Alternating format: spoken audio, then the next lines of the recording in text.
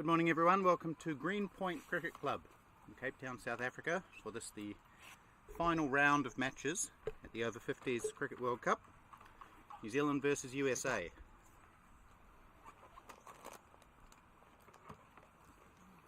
As you can see, the USA batsmen are at the wicket. They won the toss and they're going to bat first. Dean Askew will be bowling to, I think it's Rafi Kazi. My name's Jim Morris and I'll be with you all day with the Pitch Vision folks. Labiba, Luke and Brandon. That's right. Here's Dean Askew.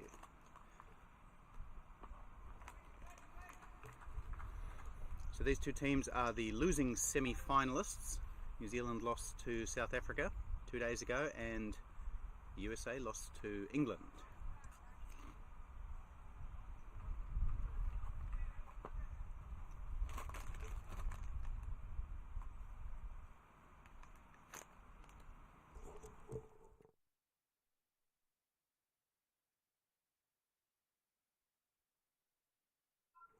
And the USA off the mark.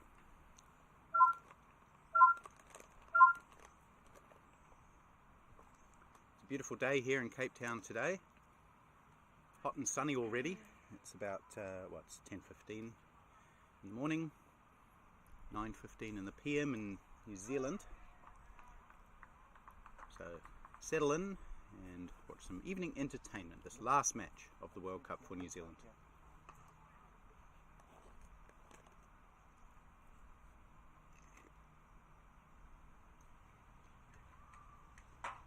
Of course, the big match, the grand final, that's taking place tomorrow at the same time. That will be South Africa and England, the two winning semi-finalists, and they're playing at the famous Newlands Stadium. So we'll hopefully get a good crowd out for that game. Free entry tomorrow, as all these games are.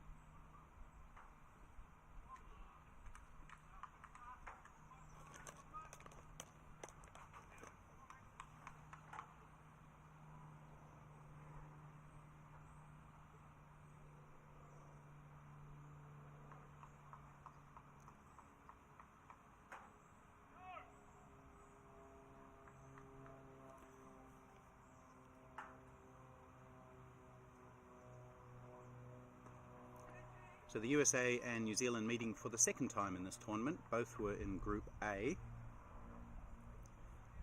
In the first encounter between the two teams, the USA won by, I think it was about 32 runs. They batted first on that occasion as well. That was out at Stellenbosch.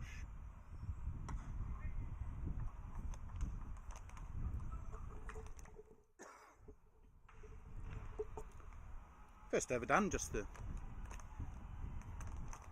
two singles off it. Fazal Alam, he's the United States leading run scorer in this tournament.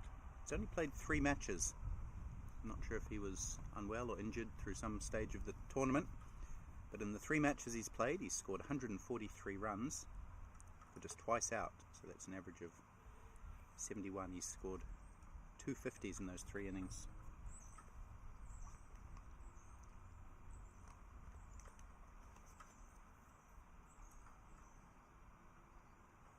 His opening partner, Rafi Kazi, hasn't had such a good time. He's averaging 13 from his 4 matches.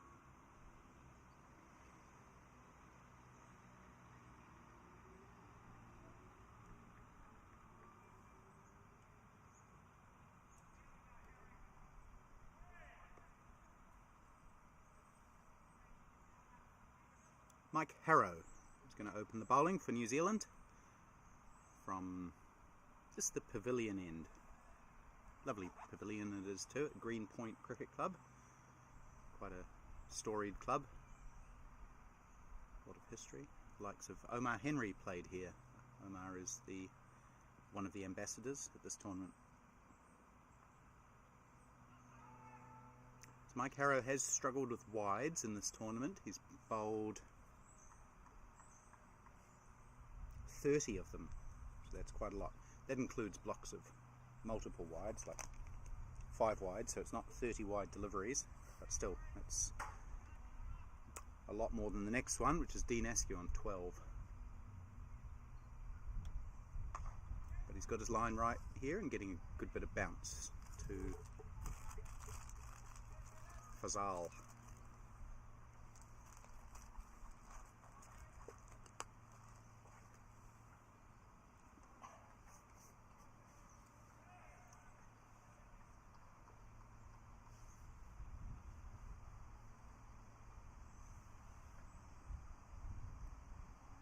There's a big slash at that one, Fazal, as it was a little bit wide. Good bounce from Mike Harrow early on.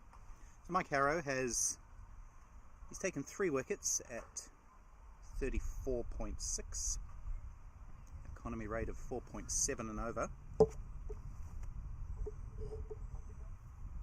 So he hasn't been a first choice bowler in the New Zealand lineup, but he's getting a chance today.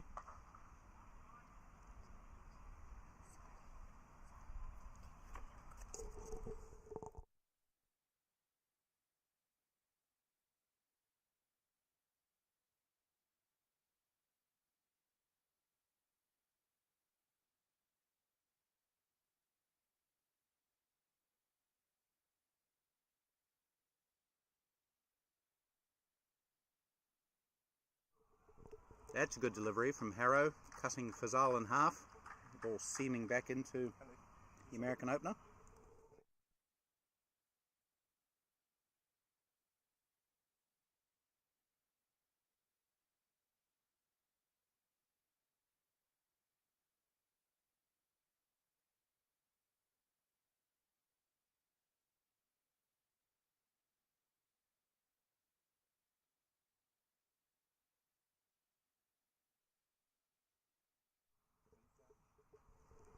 There is the first wide for Harrow for today, and for New Zealand in fact, just spraying it down the leg side.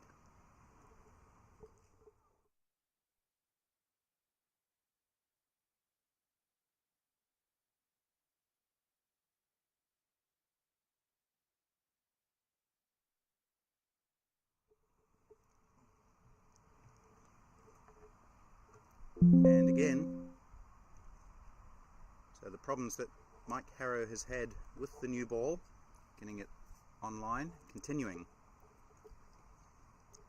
And New Zealand will need to sort that out. They have the opportunity with the new ball on a pitch that does have a bit of movement in it, I think. Again, leg side-ish, but tickled around the corner by Fazal now.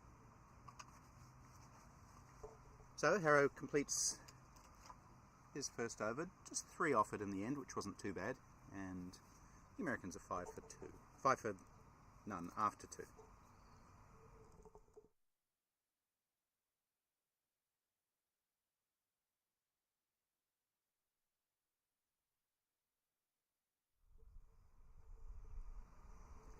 Dean Askew, on the other hand, is New Zealand's leading wicket taker. He's played 5 matches, taken 10 wickets at a really impressive average of 8.9. He's been really good for New Zealand, the 60-year-old.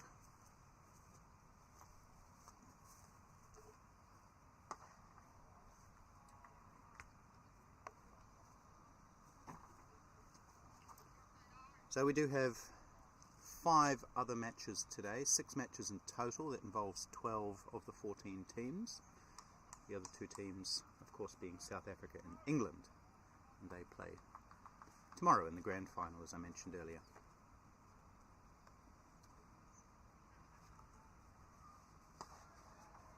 Good line again from Askew, getting it right up there, giving the ball a chance to swing away from the right-handed Fazal.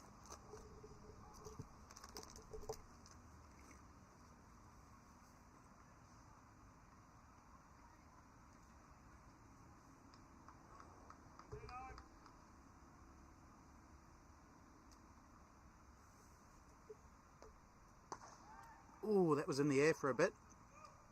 Dean Askew threw out a big long left hand but couldn't get hold of it. And it's not timed well, but they will take An easy 2. So it was in the air as it went past Askew. Not really a chance. He did take a very good caught and bowled against South Africa a couple of days ago. It was more of a reflex catch.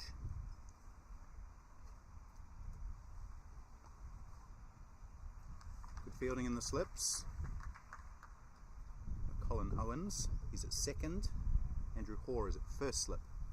Mason Robinson with the gloves today.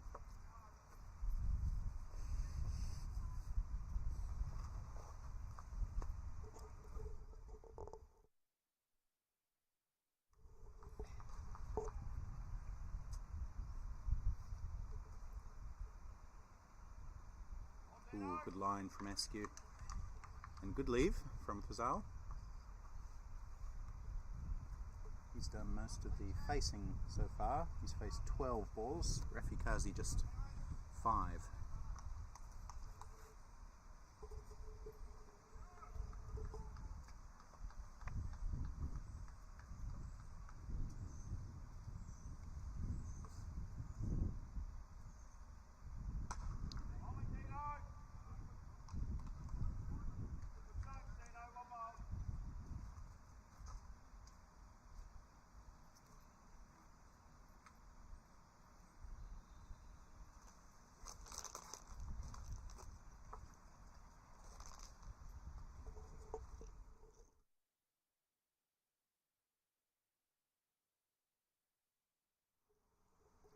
So it'll be interesting to see the impact that the toss has on this match. In the previous match between these two teams, it did have a big impact, with the pitch markedly deteriorating later in the day. This pitch looks very worn around the bowler's footmarks. It's very roughed up, and I think the Americans based their decision to bat largely on that. However, a couple of the locals who play here all the time recommended bowling first. They believe that the pitch actually gets better later in the day, so we'll have to see how that works in reality. Oh, is that a chance? I think it was. It was definitely edged. Low to the left of Andrew Hoare at slip, who dived away. Just not sure whether it maybe fell short. No, I think it carried actually. He went one hand. Andrew Hoare, he could have maybe gone two, just looking at the replay there. He's taken some good catches in the slips in this tournament, as Hoare, but I think that was a chance. Good bowling from Harrow. And now some bad bowling from Harrow. Again, throwing the ball down the leg side. So he's struggled with his consistency. He has bowled some really good deliveries. I remember at the West Indies match, he probably had the West Indies opener caught behind first ball, not given. He's got some edges, but he's also bowled far too many wides. And again, that's that great length, enticing Fazal into the drive, which he misses.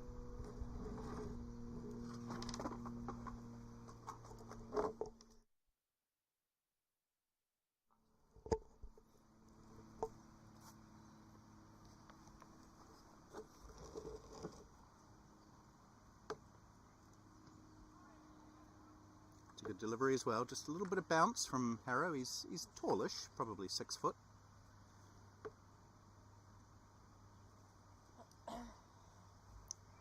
So a couple of the other games that we have, we've got Zimbabwe playing Pakistan, we've got Wales playing West Indies, Sri Lanka playing India, Australia playing Namibia. I think there's one more game which I don't yet have a scorecard for.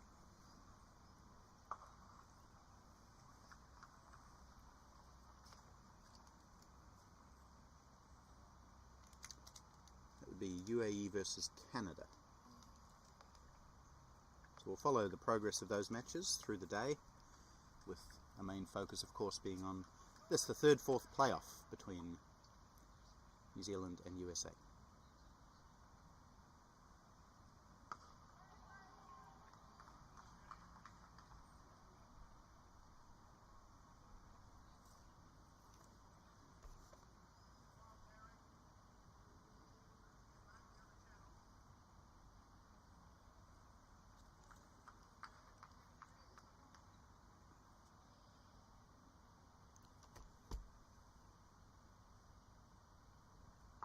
Ooh, it's short and wide, but Fazal can't take toll of it. He's only managed to get himself up to 4 from 13. Rafikazi 1 from 11. Just struggling with their timing a bit so far, the Americans. Doesn't look like it's really coming through much, the ball.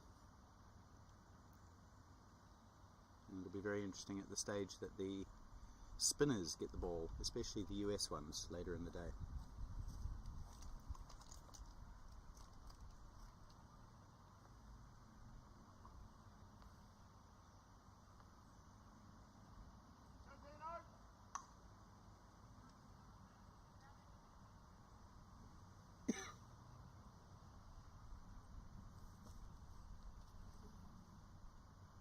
Oh, it's a good delivery from Askew, beating the bat.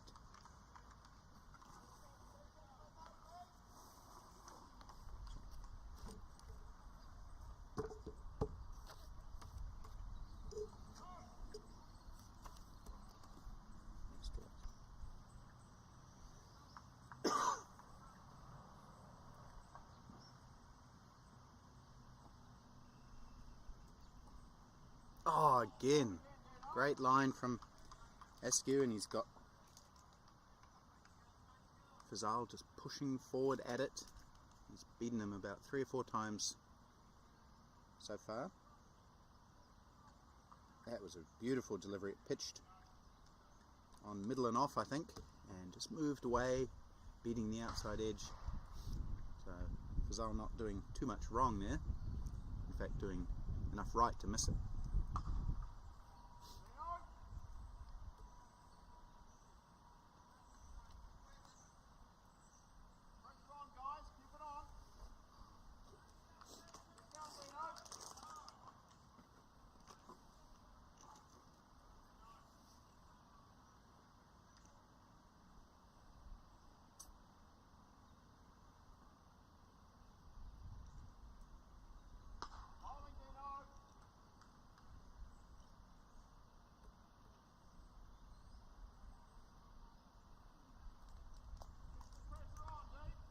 So we've got a good contest here between Dean Askew, the New Zealand's leading wicket taker in the tournament, against Fazal Alam, United States leading run scorer.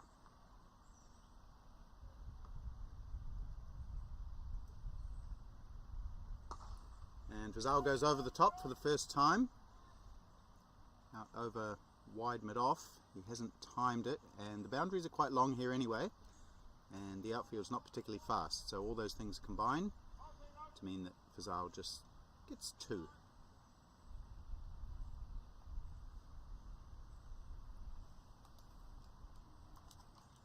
So I'm not sure we're going to see a hugely high scoring match today.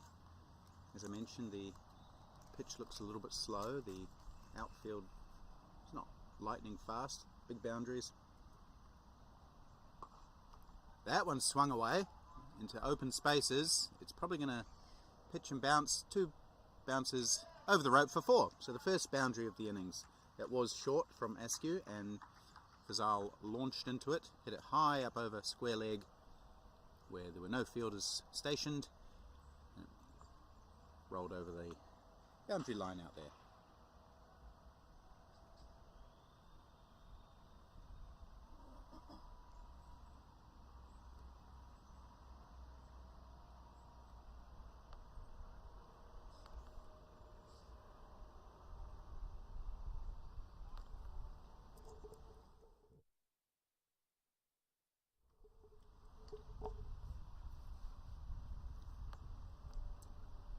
So the match for 5th and 6th is between Zimbabwe and Pakistan.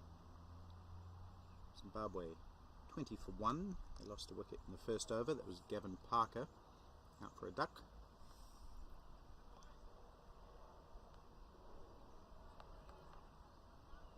Seventh and 8th is Wales versus West Indies. Wales 9 without loss.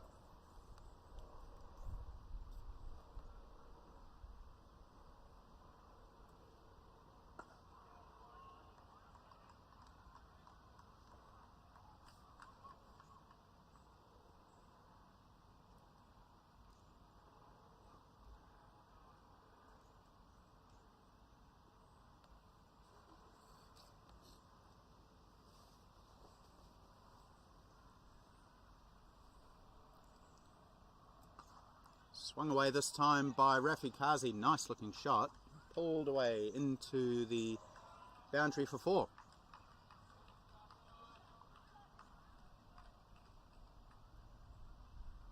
So we've seen a couple of pull shots in the last 2 or 3 deliveries. The New Zealand bowlers just erring on the short side. And the American batsmen, they've had a look at this wicket and they're quite happy now to play the pull shot with confidence.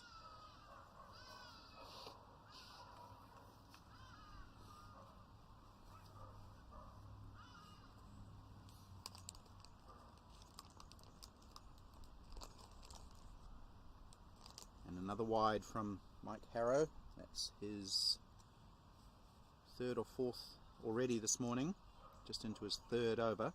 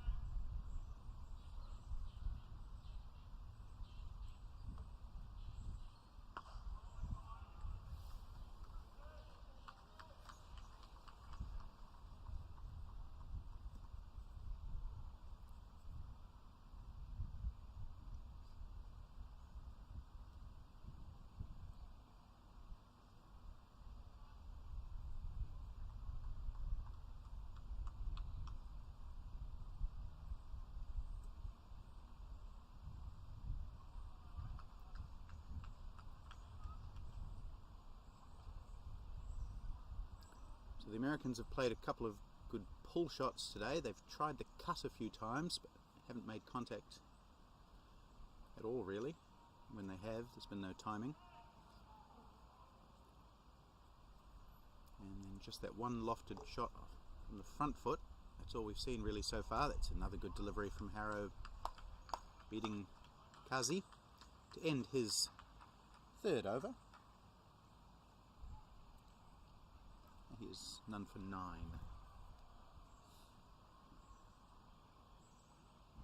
So we're 6 overs in now. The Americans 19 without loss. A steady start from both sides, I suppose. We're going to play the full 45 overs today, which will be nice. New Zealand's semi-final against South Africa, of course, was reduced to 27 overs a side. It became a bit of a frantic affair. Started late, so there was a lot of sitting around and then a lot of hurry up and go. Turned into an incredible occasion with huge crowd watching. Pretty modest crowd so far today, as you'd expect. That semi-final did involve the hosts, South Africa, at Western Province Cricket Club on a beautiful Friday afternoon. Crowd streamed in after work, and there were hundreds of people towards the end watching the home team emerge victorious.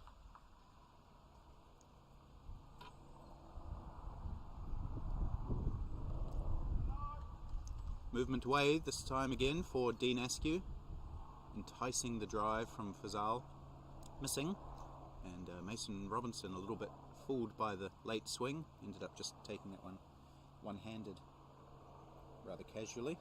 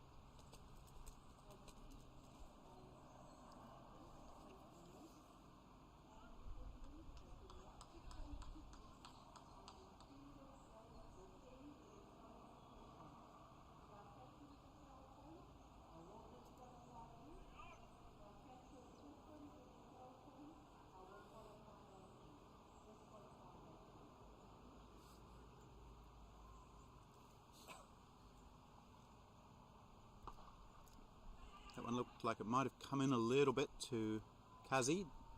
Tucks it into the leg side and they take a quick single.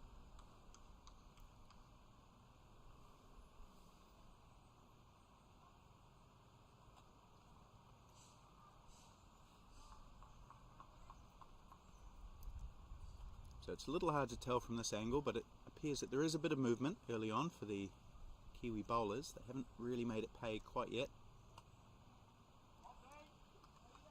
There's been some good deliveries, but nothing that's really threatened to take a wicket, apart from that dropped catch, of course, from the bowling of Harrow, dropped by Andrew Hoare, diving away to his left.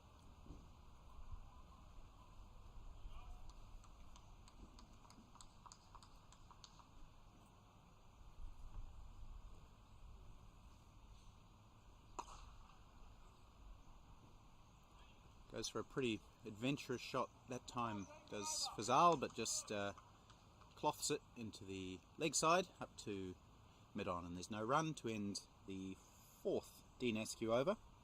1 for 12. The man they call Bones.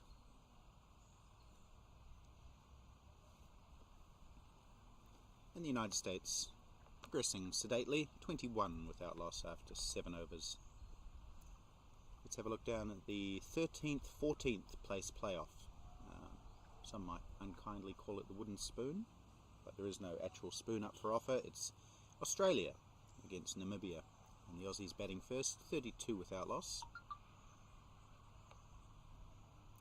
11th and 12th is between the UAE and Canada. The UAE 15 for 1.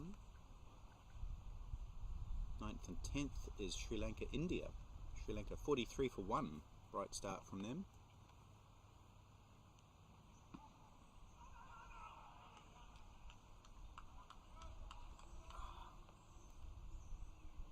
Seventh and 8th, Wales versus West Indies. Wales 17 without loss. And 5th and 6th, Zimbabwe 29 for 1 against. Just spoiled it with wides, around 34 of them I think now for the tournament. That's too many. And now he's overcompensated and bowled an offside wide. So when a team's struggling to score runs, you don't want to gift free runs to them, and unfortunately that's what Harrow is doing here at the moment.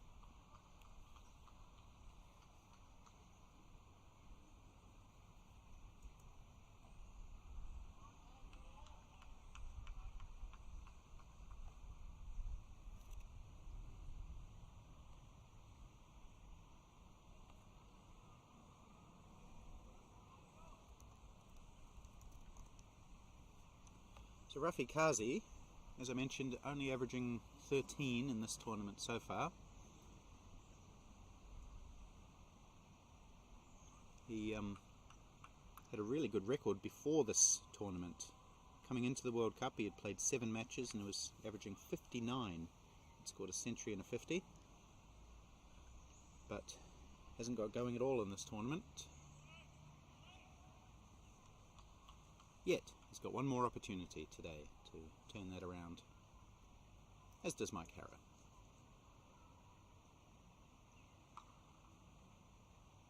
Finally they get hold of a cut, not a full-blooded one, and they'll pick up 2 as the tall figure of Dave Goldingham lopes around from third man to do the fielding and ends the Mike Harrow over.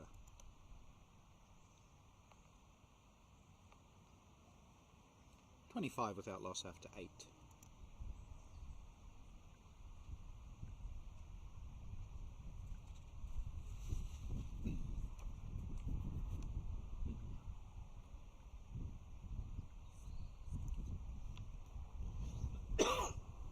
Conversely, Fazal Alam had not done very much before this tournament. He was averaging 14 after 8 matches coming into the World Cup.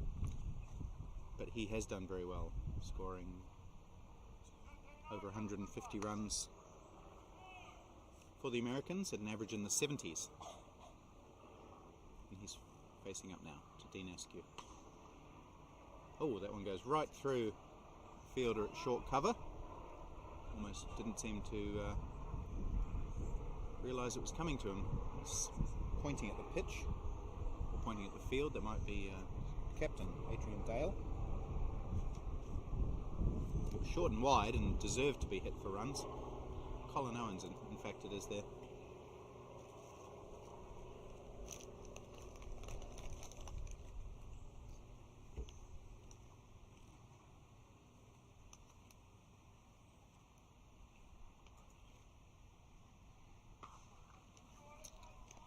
That's timed nicely by Rafi Kazi into the boundary for 4. So again, Dean Askew offering up that short wide delivery, and this time Kazi having no problem with his timing, slamming it away to the unprotected cover boundary for 4.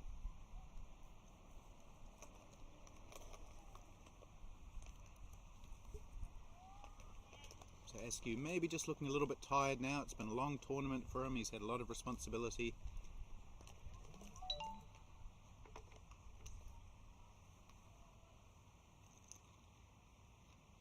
Doesn't seem to be bowling with quite the pace that he was earlier.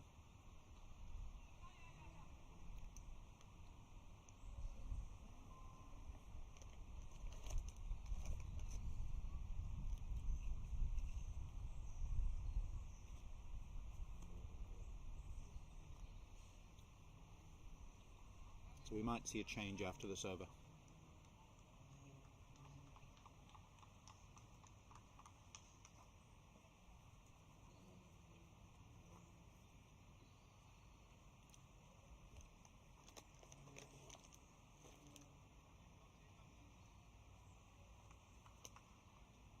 So both the batsmen going at pretty much the same rate. Rafi Kazi 12 off 26, Fazal Alam 12 off 25. Rafi's hit the 2 boundaries and Fazal just the 1.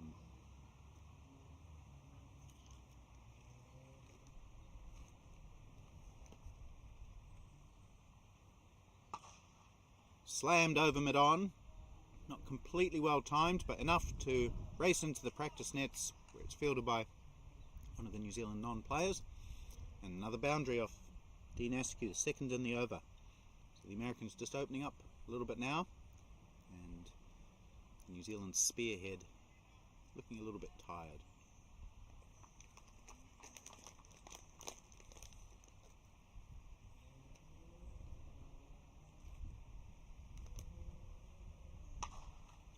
Four more, bit shorter this time, and Kazi slams it out towards the mid-wicket boundary for the 3rd boundary in the over. So the Americans all of a sudden looking quite comfortable against Dean Askew. He's up to 20 now, is Fazal.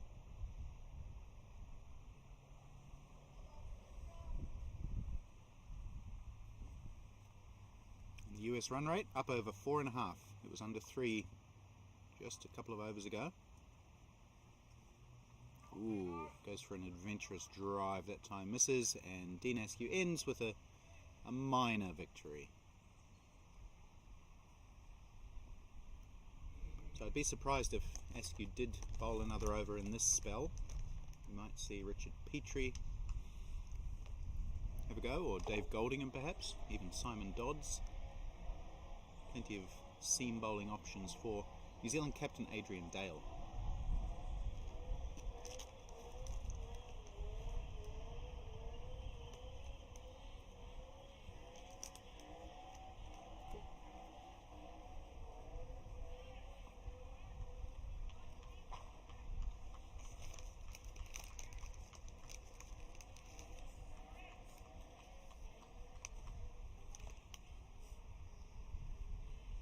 Harrow's continuing. Good delivery. Beats Kazi. So New Zealand, well, both teams leaving out 4 players today. New Zealand leaving out Kelvin Scott, John Voinovich, Bert Horner and Adil Samani.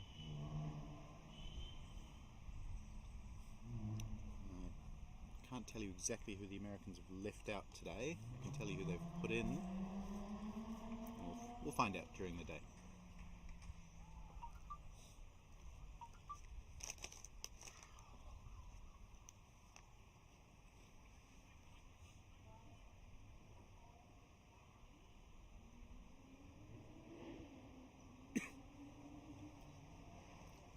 Bit of movement for Harrow away from the right-hander, but he started too wide this time, and it's another wide. 7 wides he's bowled this morning in his 4.2 overs.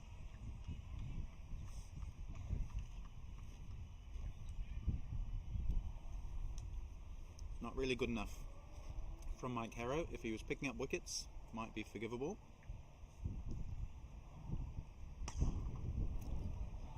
It's pulled away nicely by Kazi. It's not going to go to the boundary. Richard Petrie's giving chase. He collects it about 3 or 4 metres inside the rope.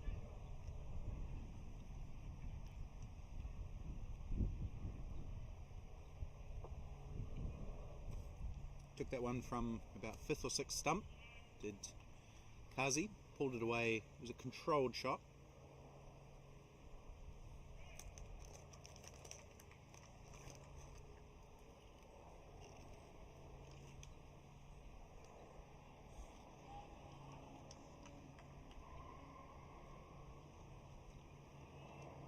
Not sure if we have anyone watching in the United States. Hopefully we do.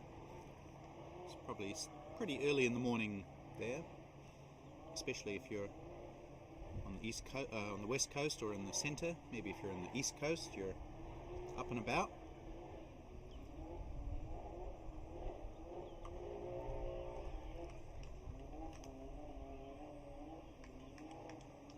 Fair bit of noise here. Sounds like a giant weed eater or something in the background, or a car. What do you reckon that is, that noise, guys? It's a car? Is there a race or something today? Or just some guy? Okay. Some oak.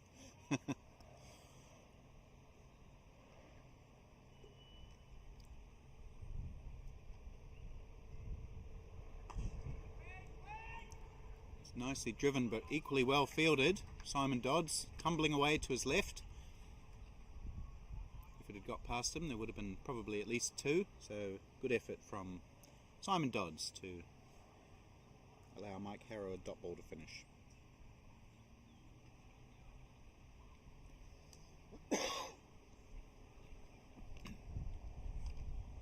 So the first 10 overs have been completed. The Americans 43 without loss. Good steady start for them.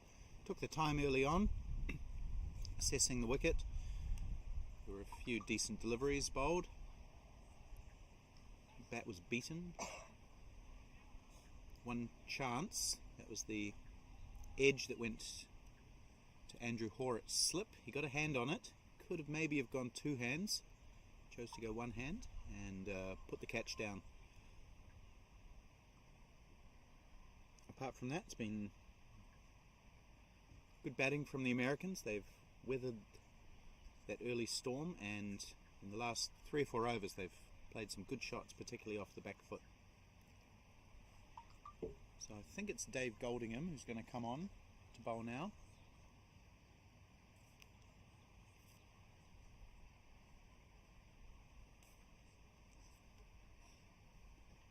The tall Wellingtonian, Dave Goldingham, bald of head, number 36 I think he is.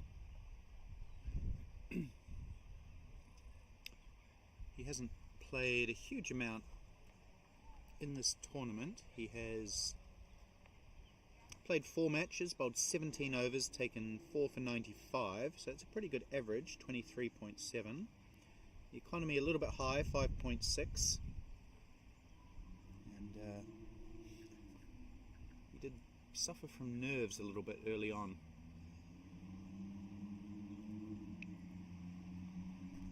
Didn't play in the semi-final against South Africa, but he's got a chance to do a job for his country. Chance of a catch, he might get a wicket first ball. He does. Andrew Nuttall takes the catch, and is that Kazi, I think, has just spooned the ball up really on the leg side, trying to whack it over mid-wicket. He may have got a top edge. I'm pretty sure there was a top edge. Andrew Nuttall circled under it for a while, ended up taking a good safe catch, and it was Fazal Alam actually.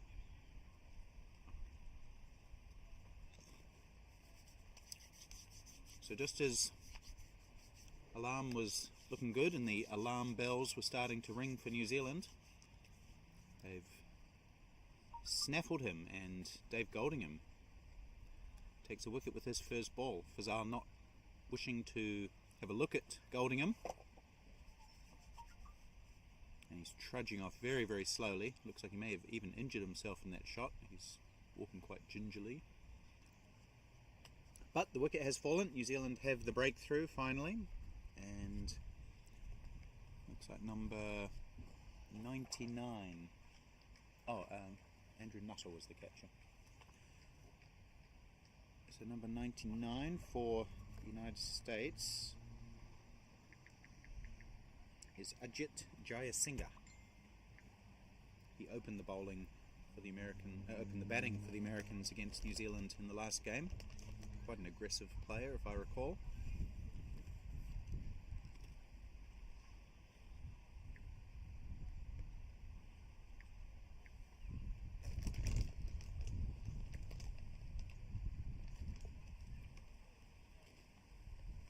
And that will do wonders for Dave Goldingham's nerves, grabbing a wicket.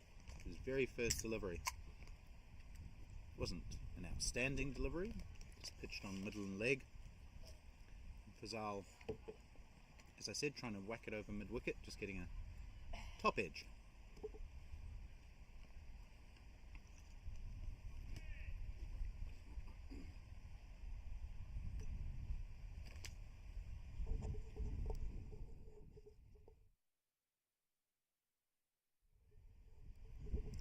Jayasinghe just taking his mark in the North American fashion, which is to remove a bail and bang a hole in the wicket where your guard is. It's quite common over there, if you even get to play on grass, which is rare. Anyway, Goldingham to Jayasinghe.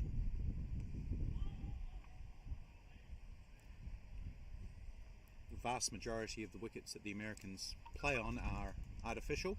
Of course, cricket not a mainstream sport in the United States, so to have the opportunity to play on these great facilities would be greatly welcomed by the Americans. It's floated up by Goldingham. He's a big tall guy. You expect him to bang the ball into the pitch, but he actually bowls along the pitch, almost floats it up sometimes, as he did on that occasion. Does get some swing, a little bit of movement.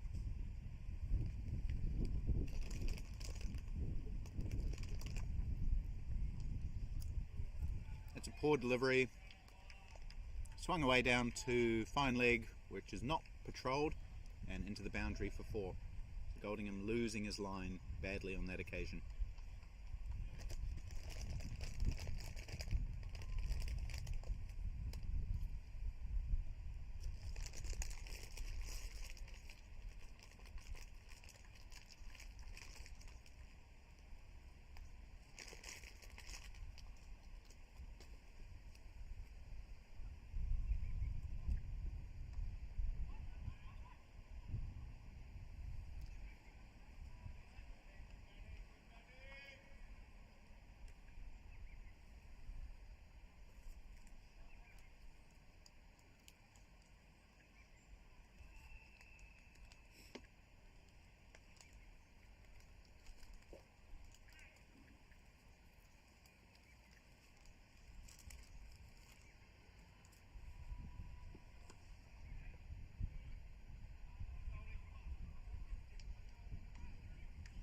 End of Goldingham's first over, just that one bad ball, which went for 4, and the one good ball, I suppose, which took a wicket.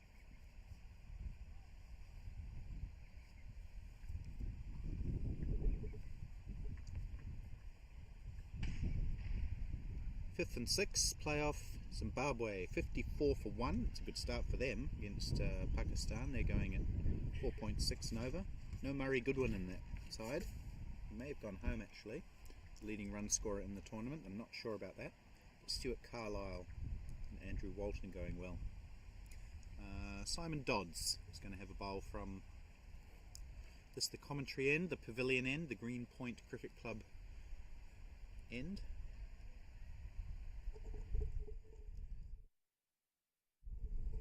He's another guy who hasn't done too much in the tournament. He wasn't well for the first 2 or 3 games. Had a respiratory ailment. He's well recovered from that. Just the 12 overs in the tournament. He's taken 3 for 70. All 3 coming in the match against Canada. Strong medium pacer, about a bit faster than Dave Goldingham, maybe around the same pace as Mike Harrow, the man he's replaced.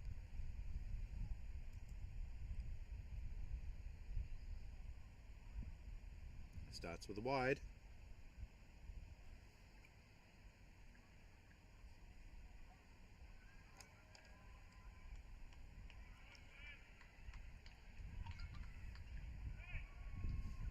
New Zealand have been cursed by wides in this tournament. 86 of them they've bowled.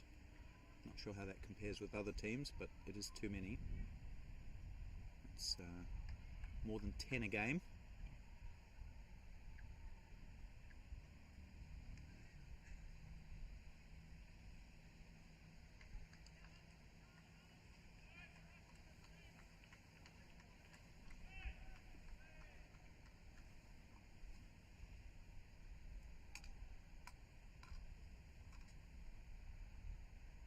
Ooh, that's going to be another one. It is short and wide.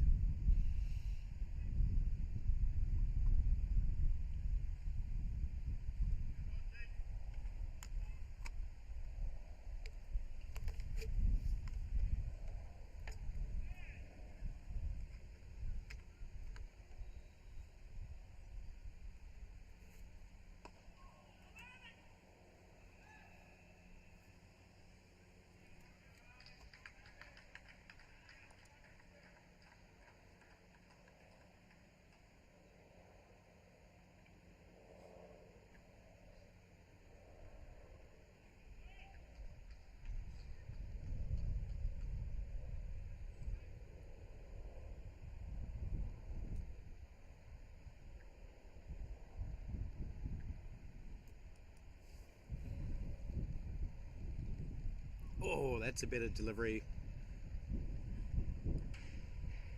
Inducing the wild, not wild, but very assertive drive from Kazi and beating the outside edge.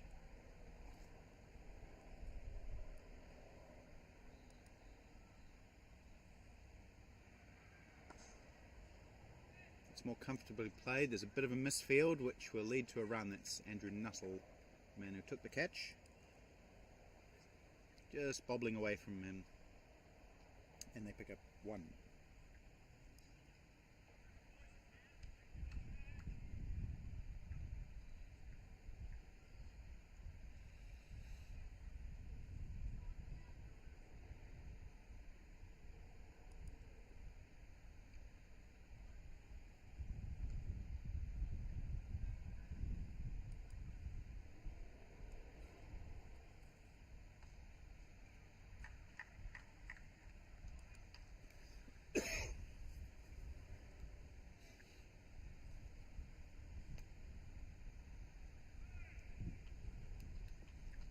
So we saw Jai Singer play that shot quite a few times in the round robin match. Just remains leg side of the ball and there's a bit of a flamboyance cut at it. It's timed nicely into the covers and they'll grab 1 more to Kazi to end Simon Dodds' first over, one that concedes 6 runs.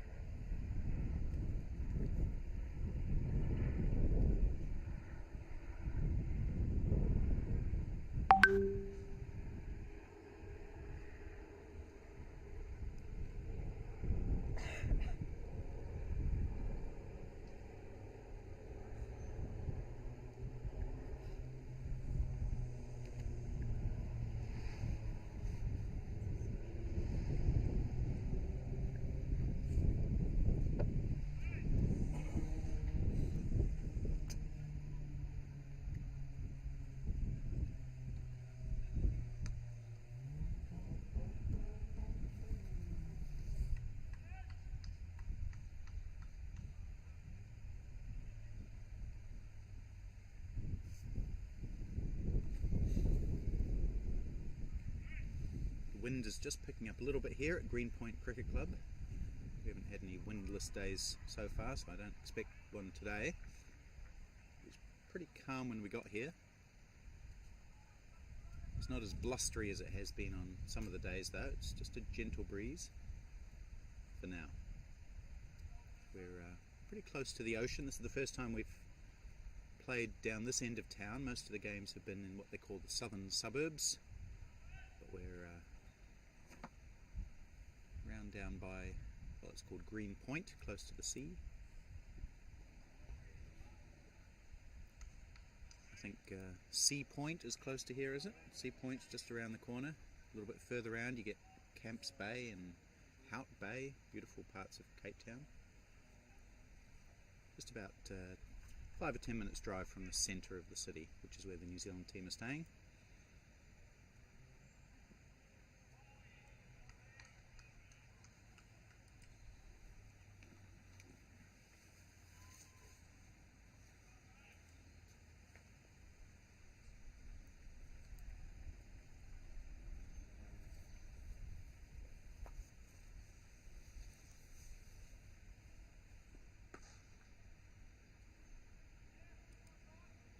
Driven hard into the covers where Andrew Hoare can't field cleanly, and it's rebounded off him. He's in short cover and it was hit very hard to him, so can't give him too much grief for that, but it's rebounded off him and they've taken two. That's how well it was hit.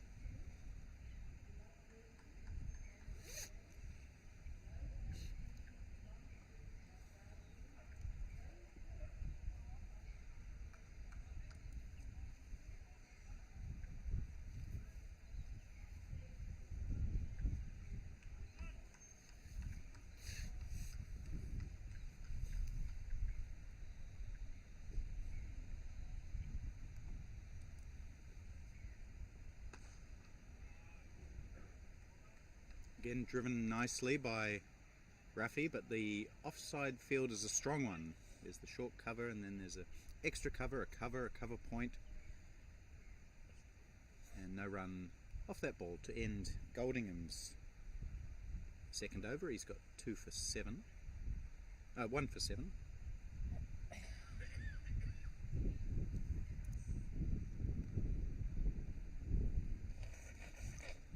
So the Americans have passed 50 now, they're up to 56, going at 4.3 an over at the moment. And we're just a couple of overs away from the first drinks break. There'll be one at 15 overs and one at 30 overs.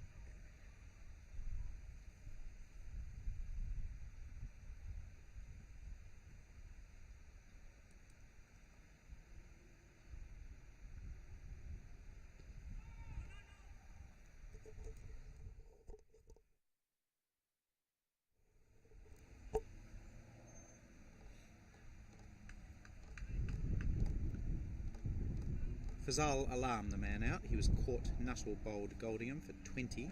Rafi Kazi is 18 and Joyce Singer is 7.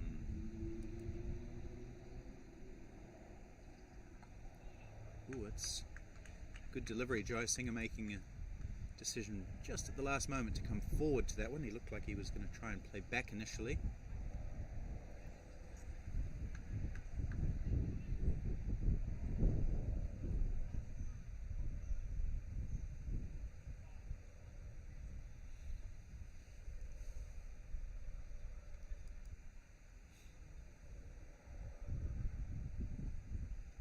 Again, he remains leg side of the ball, just guides the ball down to third man.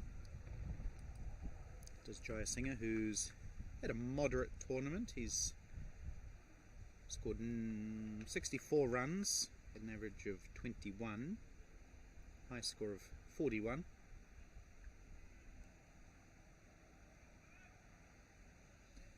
The Americans' strength has been their bowling. They've got some really good spinners.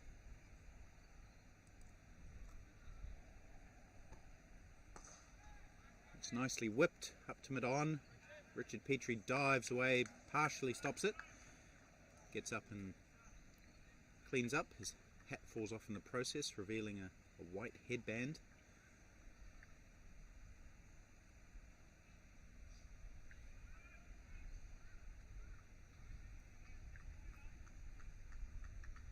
Okay, so the American spinners I think will bowl well on this wicket today.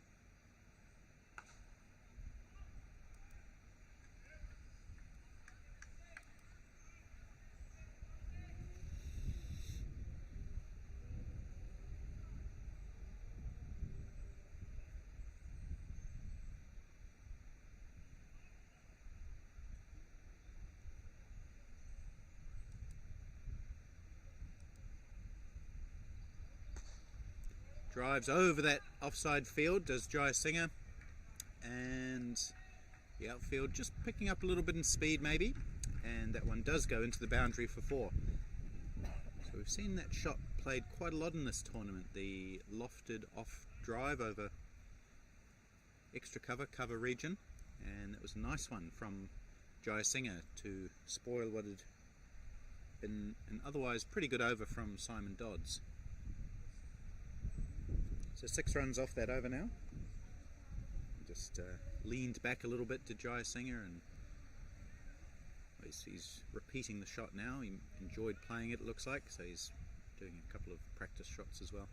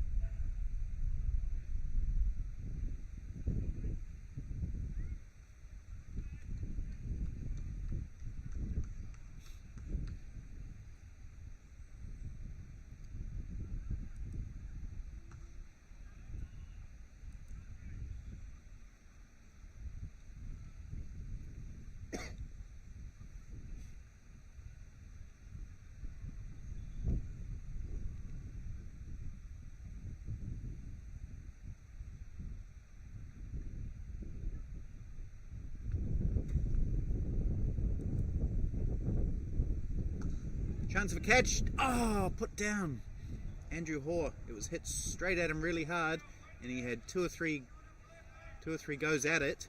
Looked like it was in his hands, and then it just bobbled out, and then it looked like he could have got it again on the second chance, but that one bobbled out as well. It was hit very hard, but straight to Andrew Hoare, who does usually have a good set of hands. He's put 2 tough ones down today. Bad luck for Dave Goldingham.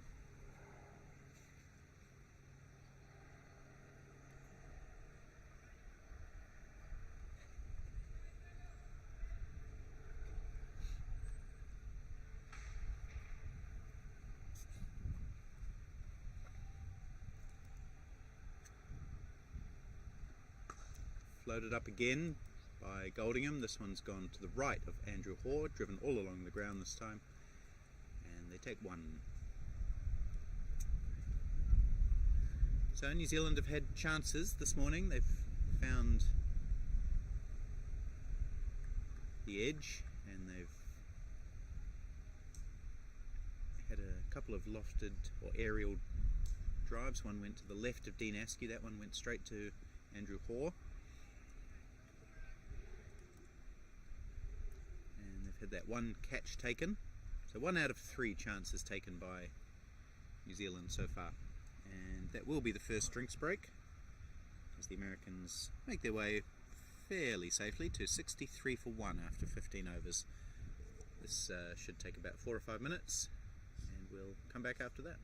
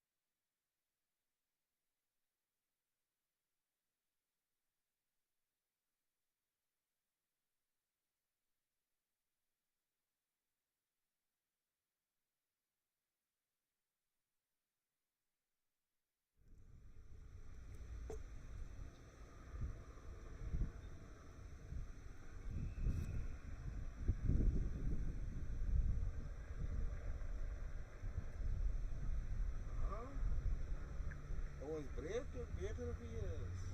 People's promotion to prep. Er was of ons of peoples.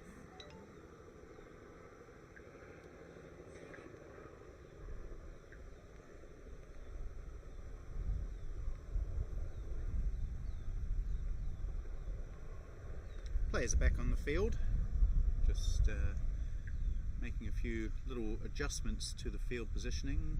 Adrian Dale, the New Zealand captain, and the bowler Simon Dodds. I can tell you Zimbabwe versus Pakistan, 69 for 1 Zimbabwe, good start for them. Stuart Carlisle looking good.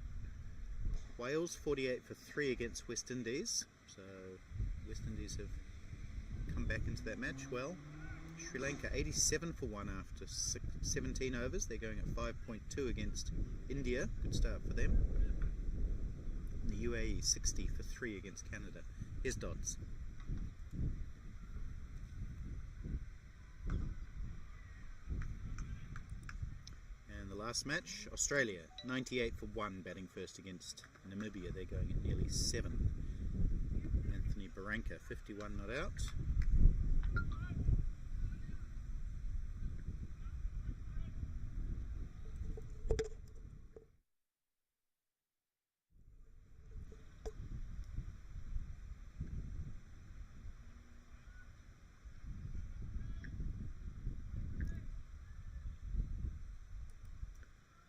It's a nice part of Cape Town we're in, the Green Point area. Over to our right is the enormous football stadium. Is it DHL Stadium? Is that what it's called? DHL Stadium? Yep, DHL. I think the Super Rugby team plays there now. The Stormers, that's right. They used to play at Newlands Rugby Stadium, but they've moved downtown. And could be wrong, but I think that stadium was built for the Football World Cup. What year was that? 2010? 2010, yep. And then over behind us we have the Greenpoint Athletics Stadium. I think there's some kind of event going on there today. I've heard some PA announcements. So it's a nice complex we've got here.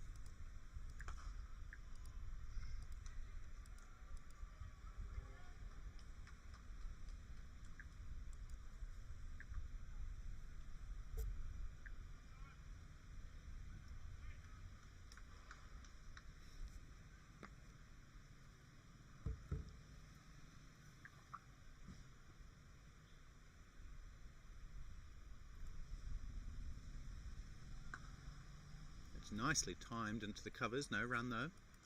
So we've got 3 fielders on the offside, all right on the circle it looks like.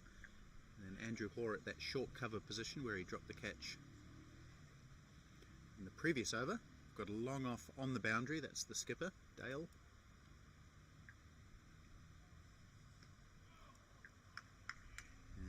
Third man outside the circle, that's where Jayasinghe was trying to guide that ball again, as he does quite often. Unsuccessful, makes no contact, and that ends a fairly quiet over the first after drinks. 3 singles off it. Dodds has none for 15 from 3 overs.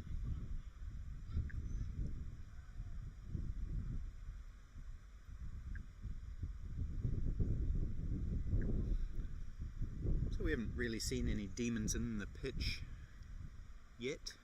No sign of spin though, that might be the determining factor today.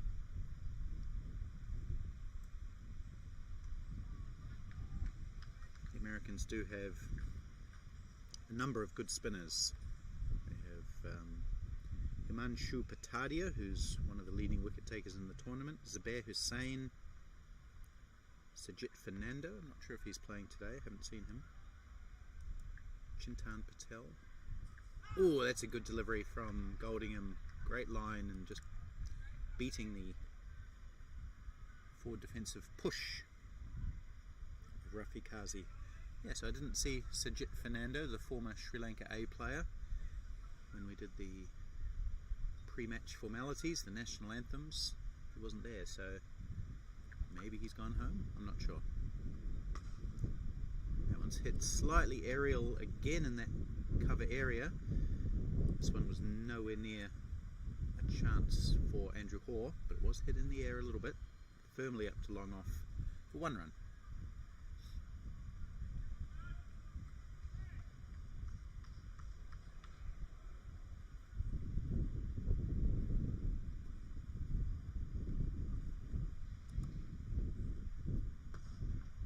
This one does go to Andrew Hoare at short cover. No run.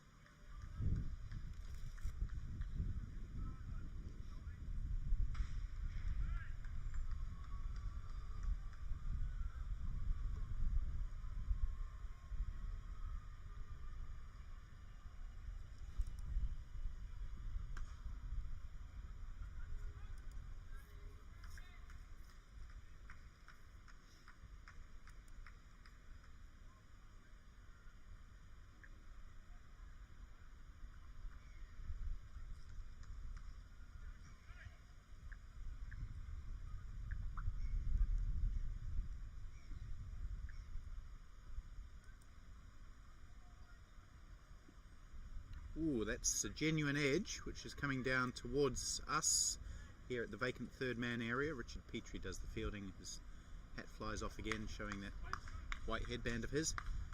And good bowling from Goldingham, getting the edge. 2 runs taken.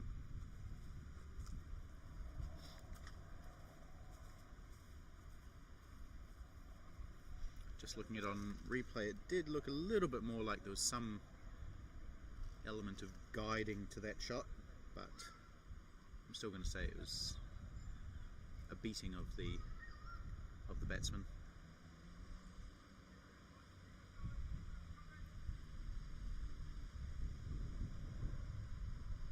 So neither team dominating yet, just USA accumulating pretty steadily, 4.1 and over. New Zealand just the 1 success.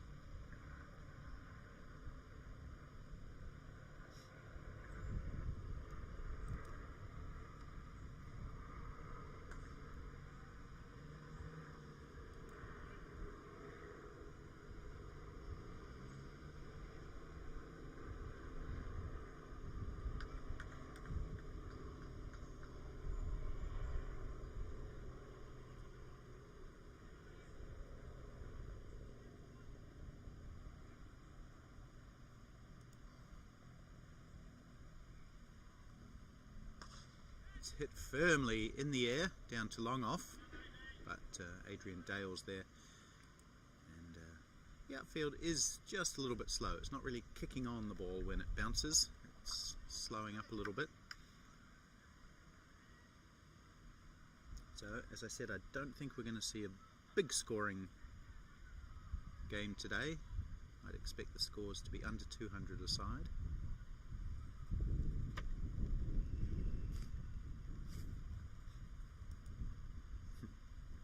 If the Americans go at this rate, they'll reach 184.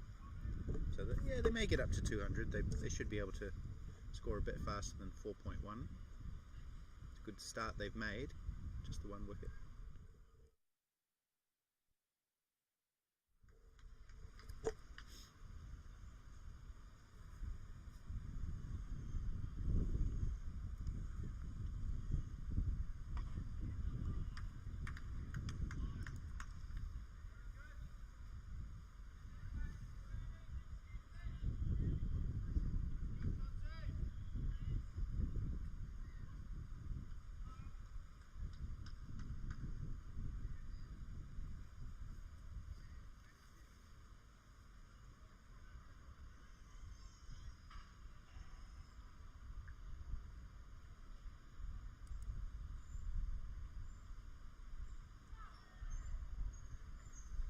Jaya Singer playing a very flamboyant off drive on that occasion, not making any contact though.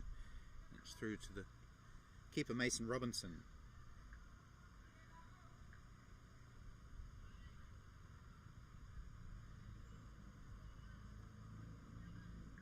It's quite a dramatic player, Jaya Singer. Big flourishes in his shots.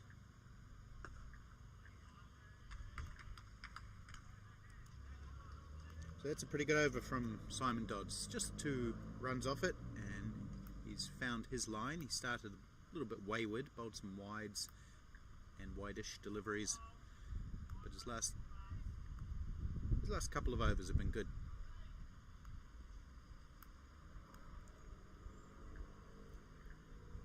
New Zealand still have Jason Campbell to bowl, and just the one spinner in the lineup today. That's Andrew Nuttall, who has played every game.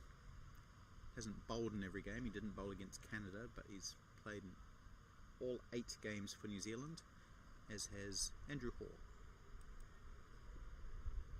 Oh, that's beaten everybody, including the keeper. It's not going to reach the boundary. More work for Richard Petrie, who's been in the action a lot, and that will be byes. So that one just beating the swinging bat of Rafi Kazi and also the gloves of Mason Robinson.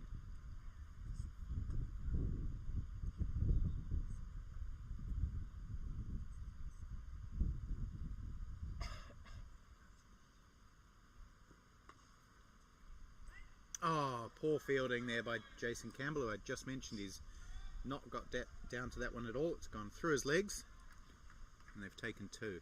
So that's an average bit of fielding from Jason Campbell.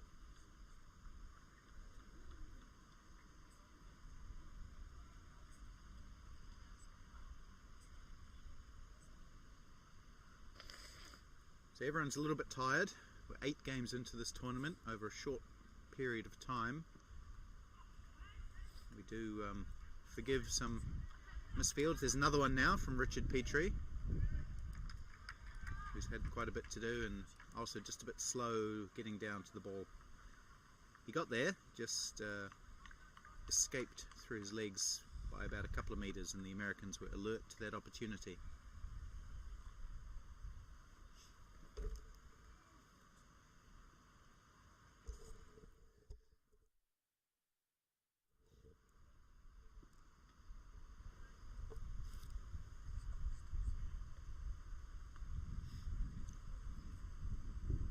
So I'll try not to be too critical of the fielding today, because all the players are tired, and understandably so, but it could well be that fielding makes a difference one way or the other in this match.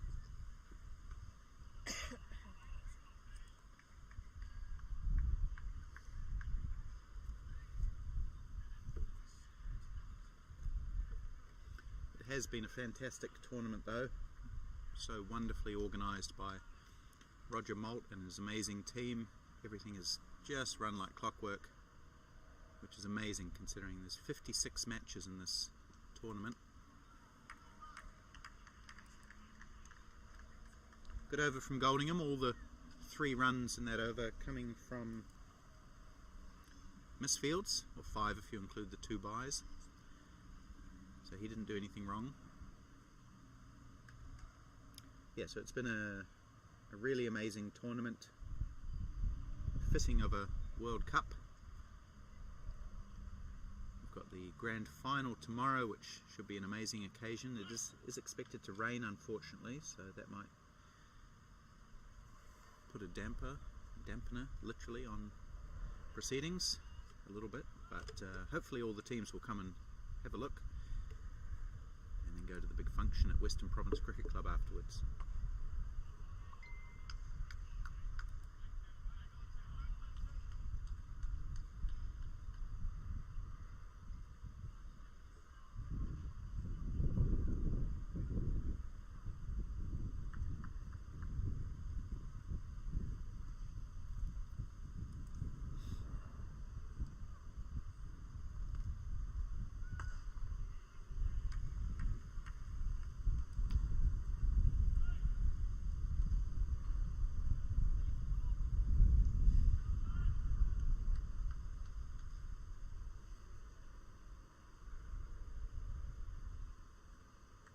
The American run rate still hovering around 4, just slightly over, coming up to 20 overs.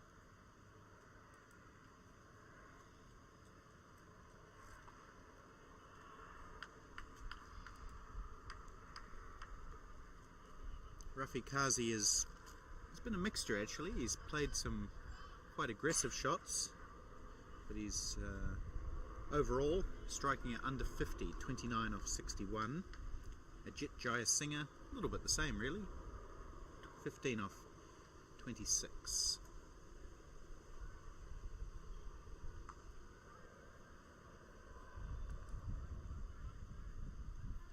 Looks like the New Zealand bowler's just trying to bowl fourth or fifth stump and have a strong offside field.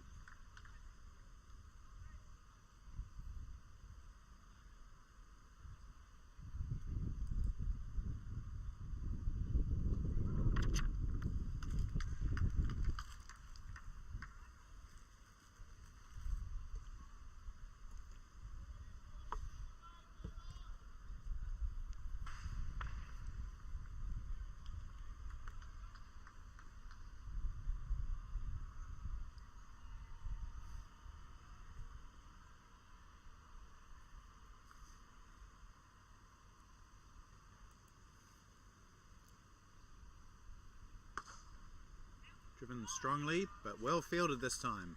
So credit where it's due. That was Andrew Hoare there. Falling over to his right and preventing any run. To end, it wasn't a maiden over, was it? It was. And I think that's the first maiden over of the match. It is. Well bowled, Simon Dodds.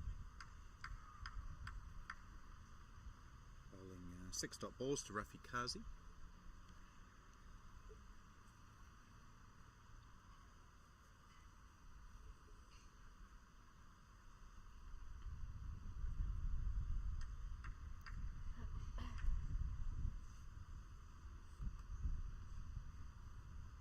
So we're just in a bit of a holding period at the moment. These two bowlers, Goldingham and Simon Dodds, bowling fairly tightly, although we see Goldingham bowl wide. He's been bowling outside off stump, that one just a little too far outside off stump. So the Americans were 43 without loss after 10 overs. The next 10 overs have just gone for 34. All of those bowled by Goldingham and Dodds. They've found the gap this time though, the Americans. That's Jayasinghe playing that familiar elegant cut shot where he just stays on the leg side, gives himself a little bit of room and glides it down to third man.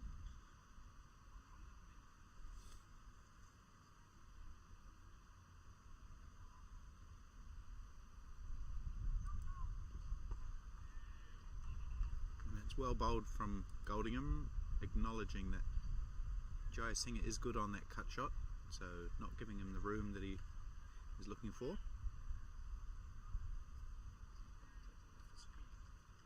No. I'm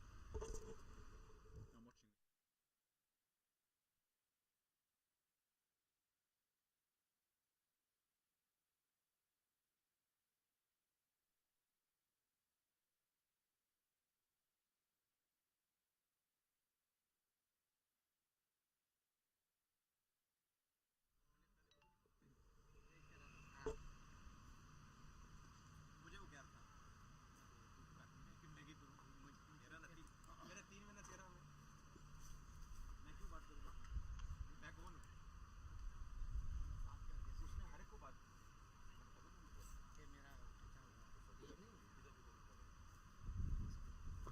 During that 10 over period that I mentioned, just the two boundaries. So New Zealand have done pretty well since the 10th over. Jayasinghe trying to play it down to third man again, just not getting the room that he needs.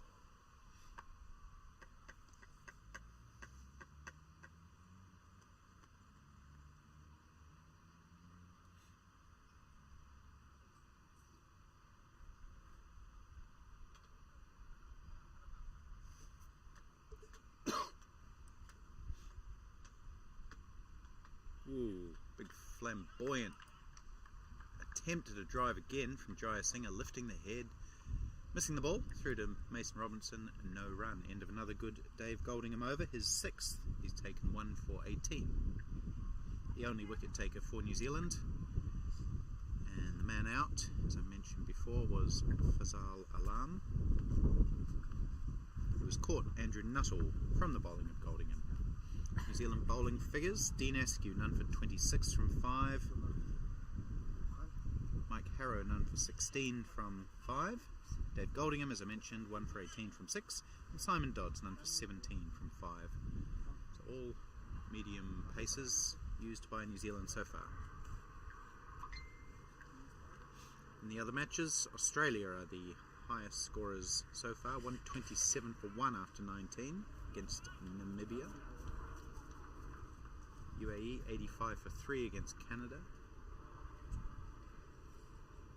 Sri Lanka 108 for 3 against India. That looks like an interesting match, that one.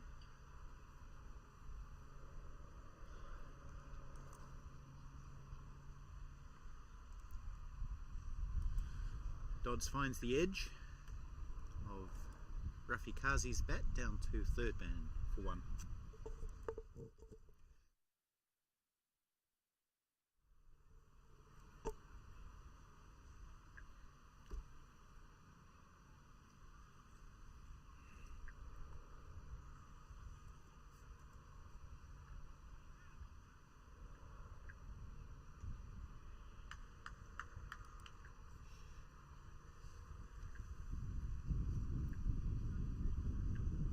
So it looks like there's not a lot of bounce in this wicket. A couple of times that the New Zealanders have banged the ball in, it's sat up nicely and been pulled away for 4, but generally ball coming through at about shin to knee high. A little bit more bounce on that occasion. It's been signalled a wide. That's strange, I really thought he hit that one. I'll have to look at replay. None of the fielders seemed too upset. I thought there was at least some pad on it.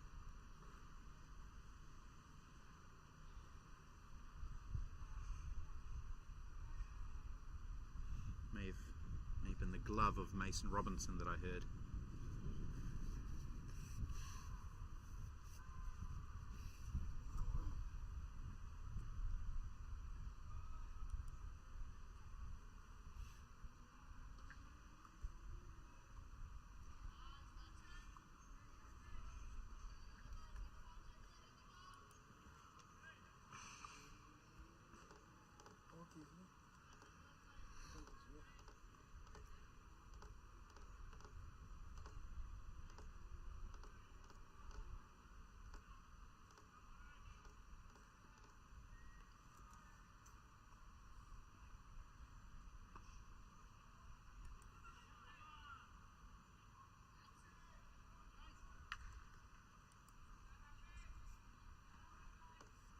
Adrian Dale was a little bit disappointed that the Americans got a run there. He's set that tight offside field to prevent runs in the circle on the offside, and the Americans did manage to get one.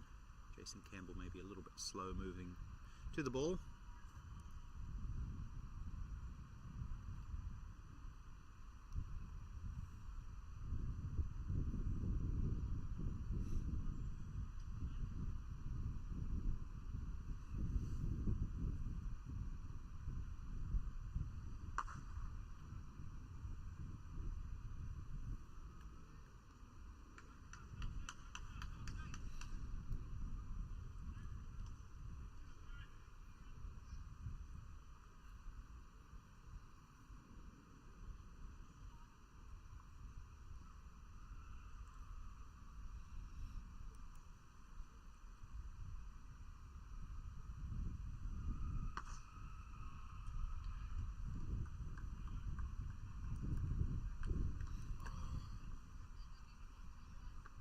So just singles and a wide that also went for an extra run.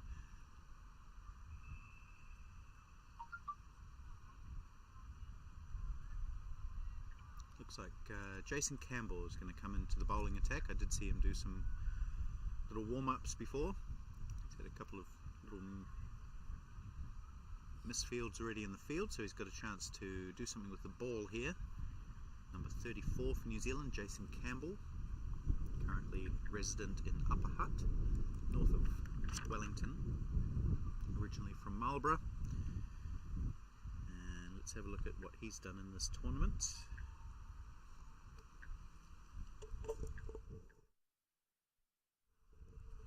Another guy who's had limited opportunities for various reasons.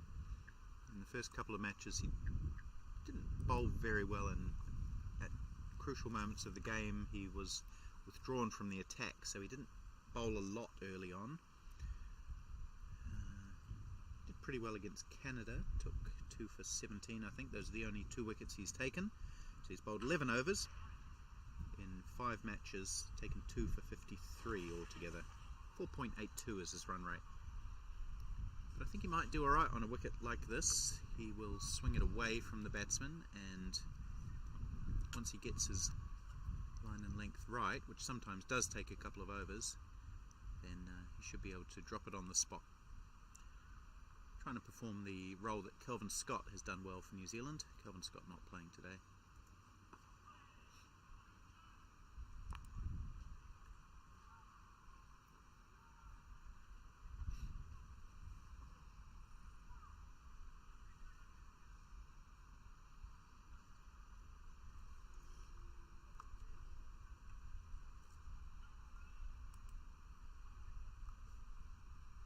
So he does swing the ball. Jason Campbell swings it away from the right-hander. 2 righties at the wicket now. One of them is Jaya Singer, he's on strike.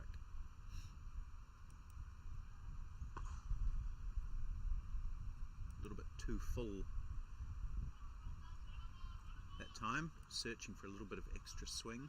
He's better when he just pitches it slightly shorter. Well, obviously shorter than a full toss, but just bowls on a good length instead of trying to get that miracle delivery. That one's too short this time, and it's been swung away into the mid-wicket boundary for 4. No one out there, just one fielder. I think that's Nuttall who has to give chase. So Jason Campbell overcompensating, being whacked away nicely through mid-wicket. Certainly doesn't have enough pace to bowl at that length, and Rafi Kazi, who's been in there right from the start, moves up to 35 now, and we're halfway through the American innings. It's short again, but he's got away with it. Has Campbell. Batsman's hit it to the only fielder inside the ring on the leg side, that is Nuttall.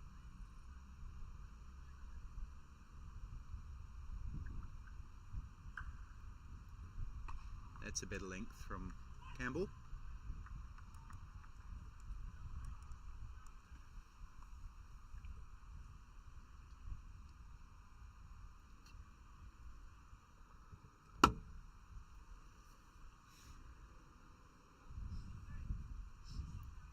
Yeah, so we're just a tiny bit over halfway through the American innings. They are up to 90.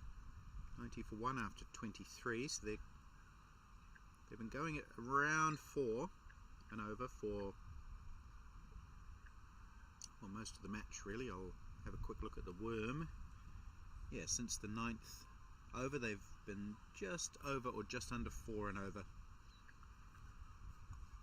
As I mentioned earlier, a bit of a downward tick, so the last 10 overs have probably gone for about 3.8, 3.9 and over, and that's what the Americans currently sit at.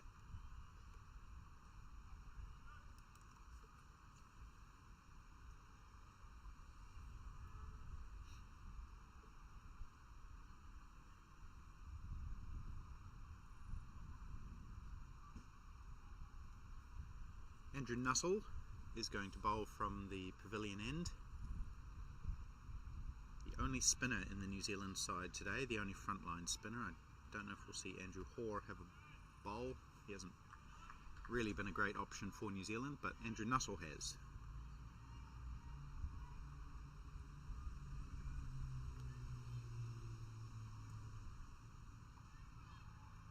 He He was fantastic against South Africa in the semi-final. Was getting great spin and bounce, and had Alan Dawson in a lot of trouble.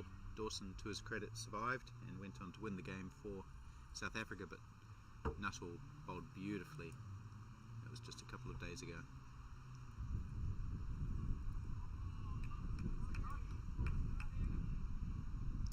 He's taken 8 wickets in this tournament at 20. Run rate of, or economy rate, 3.6.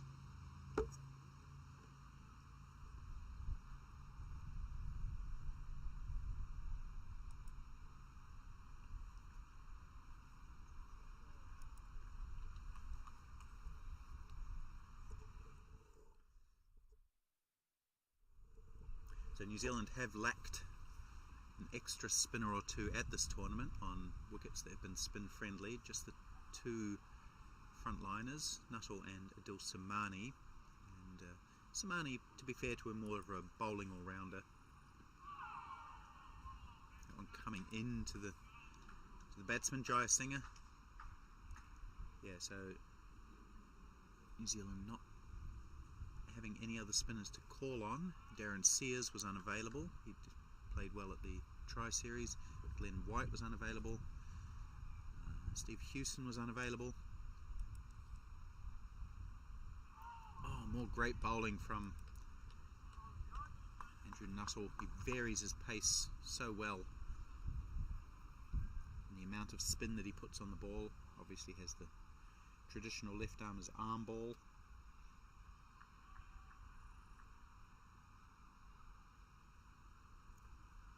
He very rarely bowls a bad ball, which means that the batsmen need to manufacture runs, and Jaya Singer not able to manufacture anything in that over, which is a maiden. So Nuttall again starting with a maiden, as he so often does.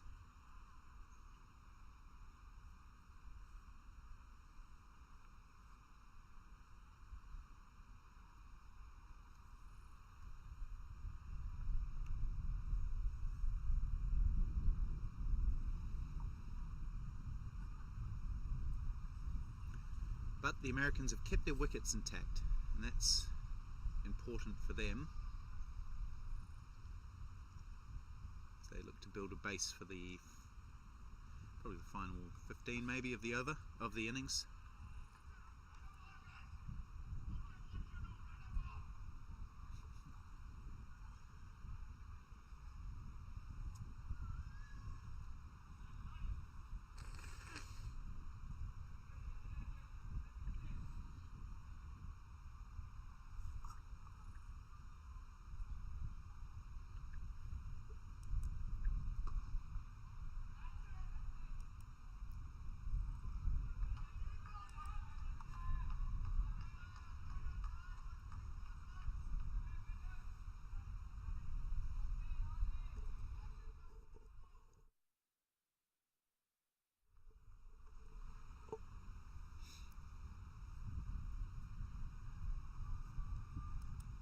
That's short and wide, and he's got away with that one, I think. To me it looked as wide as some of the deliveries that have been called wide earlier in the innings, swinging away from Jaya Singer, Kazi in fact. Oh, that's wide as well, and he's swung it away onto the leg side, but again straight to the only fielder inside the ring on the leg side, Andrew Nuttall. No run.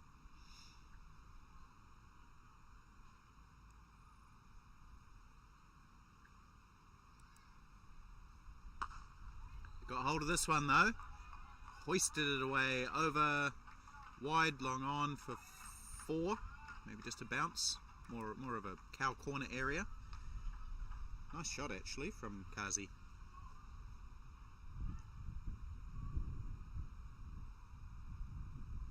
Yeah, it was well outside off stump. He swung it away, realising that there is a lot of open territory on the leg side. Was hit with pretty good power and timing. So what can Campbell do in response? Whipped down to mid-on this time. Just one. They think about two, but settle for one. So looks like the Americans have just gone up a gear now. They are getting instructions from the sideline to the effect that they need to pick up the scoring rate. That's how I'm interpreting it. And they did on that occasion. 4, 5, 6, 7 off that over.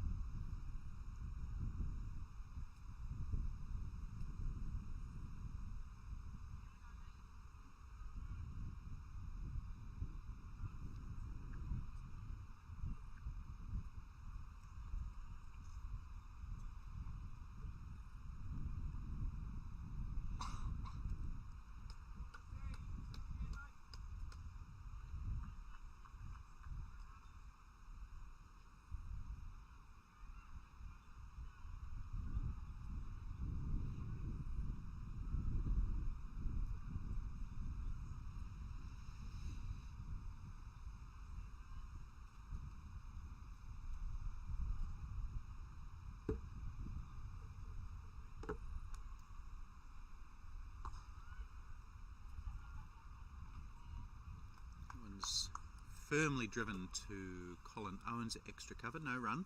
He's right on the ring, is Owens. So too is, not sure who that is in the covers.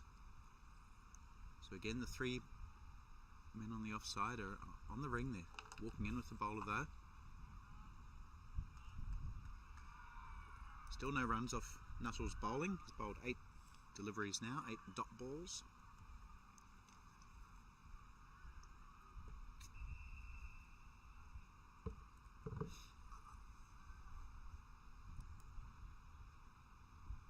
One's flatter, shout for LBW. I think he might have been outside the off stump. Now there's a chance of a run out, but Petrie can't pick up cleanly.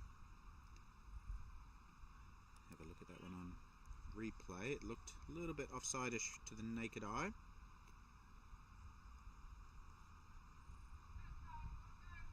Nuttall was pretty convinced about that. Kazi had run halfway down the wicket looking for a leg by.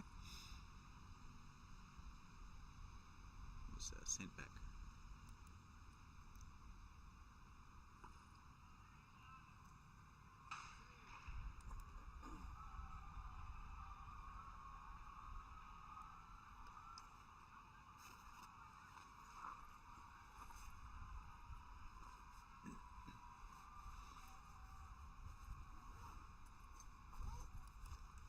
Ooh, it's flatter again from Nuttall. He does vary his pace so well.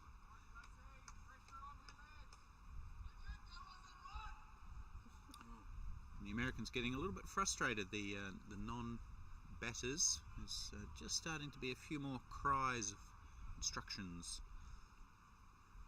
They want the Americans to, they want the batters to score a little more quickly, but it's not easy against Nuttall. They do take the first single off Andrew Nuttall's bowling.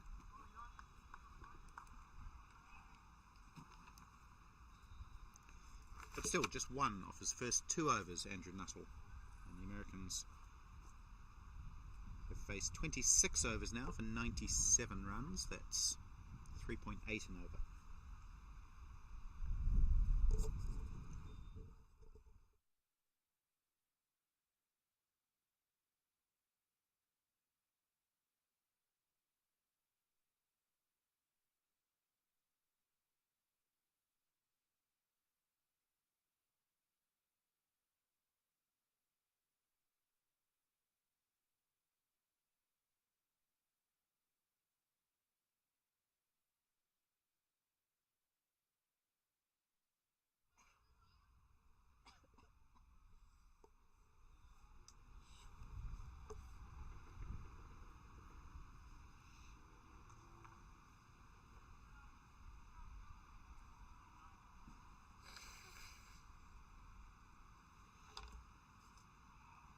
Bowled by Jason Campbell.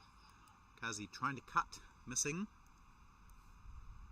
42 off 83 he is now. He needs to kick on. He's chewed up a lot of balls, which is okay if he goes on and really anchors this innings. But plays a more forthright shot this time.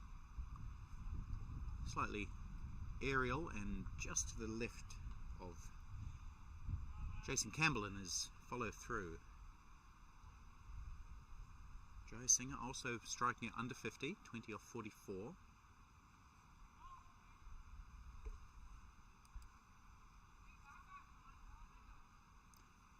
So that's what's causing the frustration among the Americans, who are exhorting their team to score a little bit quicker, but I think they're doing alright. And that's swung away. There is a fielder. Again, they're picking out the only fielders in these big open spaces. And is that the 100 comes up? Yep, 100 up. 100 for 1. Halfway through the 27th over. Oh, that's a flamboyant shot. I've used that word a little bit today, but that's a good way to describe it. Over point for 4 runs. He's a real nice, sweet swing of the bat, does Kazi on this occasion. It was short, and he's just lifted it over the inner ring. Well played. So he's close to 50 now, 47. Partnership is worth 61.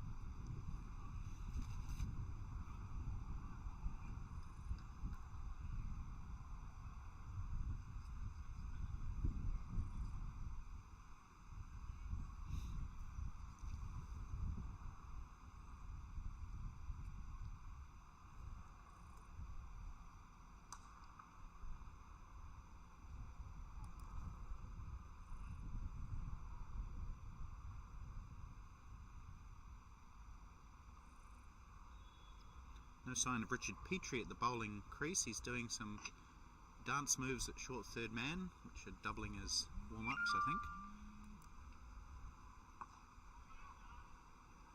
So we may see him coming in soon. Single for Jaya Singer, down to Mike Harrow at long on.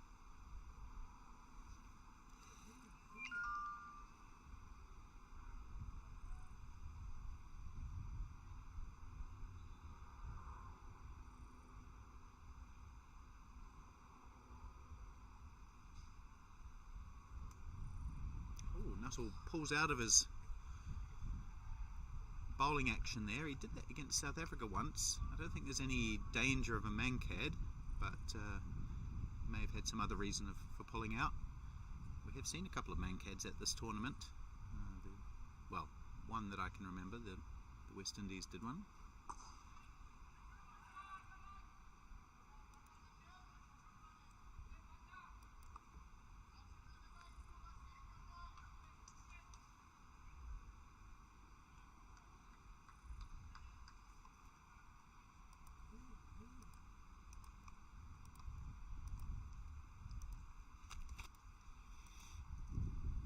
Ooh, a rare bad delivery from Andrew Nuttall, firing that one down the leg side, maybe thinking of a leg side stumping, or maybe it just slipped out of the hand, but it's wide.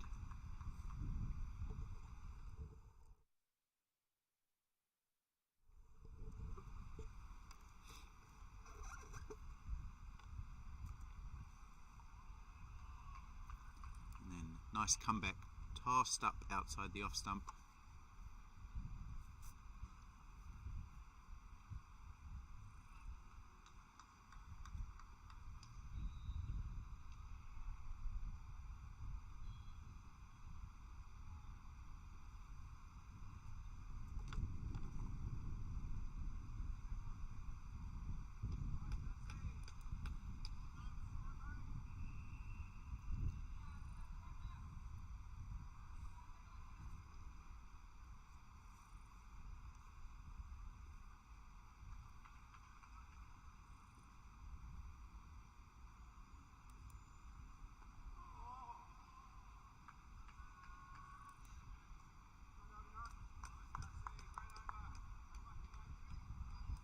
4 runs off that Nuttall over.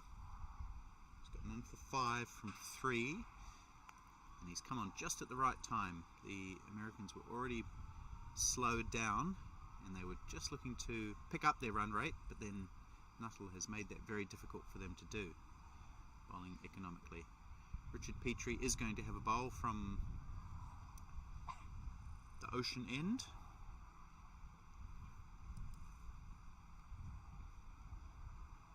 He has not had a great tournament with bat or ball, really. His bowling contribution has been just the 2 wickets for 60 runs, sorry, at an average of 60 from 27 overs. So he hasn't had success with the ball, or really with the bat. He's averaged 23 with the bat at a strike rate of 71, both of which are unlike the big man. Put in a lot of work before this tournament to get himself fit and healthy.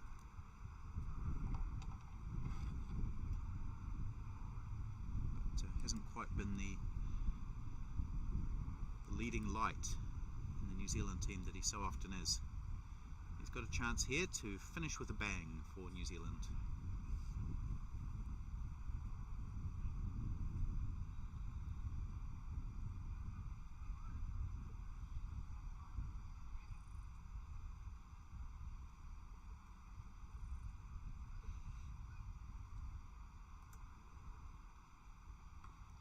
He starts with a wide delivery, which Jayasinghe just manages to get some bat on, down to short third man for a single.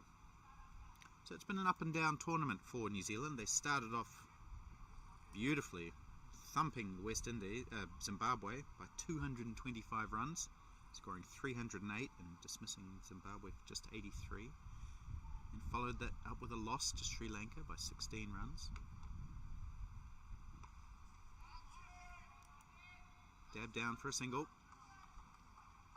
Then they had a really tight game against Australia. It was a classical low-scoring thriller, which New Zealand just won by 2 wickets.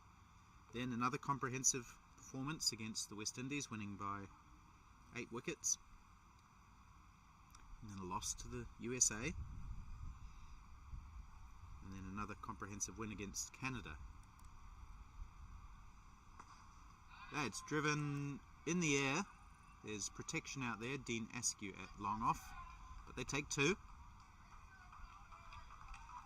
So good assertive batting from Ajit Jayasinghe there. And just finishing off on the New Zealand team's tournament, those results got them into the semi-finals, where they were just outclassed by South Africa, losing by 6 wickets. Overall, they've won 4, lost 3.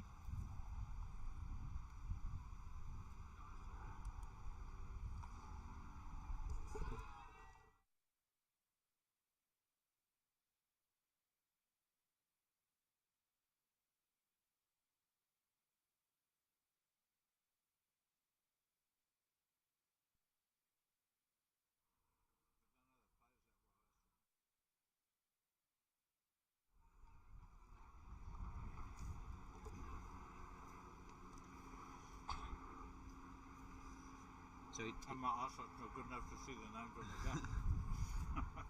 So he doesn't want to do any commentary, but I've got the great Barry Richards standing next to me. He's just having a little chocolate bar or something and enjoying this 3rd and 4th playoff. Mars bar, in fact.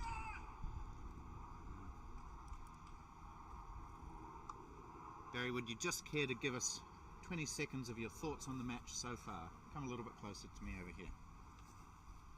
No, I think it's obviously going to be an interesting match because this is a much bigger ground than most of them. So the fielding and the running between the wickets becomes much more important. So I think they'll probably look at, 170 would be, they think, defendable.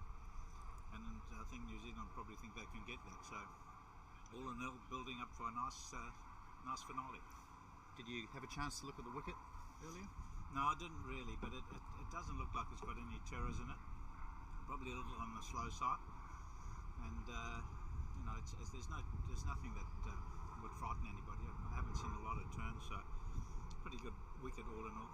And have you enjoyed the tournament overall so far? Yeah, it's been good. I mean, my personal feeling is perhaps 35 overs might be better if you've got such a long competition with 14 teams. I think probably the best format might be two pools of 7 teams each, and give the guys a little bit of time and breaks in between. But that's just a personal thought. Yeah. Well, some of the guys are looking a little bit tired. Yeah, 8 games in. No, it's. I mean, it's a big ask because I mean, it's hot sun. It's not like it's it's a difficult scenario. And if you're not used to it, I mean, I know the guys do play, but if you're not used to, they play and then they have a week's rest and then they play again. It's not quite the same as this. You're playing and then you might have a day's rest and sometimes you don't. So it's quite a drain on the body. And are you looking forward to the big final tomorrow? Yeah, it should be a good one. I mean, I think basically, when everybody looked at the sides, there was probably 3 or 4 sides they thought, well, this might be the finalist. And so it turned out to be. I think South Africa, the New Zealand side obviously, and England were the 3 big guns, so to speak, and it's turned out to be. It'll be a good game tomorrow. It'll be a very good game. Just seen Rafi Kazi bring up his 50 to the applause of his teammates, so congratulations to him. Thanks very much for stopping by, Barry. I'll let you continue on your lap around the field. Good luck. All right, cheers mate.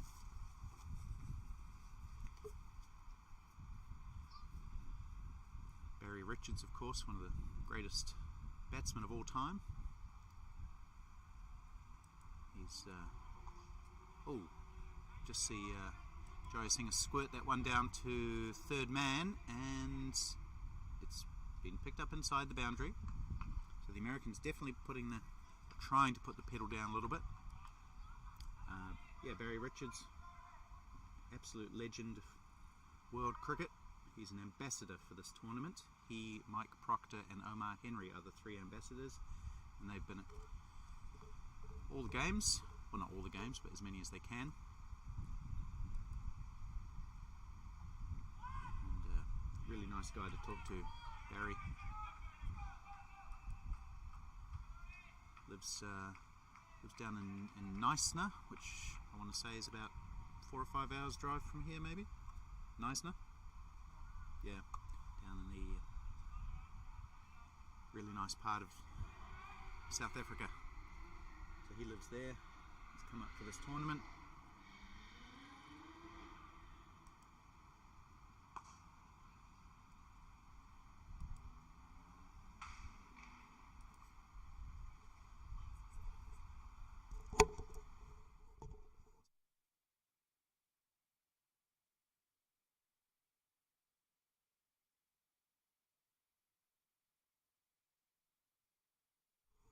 Okay, second drinks break. We've had 30 overs. So the Americans have got that run rate just above 4. Again, it's been below 4, it's been above 4, but it's been around 4 for the entire 30 overs. And Rafi Kazi's brought up his 50, so when we come back in a moment or two, we'll have the last 15 overs of this American innings. What's going to happen?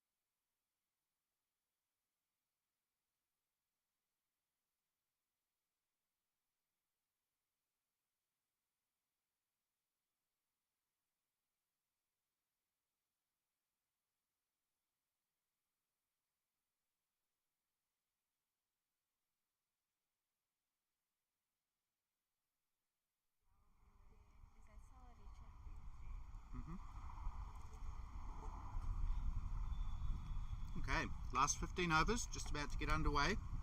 The Americans have a really good platform. Just lost the 1 wicket, going at 4 and over. And I'm sure we're going to see some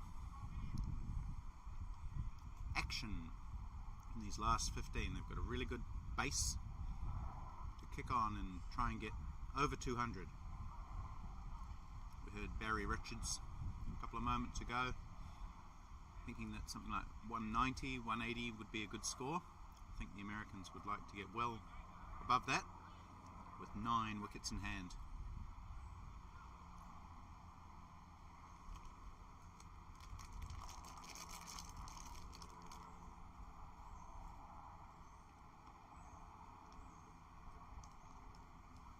Richard Petrie with the ball in hand has bowled 1 over for 8 runs.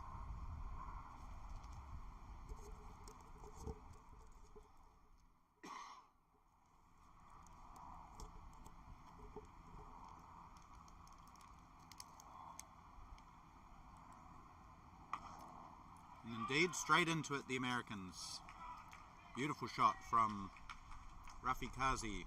We've seen a shot like that a couple of times today. Just balancing on his back foot and swinging it away in front of square on the leg side. 4 runs. Wasn't even that short from Petrie, I don't think, but Kazi, the man who's got his eye in, 54 he is now, 92 deliveries he's faced. So he's definitely well set.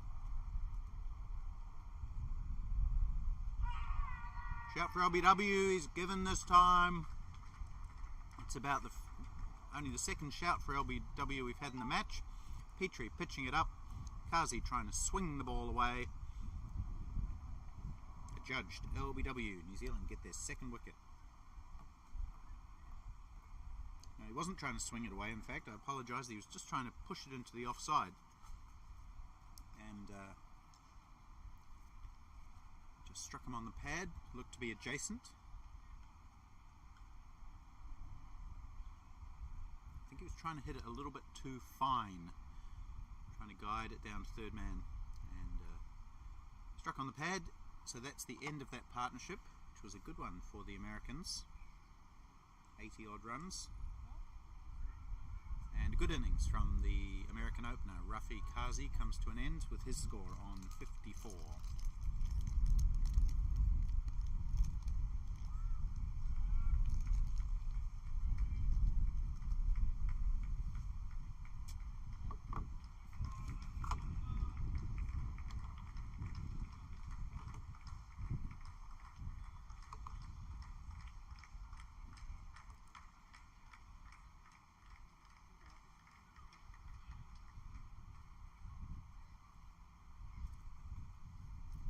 Brings Ayaz Sheikh to the wicket.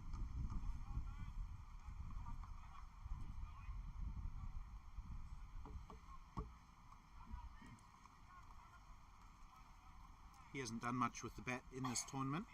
Played 6 matches, 5 innings, 1 not out, 43 runs at an average of 7.25. What can he do against Richard Petrie?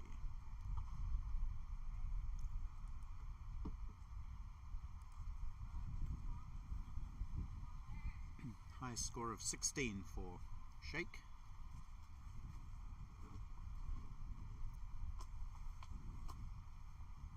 I think he may have opened the batting in the game against New Zealand in round 4, I think it was.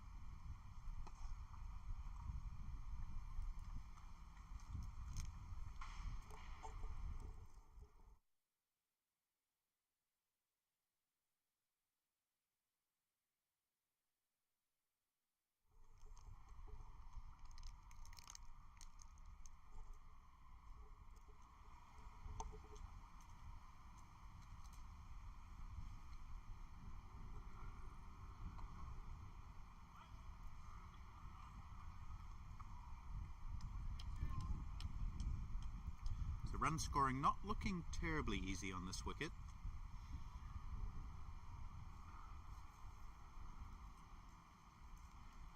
It does look slow. And the outfield is slowish. Big field here at Green Point Cricket Club.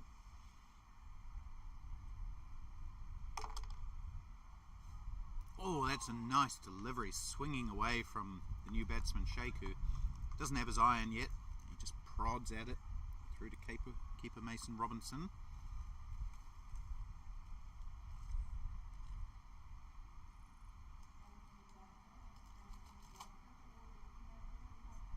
Yeah, it was a beautiful outswinger from Richard Petrie, who has taken his third wicket of the tournament. He said he hasn't had a lot of success in this World Cup. It's only his third wicket.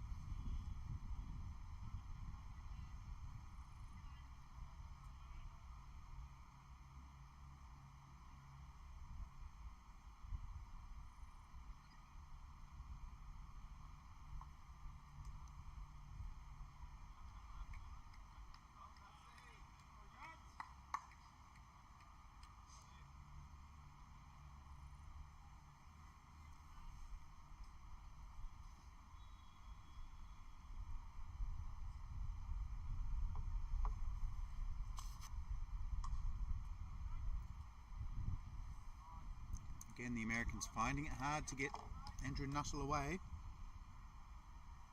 He is a real master at bowling on slow wickets that give him a bit of assistance. Doesn't sound like or look like he's spinning in a huge amount, which he was at Western Province a couple of days ago, but it's just change of pace and his accuracy making it difficult for the American batsman to score. It's 4 dots now that he's bowled in this over.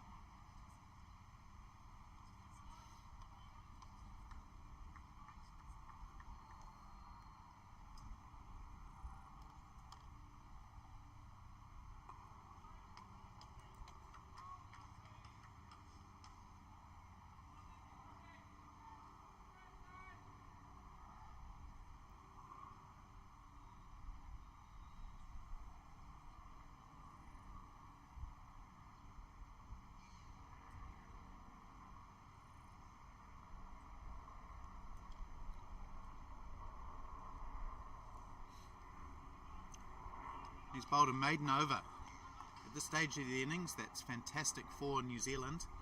The Americans came back after the drinks break looking to score quickly straight away. They did, hit the first ball for 4. Second ball was dismissal. And since then, I don't think there's been a run. So we've had 10 dot balls. So that's good for New Zealand. The US still have 8 wickets in hand, and they've still got 13 overs, so there's no need to panic yet. They just need to try and score it without a run a ball, which is what one of their teammates has been yelling out for a little while now.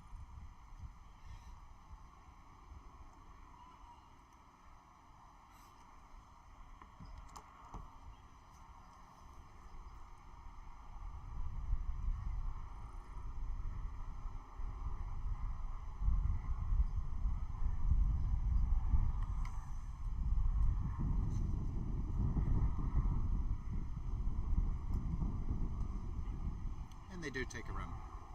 It's the new player Sheikh dabbing it down to third man.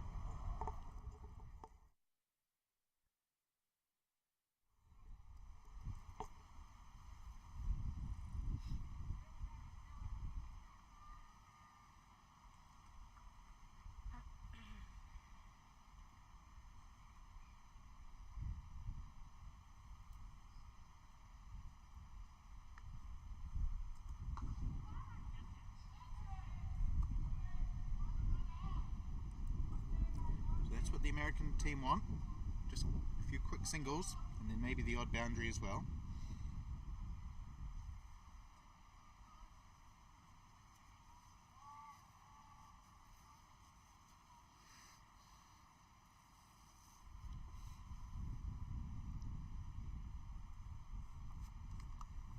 Oh, it's a interesting delivery. It looked like it was going to be a big full toss. It dipped at the last moment, so I think it was a slower ball from Petrie, but just snuck down the leg side, so called wide. I think that's Petrie's first wide. He's been fairly accurate today. It might be a second.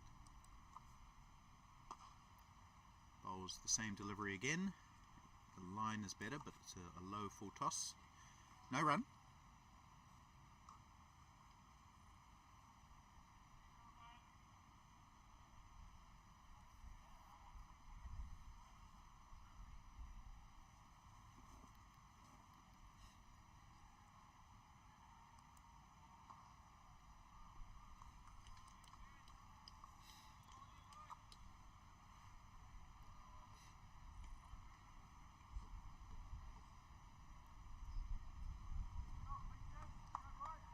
Round robin match between these two teams, we saw the Americans make a similar sort of start. They were building a platform, and then Satyapal Chabra, I believe it was, came in and hit hard, so he got the Americans up to what turned out to be a winning score. So can one of the Americans do something similar today?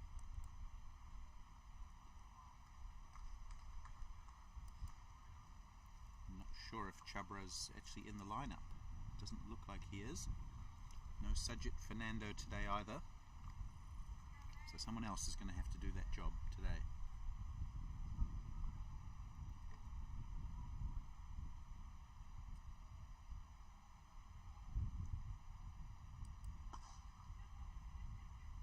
Ooh, bit of a misfield there in the covers by the captain, Adrian Dale. Just concedes the one run. He's an aggressive fielder, Adrian Dale. He runs in with the bowler, doesn't walk in, he runs in, and just slipping under his body. Still, good over from Petrie, 4 runs off it, 3 singles and a wide. And at this stage, that's just fine for the Kiwis.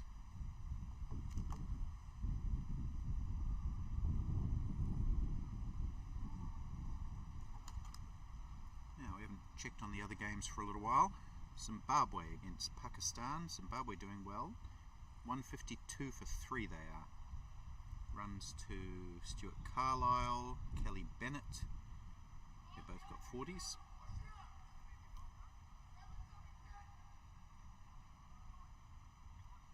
Wales 70 for 4 against the West Indies.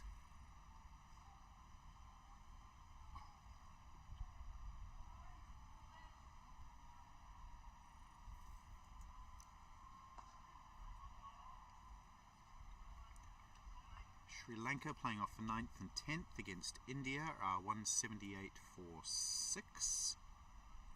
So just under 5 and over there.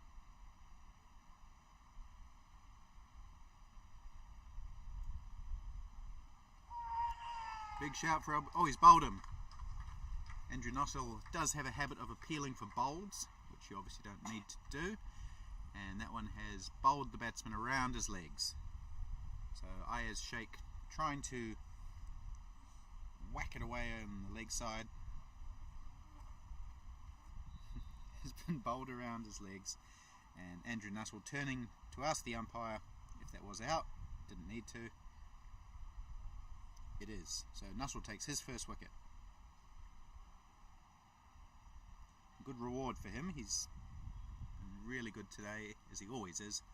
Economical and now effective.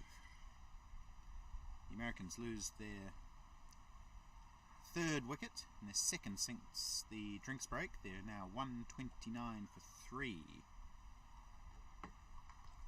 Players out. Rafi Kazi, he top scored 54. Fazal Alam with 20. And now Ayaz Sheikh out for 2.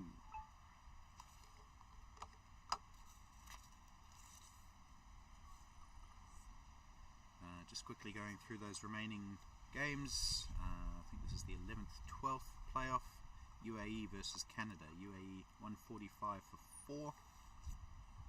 So most of the games having similar scores at this stage, except the Australian versus Namibian match. As expected, Australia piling on the runs there. 212 for 1 they are. Anthony Barranca 117 not out.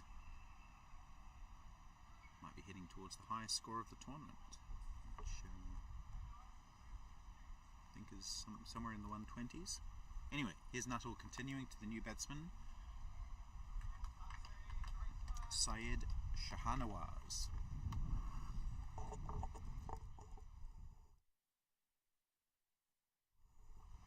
Another right-hander, all righties so far today for the Americans.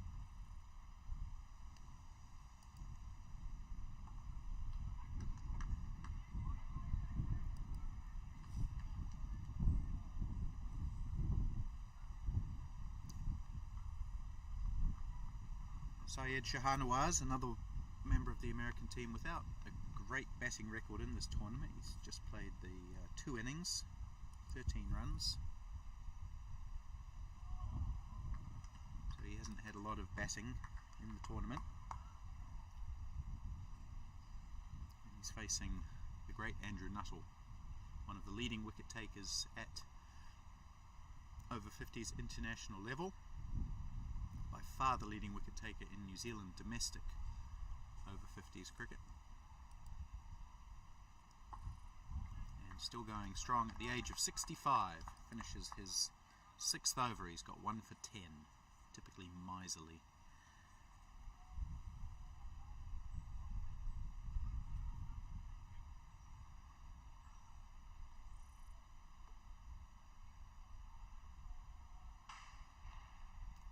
Highest score in the tournament is 122 by Murray Goodwin.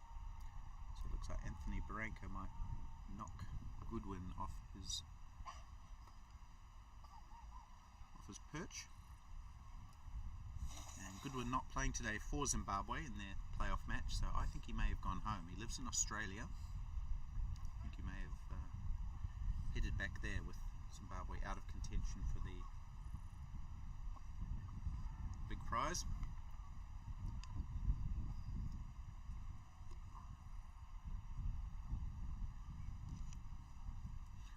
Here's Petrie.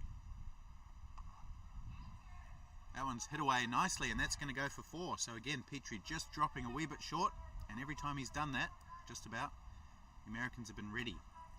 So they're good on the short ball. Jaya Singer, who's been in for a long time, 39 now off 68, taking toll of that bad delivery. It was leg side-ish, it was short,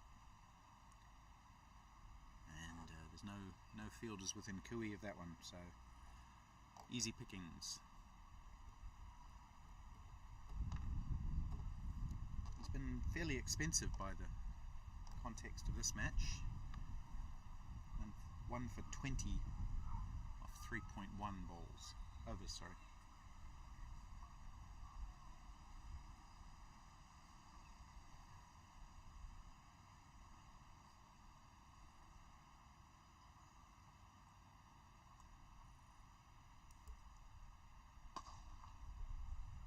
Fields well off his bowling this time. It was a full toss. He got a big left hand out to stop that one going past him. 7 bowlers used by New Zealand today. So Adrian Dale does have options going into the last 10 overs. There's another wide. 16 wides today bowled by New Zealand. The only bowler not to bowl a wide is Jason Campbell. 3 wicket takers, Dave Goldingham 1 for 18 from 6, he was pretty good.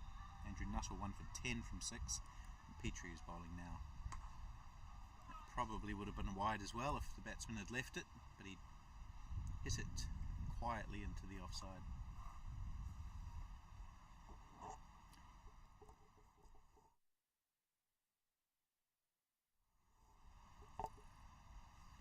the Americans won the toss and chose to bat on a wicket where nobody seemed really sure what the best option was. They chose to bat. The openers put on 43 in 10 overs, pretty comfortably. There was a dropped catch in the slips, but that was the only event of real note. Before that first wicket fell, that was when Dave Goldingham came in and rather unexpectedly took a wicket with his first ball, having Fazal Alam caught at mid-wicket. There's a big shot from Jayasinghe, which is going to go for another boundary. So he put everything into that shot, hitting it over cover. And the Americans offering their teammates plenty of advice. Instruction, really. 2 boundaries in the over, 9 runs off it with a ball to go.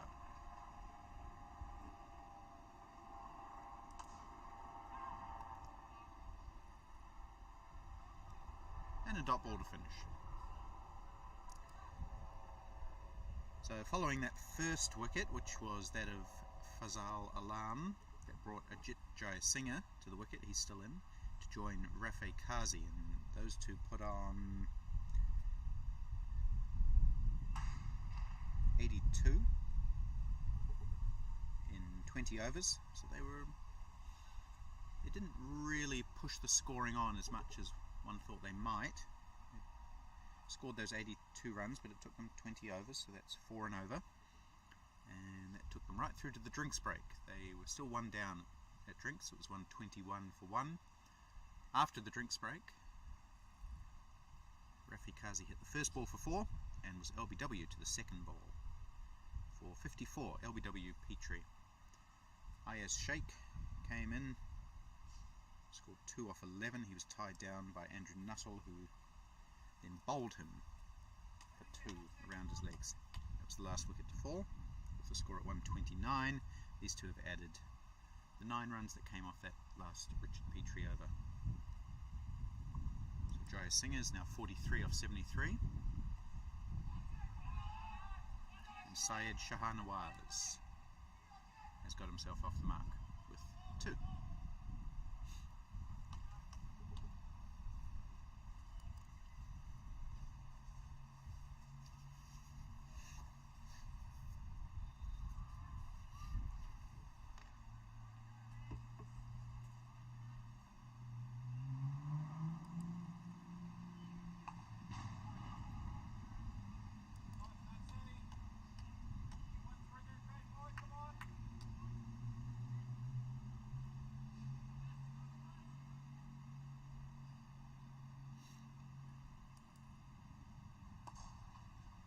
One's coming down towards Mike Harrow at long on, who fields well, jumps up in the air to catch that one on the first bounce, so not out, but well fielded by Mike Harrow, and just a single. It was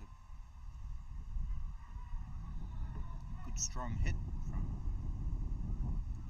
Shahnawaz, who looks like he's been sent up to have a whack. And again, Andrew Nuttall loses his run up. There is a big gap for Shahanawaz between long on and square leg. There's no one out on the boundary there.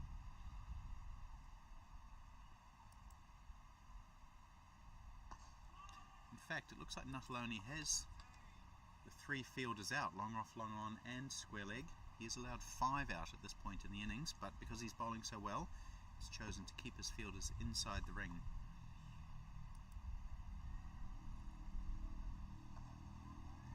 It's proven to be a good tactic. Just means there aren't many gaps, especially on the offside.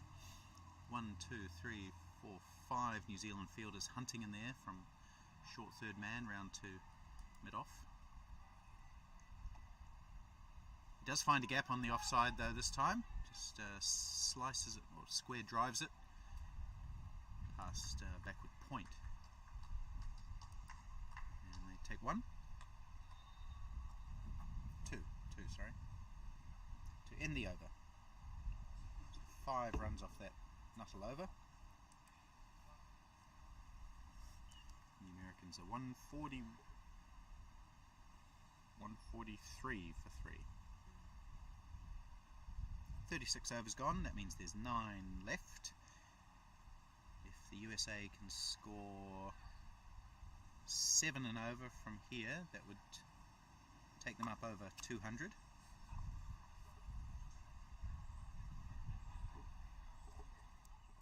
Which I think would be a pretty good score on this wicket.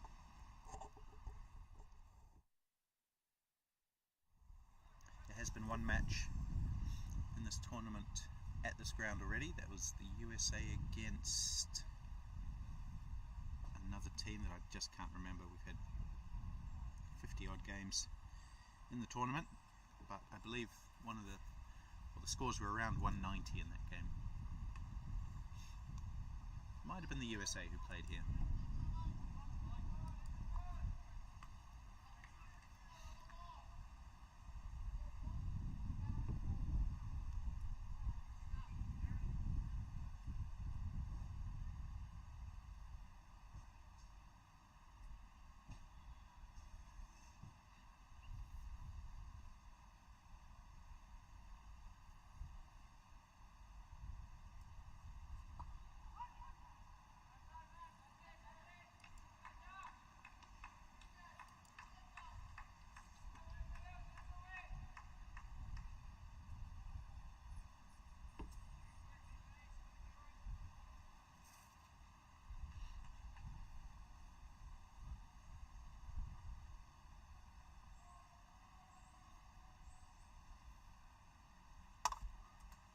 Oh, he's had a big swing at this one. It's in the air. It'll be a really good catch if he can get it. He does. Well taken by Colin Owens. He had to run back and take the ball over his shoulder. He kept his eye on the ball the whole way and took a pretty safe catch in the end. So well done, Colin Owens. And that was Syed Shahanawaz, who had an almighty swing at that, which I think is what he was sent in to do. Got a top edge, and New Zealand's take wicket number 4.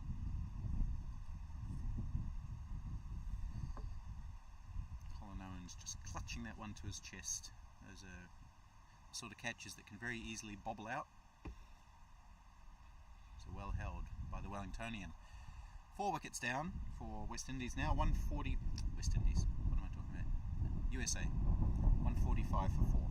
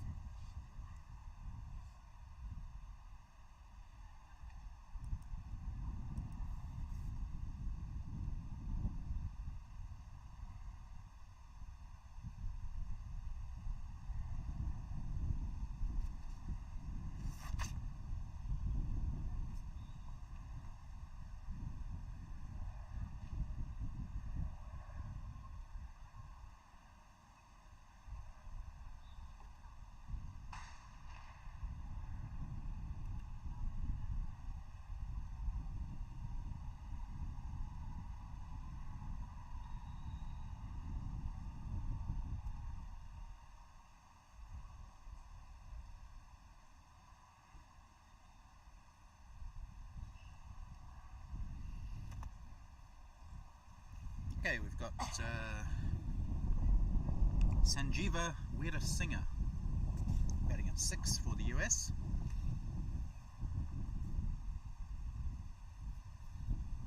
He's scored 71 runs from 6 innings at this tournament at an average of 11.8, strike rate 49.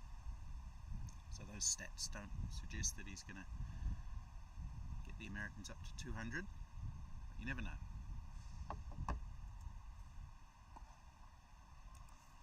Petrie has 2 wickets now, 2 for 27. That's doubled his tournament haul.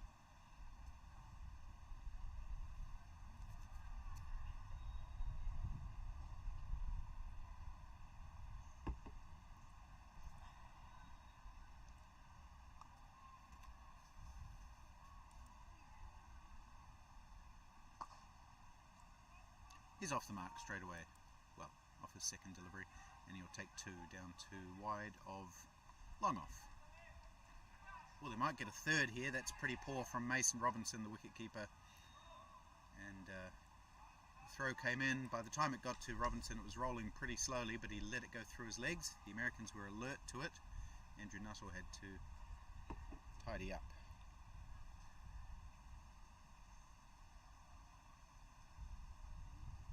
May have just taken a little bit of a bad hop before it got to Robinson, but you'd expect a little bit better from the man with the gloves.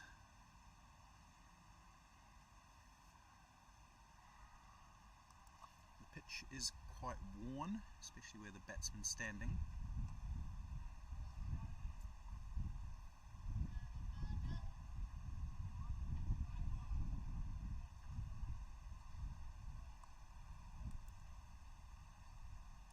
Six runs and a wicket from that Richard Petrie over number 5 for him.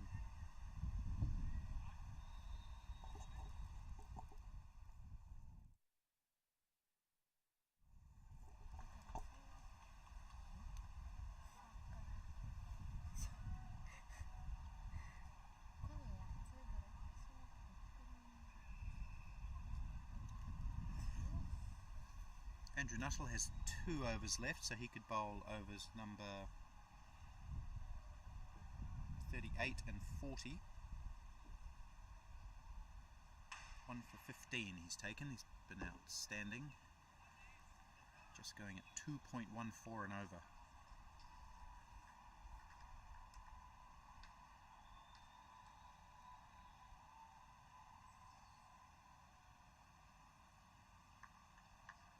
He's bowling to Ajit Jayasinghe, who's on 47. Takes a single. So we've got the makings of a band out there. We've got Jayasinghe and Weerasinghe, 2 singers. Just need some musical instruments, maybe.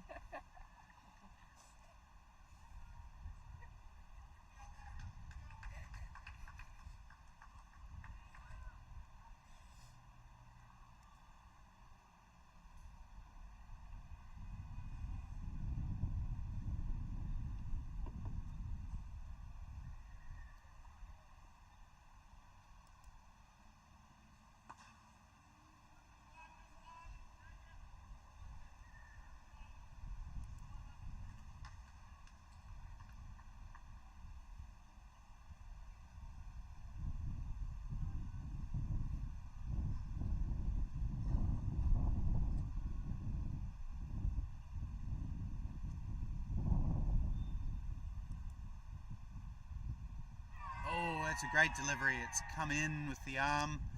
There's an appeal for, well, I don't know what it was for. It started off, it looked like Mason Robinson was appealing for a catch. Then when that was turned down, he appealed to the square leg umpire, maybe for a stumping. Andrew Nuttall was appealing for whatever he could get, which in the end is nothing. Oh, and that's fired down the leg side. That did look like it was an attempt to induce a leg side stumping. Mason Robinson didn't take off the bails, and it's a wide.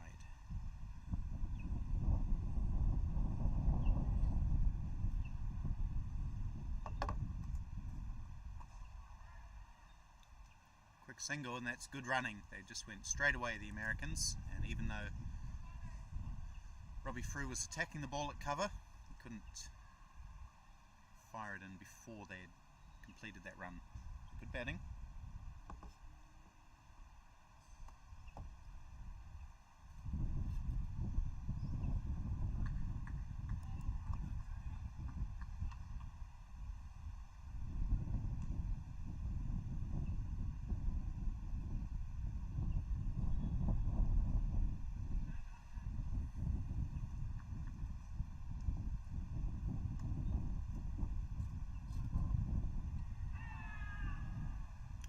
Does appeal for a stumping this time, not given, and that is a dot ball to end Nuttall's 8th over, one that had 4 runs off it.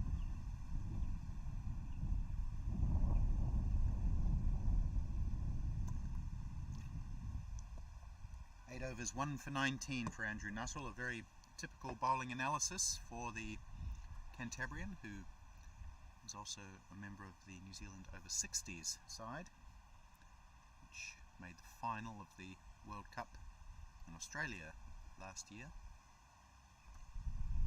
Lost to Pakistan in that final, and Nuttall was one of the leading wicket takers in that tournament, as you'd imagine. Another man who's in his 60s and therefore eligible for the New Zealand Over-50s is Dean Askew, who has number 3 on his back. He's just a youngster in that age group at 60. So he's coming back for his second spell. Dean Askew bowled 5 overs earlier in the day, none for 26.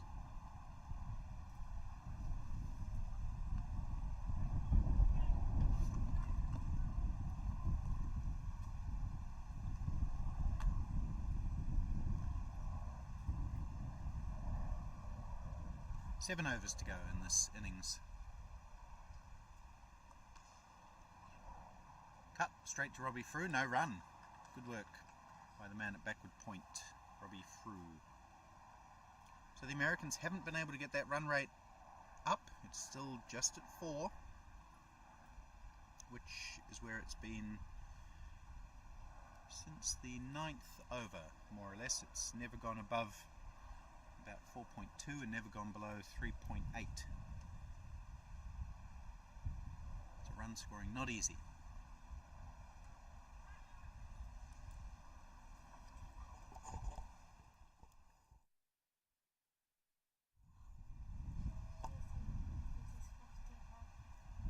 And that's 50 for Ajit Jayasinghe. What about it? 50 off 83 deliveries. Get some applause from his teammates. Just a little belated raise of the bat, as Dean Askew's already into his run-up. Oh, that's hit nicely. That should go away for 4. What good timing there. Just not quite a leg glance. It was hit squarer than that, so it was more of a flick off the pads from Shan Weerasinghe.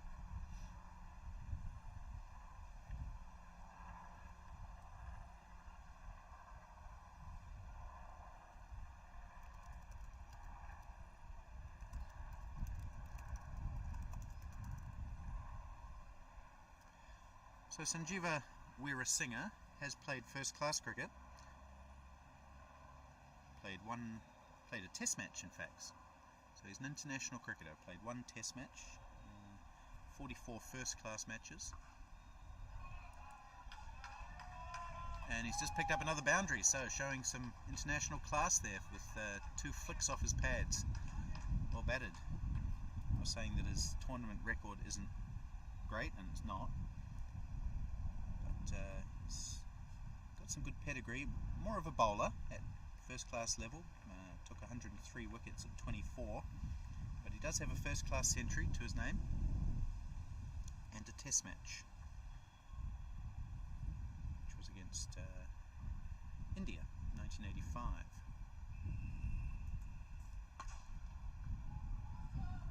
I think it's the same guy anyway, unless there's another Sanjeeva Weerasinghe.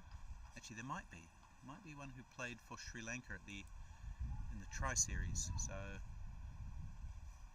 maybe take everything I just said with a grain of salt there.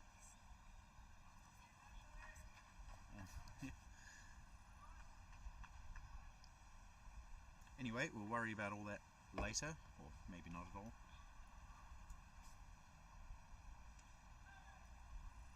He's having a go at everything, whoever he is, Sanjeeva Weerasinghe. He's got himself up to 14 from 8 deliveries now. Doing a good job coming in at number 6. And that Dean Askew over went for 2 boundaries, a 2 and a 1. So that's 11.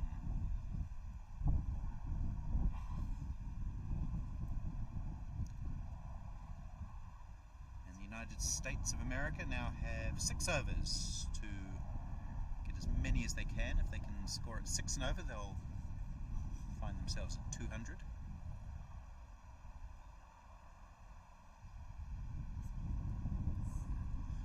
Nuttall has one left. He's bowled 8 consecutive overs, 1 for 19. So he will bowl the 40th over, and then Adrian Dale will have 5 overs that he needs to find from some other bowlers. Dean Askew has bowled 6, Mike Harrow has bowled 5, Dave Goldingham, who I saw warming up, has bowled 6, Simon Dodd 6, Jason Campbell 3, Richard Petrie 5.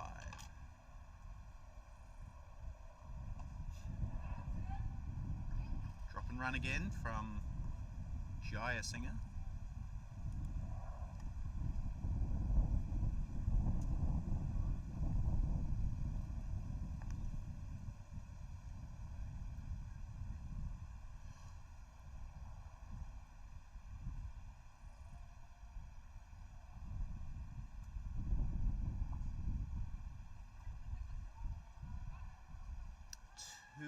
No, just one. It looked like they were turning for 2, but some good fielding from Richard Petrie keeps it to 1.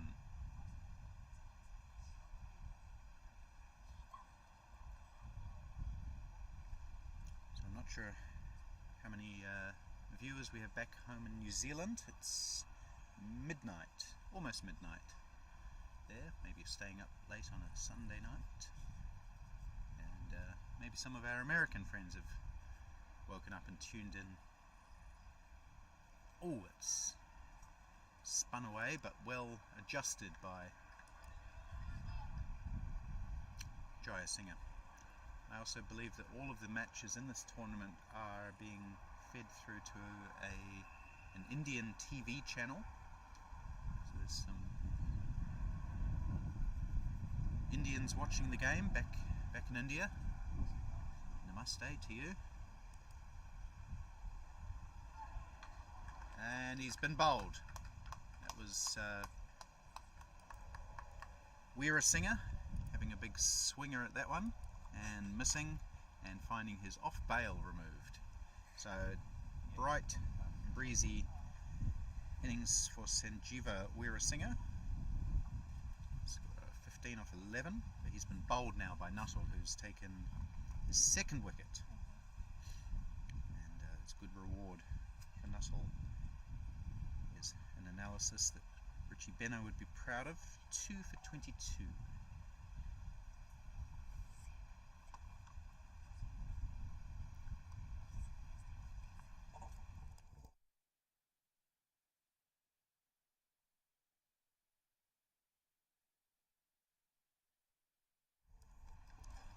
The American captain, Parak Ananta, coming to the wicket.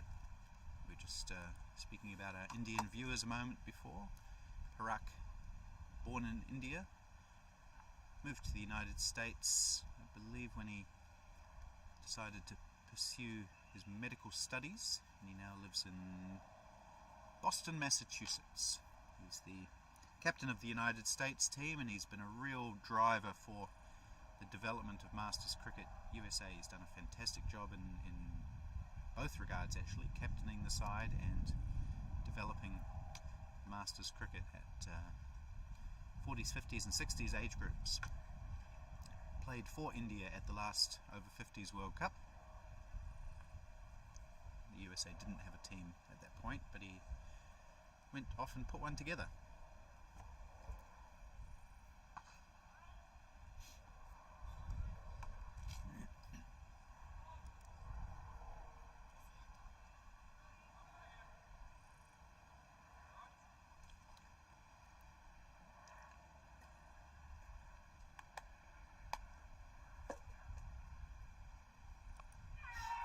Oh, he's got him! So, Parak Ananta won't do any damage today. He just had 1 ball to survive from Andrew Nuttall. Went back to cut and got a faint edge to Mason Robinson, who took a good catch behind the wicket. So Nuttall ends with 3. Ball moving back into him. Parak Ananta trying to cut, as I mentioned, and Nuttall picks up wicket number 3, and that's the final ball of his allotted 9 overs. He finishes with 3 for 22.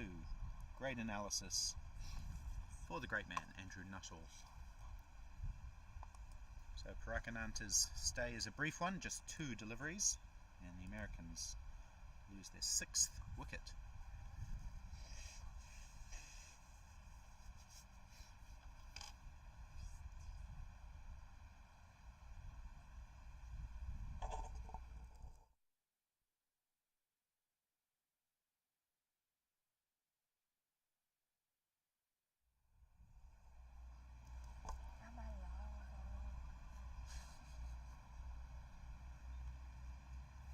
So all games coming towards the conclusion of the first innings. Zimbabwe 181 for 7 with 4 overs to go.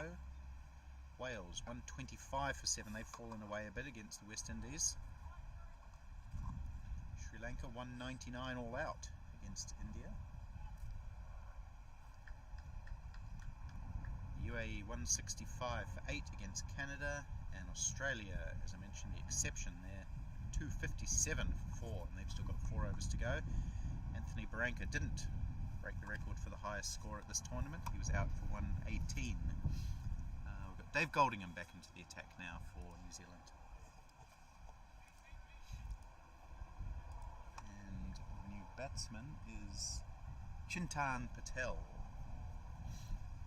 another man of Indian extraction, now living in the US. He bowls left arm spin, I believe, quite well. But he's got a job to do with the bat. Gives himself some room, cuts it out to the cover sweeper for 1.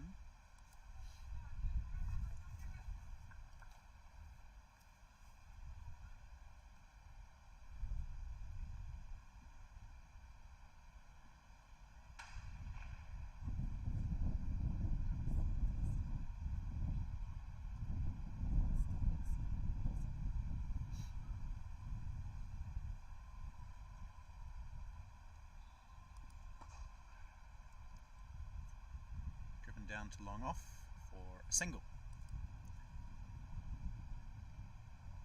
So Ajit Jayasinghe came in at number 3. He's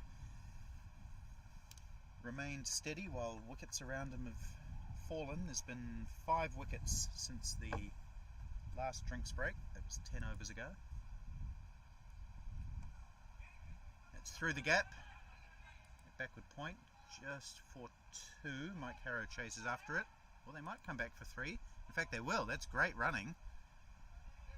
Wow, really good running. I didn't think there was 3 there, but the batsmen set their sights quite early on it and they ran really hard, so full credit to them.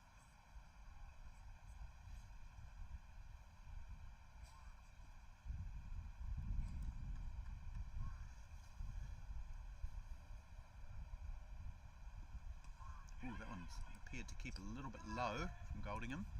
He's a tall man. He doesn't usually get a huge amount of bounce because he doesn't bang the ball in. But even so, that kept fairly low.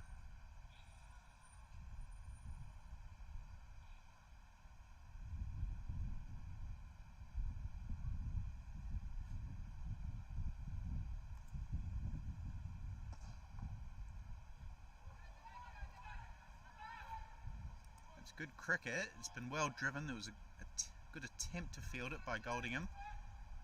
Couldn't do so, and they actually came back for 2. So excellent running from these 2. It makes a big difference when you have 2 batsmen running aggressively, as we've seen with Chintan Patel and Ajit Jayasinghe.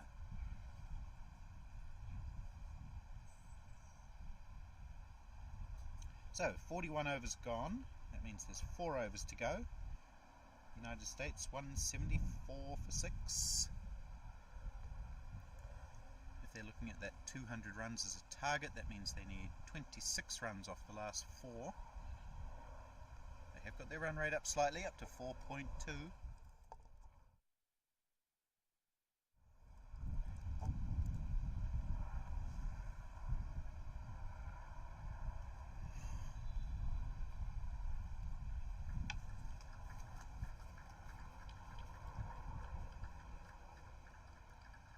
Simon Dodds may well bowl out from the pavilion end, coming back for his second spell.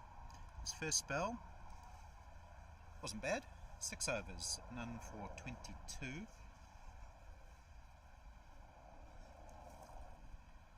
main wicket takers for New Zealand have been the 6th and 7th bowlers used. Andrew Nuttall 3 for 22 from 9, Richard Petrie 2 for 31 from 5. So Simon Dodds looking for his first wicket today. And the United States, as I mentioned, will be looking to get at least 200. If they can get any more than that, they'll be happy.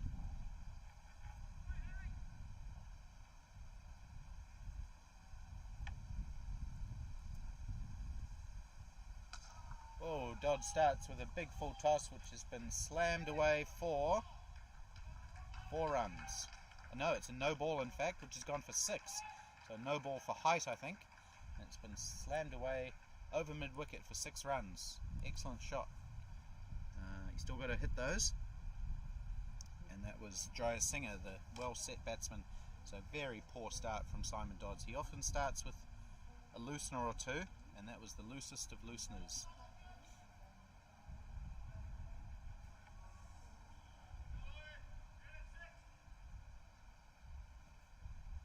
It's a free hit now, which has been hit over cover. Jason Campbell tidies up. They take 2.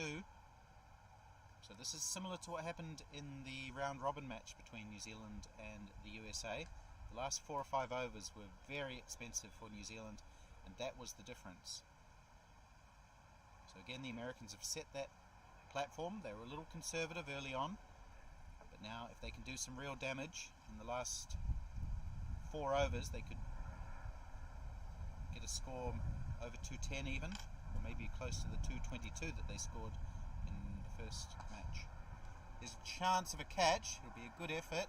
Oh, Colin Owens, he's misjudged it at the last moment. He came running in, but he never looked comfortable at long off. It was a very catchable chance.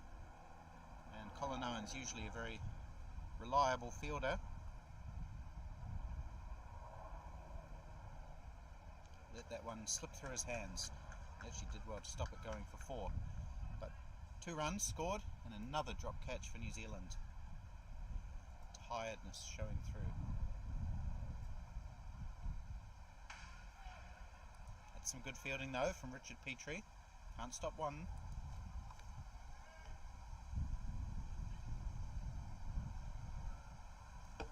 So in that round robin match, the USA were looking like they would get about 190, 195, ended up with 222, and New Zealand lost by 32 runs, so that really was the difference.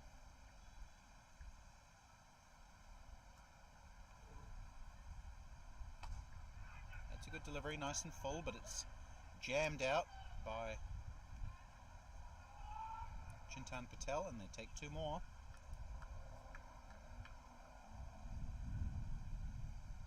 So 14 off this over already, and we've still got 2 balls to go.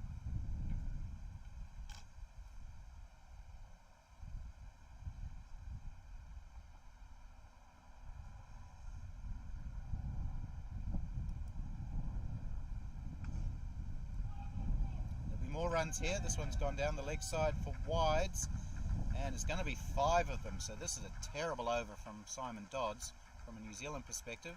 Excellent from the United States.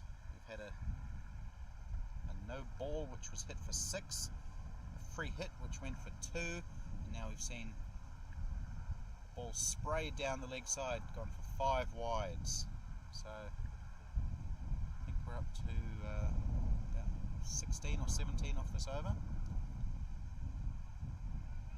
Still 2 balls to go because that was a wide. What can Dodds do here?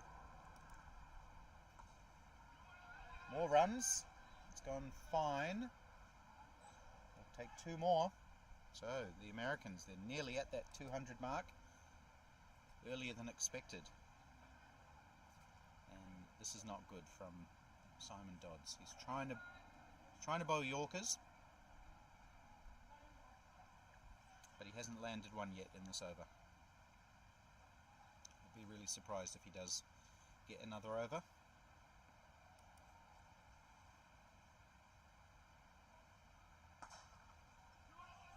climax will be probably 2 more. That's the call that the batsmen have given each other. It will be an easy 2.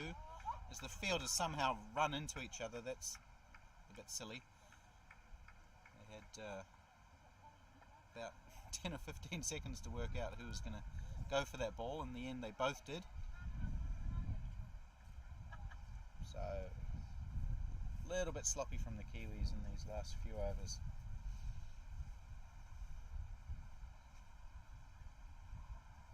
Actually very sloppy. I'm giving them credit for the fact that it's a long tournament and they're tired, but not all of the bad stuff in that over can be attributed to tiredness.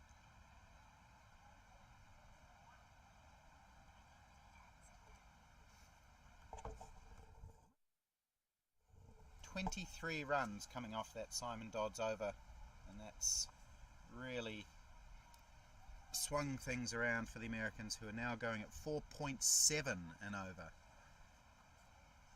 So what a big difference one poor over can make. They're up to 197 now. They've got 3 overs left, and now they'll definitely be looking for 220.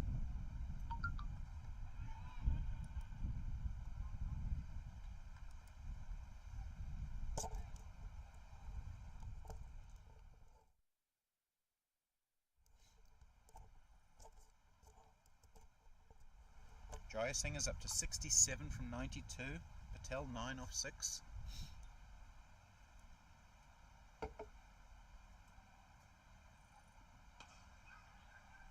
And they're running off everything now. Just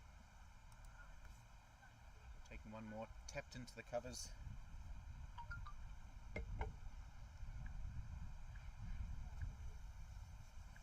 I forget who bowled the bad over in the round robin match between New Zealand and the USA, but it was a similar over which went for around 20. Today it's Dodds.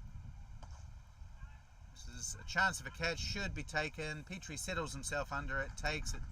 Classically, reverse cup, and finally New Zealand have something go their way. The last 3 or 4 overs have been very much the USA, and I think that's Jaya Singh who scooped the ball down to long off, and his excellent innings comes to an end on 68. Port Petrie bowled Goldingham.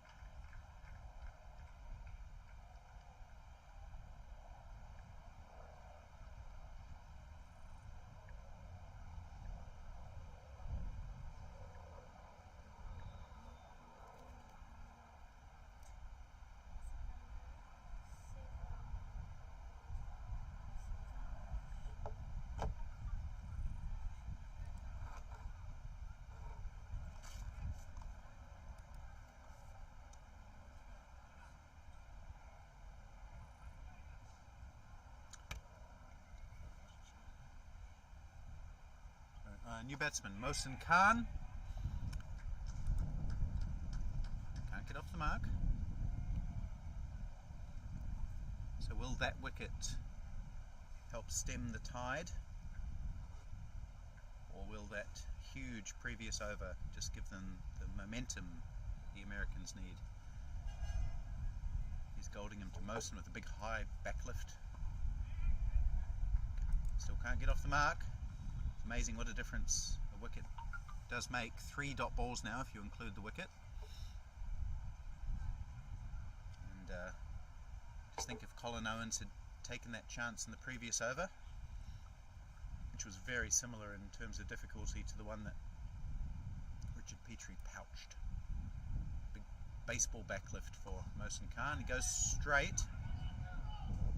Big chase for Petrie, who parries it away to, I think it's Robbie Frew or Jason Campbell. Good piece of work anyway, whoever it was down there. Good teamwork on the boundary.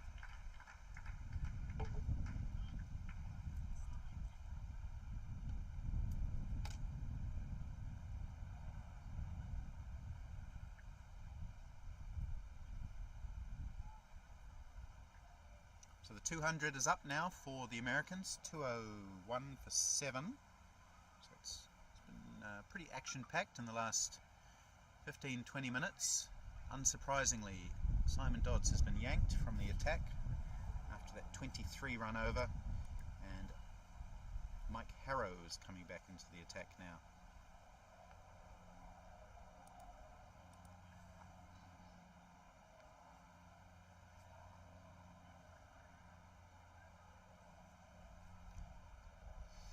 Mike Harrow will definitely be hoping, I'm sure everyone will be hoping, that he doesn't bowl a lot of wides in these last couple of overs that he'll get. So he'll only get one over, in fact, this being the 44th.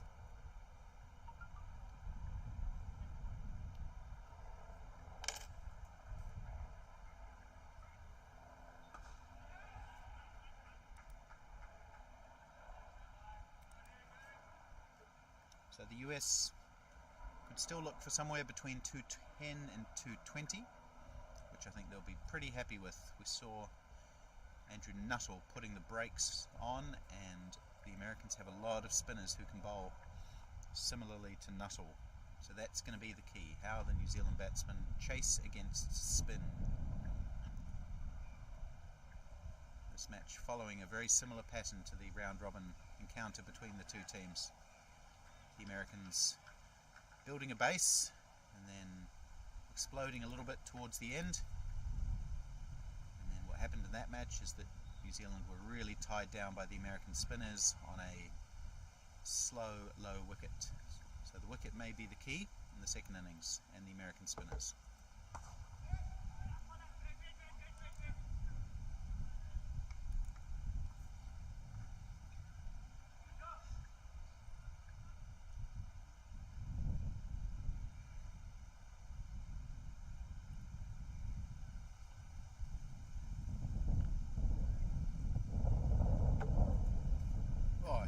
Wild swing at that ball, no contact at all. The head was way up in the air, trying to hit it into the DHL stadium.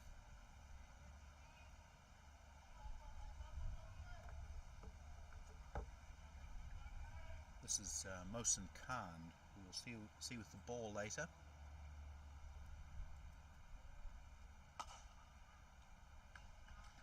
Taken, hit straight to Andrew Hoare at extra cover, and he's dropped a couple today, has Andrew Hoare, but that was the simplest of the lot, and it went straight in.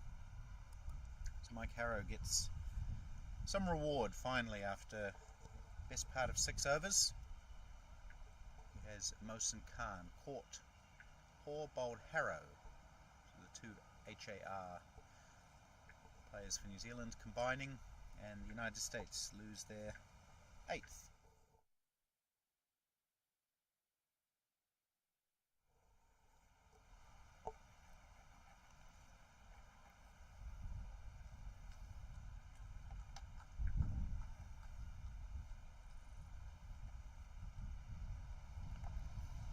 So, I'm sorry to go on about it, but if you take away that 23 run over, the Americans would only be on 180 or 181. Instead, they're looking like scoring at least 210. How crucial will that over be? We'll return to that later in the day, perhaps. For now, the new batsman is Zubair Hussain, who I think is one of the several left-arm spinners that the Americans have in their side. Definitely a spin bowler of some variety. And here's Harrow bowling to Hussain.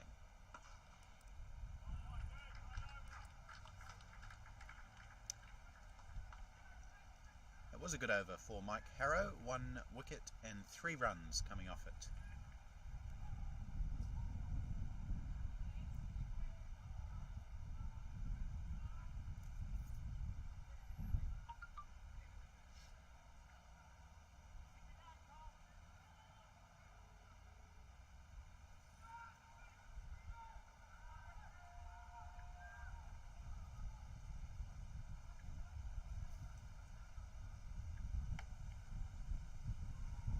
Has been a long tournament.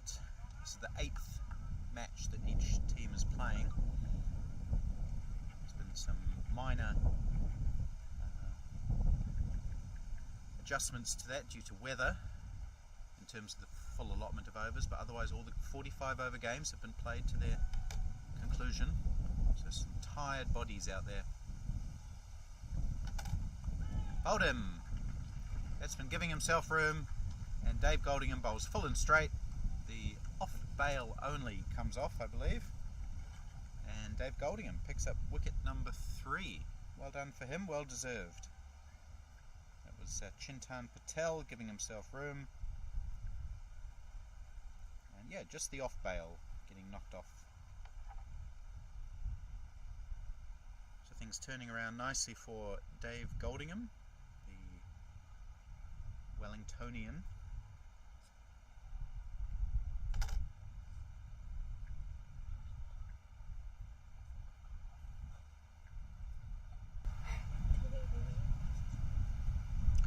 And now the United States in danger of getting bowled out. They'd only lost 1 wicket at the 30 over drinks break, so in the last 14 overs they've lost 8 of them.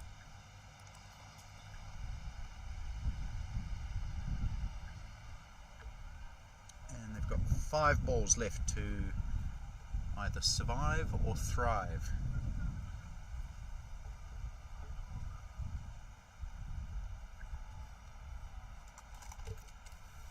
It's a good comeback by Dave Goldingham, who hasn't been a first choice selection in this team, but he's bowled really well today, taking 3 for 30 now.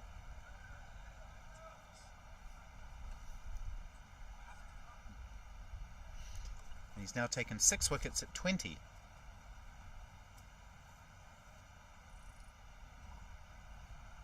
Takes him up to 4th place for New Zealand in the wicket-taking charts, led by Andrew Nuttall with 11, Dean Askey with 10, Kelvin Scott with 7, and Goldingham with 6.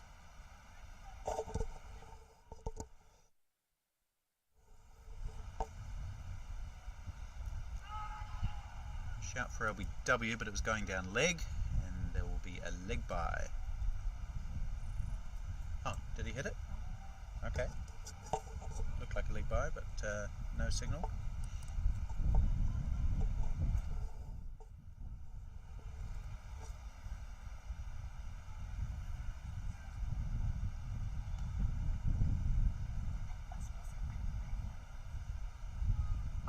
Full again, but a little bit too full. It's a full toss. Swung away to square leg. Colin Owens fields out there.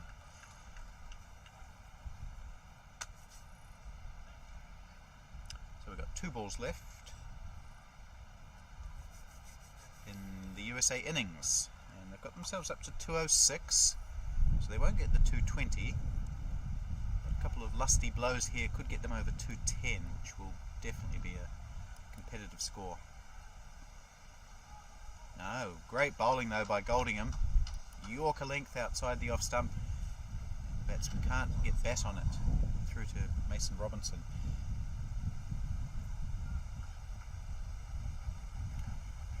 So the USA, their top scorer, Ajit Jayasinghe 68, Rafi Kazi 54, Fazal Alam 20. No one else passing 20. Last ball, slam down the ground. I think this should go for 4 unless Jason Campbell can do some good fielding, which he does. And they take 2. So 2 runs to finish the innings. It means that the United States finish on 209 for 9. So I mentioned those top scorers for the United States. The best bowling for New Zealand, Andrew Nuttall 3 for 22, Dave Goldingham 3 for 32, Richard Petrie 2 for 31. So it's a pretty good score for the Americans, 209 for 9 off 45 overs. That's 4.6 and over, and that's what New Zealand will need, +1, when we come back in about 40-45 minutes from now. Join us then.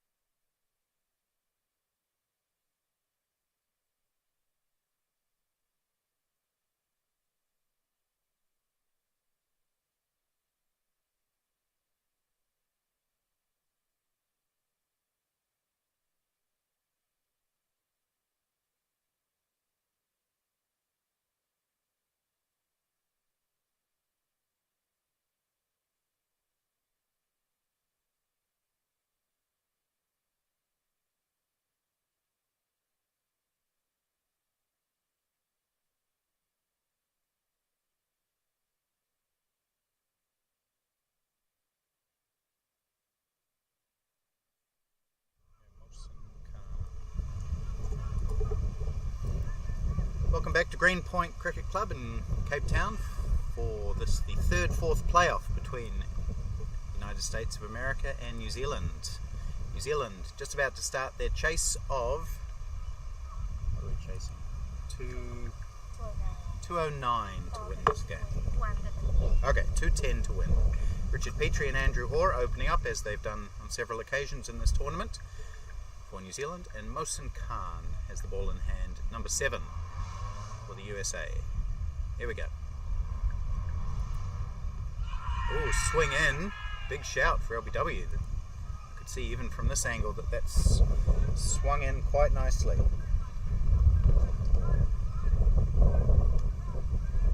So this will be a challenge for New Zealand today.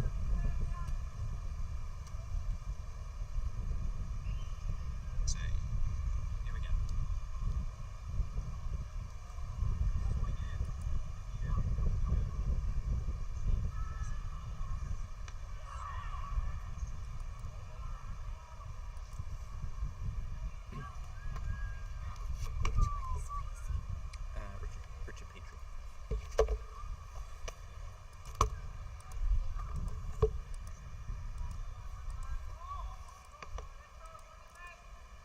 So if you're just joining us, the Americans scored 209 for 9 in their 45 overs. Ajit Jayasinghe was the top scorer with 68. And New Zealand have a challenging chase. Again swinging in, but probably just hitting a bit down leg side, and that's what the umpire thinks as he signals a leg bye to get New Zealand underway. So the ball will be swinging away from the left-handed Andrew Hoare. Accordingly, the Americans have a slip.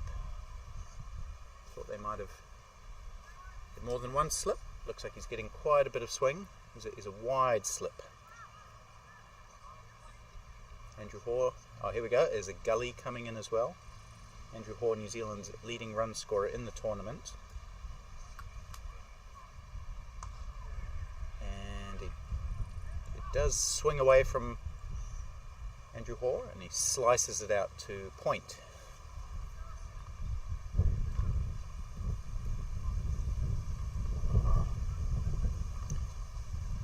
So he scored 258 runs for New Zealand in this tournament at an average of 36.9, 1 century, and a 50 as well.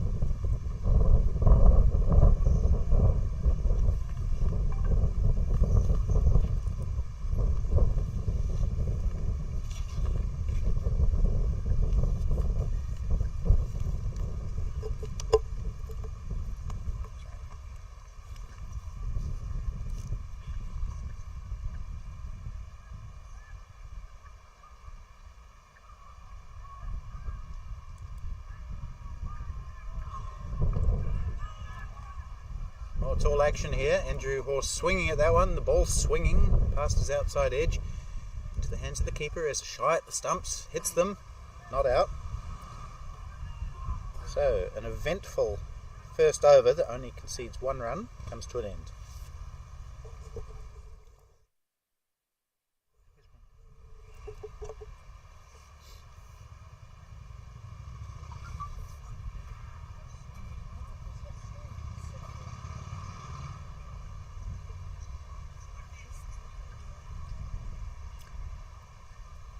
Mohsin Khan has taken 3 wickets in this tournament for 89 runs. He's been a bit expensive, the most expensive of the American bowlers in fact, going at nearly 6 and over, whereas most of them are going at 3.5. They are a spin-based bowling attack, the Americans, so it won't be long before we see some spin. In fact, I don't think it'll be very long at all. They are opening with number 22, Sanjay Pandya, who's taken 7 wickets at 20 in an economy rate of 3.11. So immediate test for Richard Petrie, who is, it's probably fair to say, more comfortable against pace than spin. What can he do?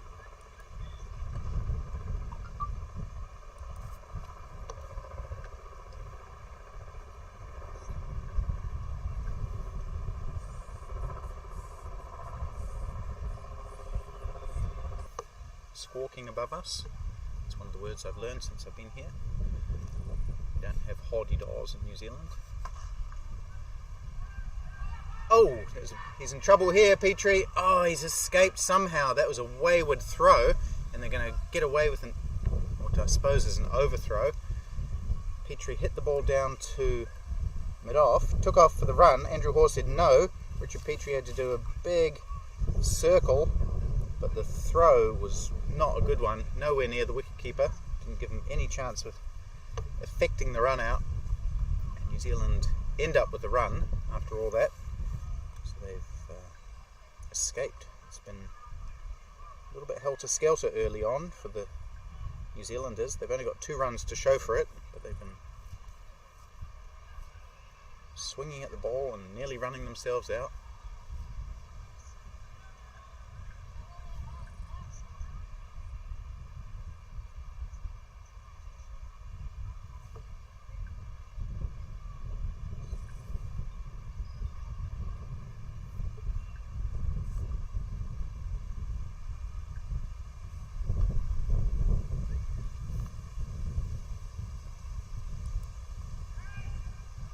It's a more comfortable shot. Andrew Hoare just tickling the ball down to find leg for one.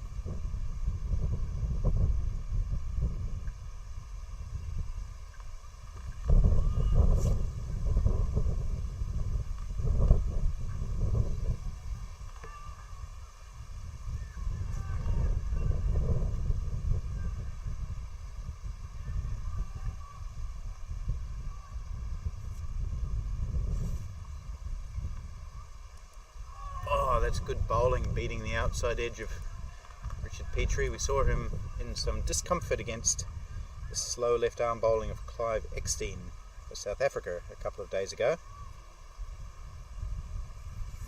That one looked like it may have just turned a little bit outside the outside edge of Richard Petrie, but he survives. 1 from 8 he is.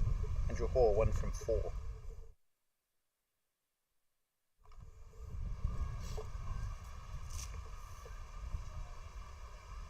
So the New Zealand batting in this tournament hasn't been fantastic. Only Colin Owens averaging over 40. And only 3 other New Zealand batsmen averaging over 30.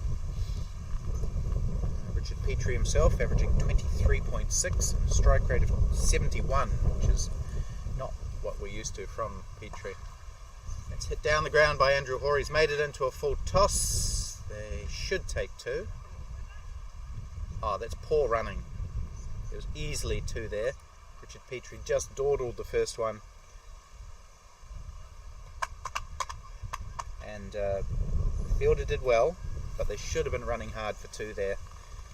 And when you're chasing a score like this, which is a good one, and you know that there's tough challenges ahead, you've got to take advantage of those chances to run.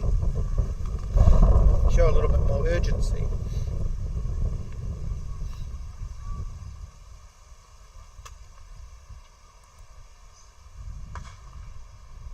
Richard Petrie plays a similar shot but won't beat the field and just gets 1.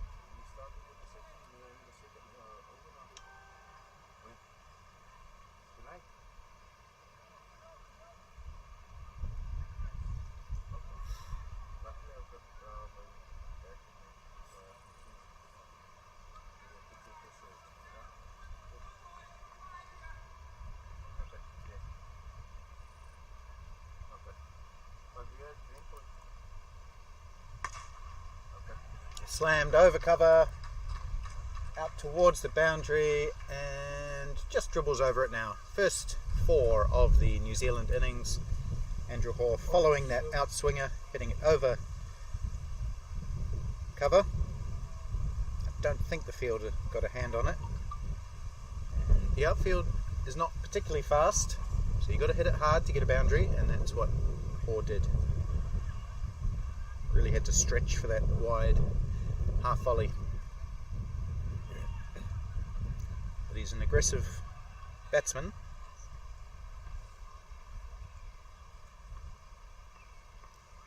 So if the ball's out there, he will swing at it.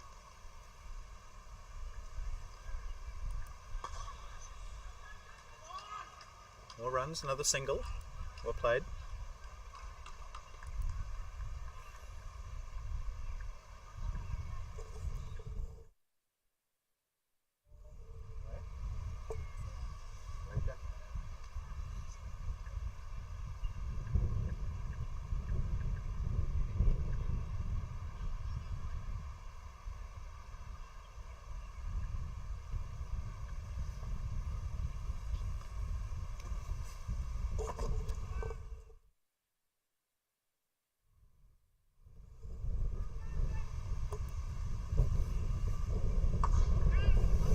Down the ground, the call is 2, but I think he might get 4 for it, Richard Petrie. It is dribbling over the line now. Second boundary of the over.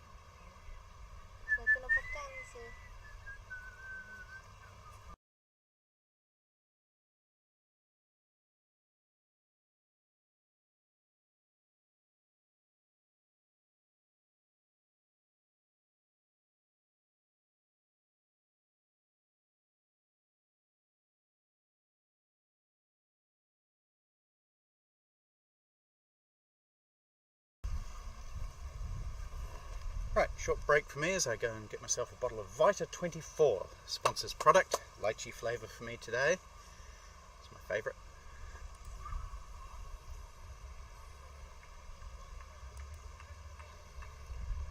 $14 without loss after 3 overs, New Zealand, not a bad start.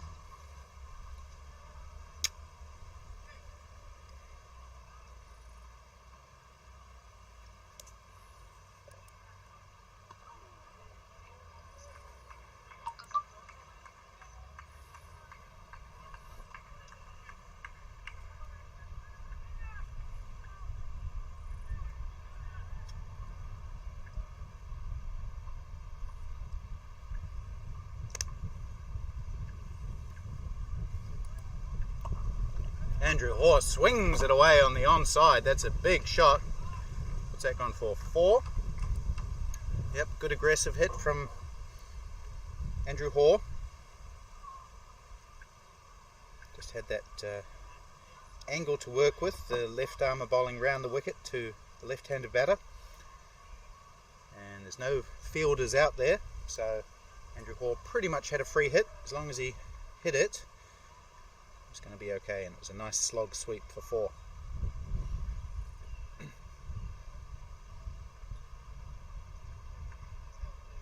think it was the USA that Andrew Hoare scored his 60 against earlier in the tournament. Goes offside this time. He might get 4 more. This will test the outfield. I don't know if he will. It does. The 2 fielders just escorted across the line the boundary for consecutive 4.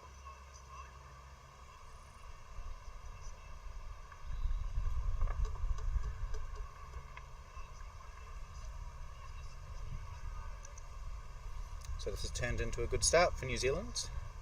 22 without loss.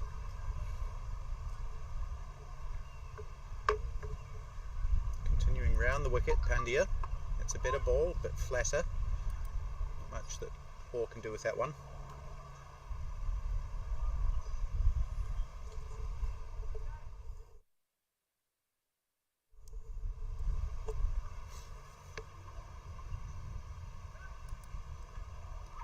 Oh, what's happened here? He's gone for the sweep. First of all, I don't think it was a great shot option. Missed it. Possibly a chance of a stumping. Don't think the keeper took the bails off cleanly. No, he bobbled it. Yeah, if he'd taken it cleanly, Andrew Hoare would have been out. But maybe just bounced a wee bit too much for Parakananta. Hoare had overbalanced and he was down the wicket a little bit. And then just threw his bat back into the crease. But fortunately for him, Parakananta, who's been the leading wicket keeper in this tournament in terms of dismissals, just making a very rare bobble. And New Zealand survive. 22 after 4 overs there.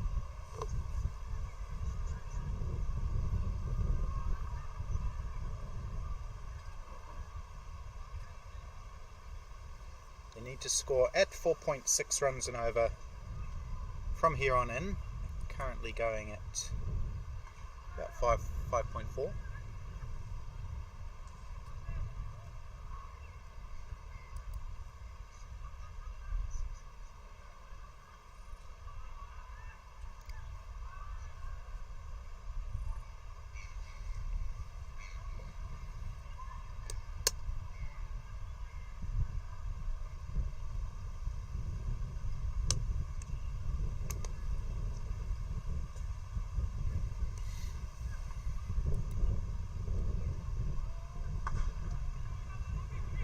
Driven straight, quick single again, chance, no, more misunderstanding between Hoare and Petrie. They've not been communicating particularly well in the early stages of this innings.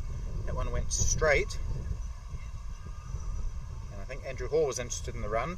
Richard Petrie had turned back to keep his bat in the crease, and then maybe didn't have the momentum necessary to take off for a run. In fact, I think he slipped a little bit. Hoare goes leg side again. This should reach the boundary. I think he's timed it pretty well. It's going out towards the boundary and does just dribble over the line now. So another 4. A 4 for Hoare.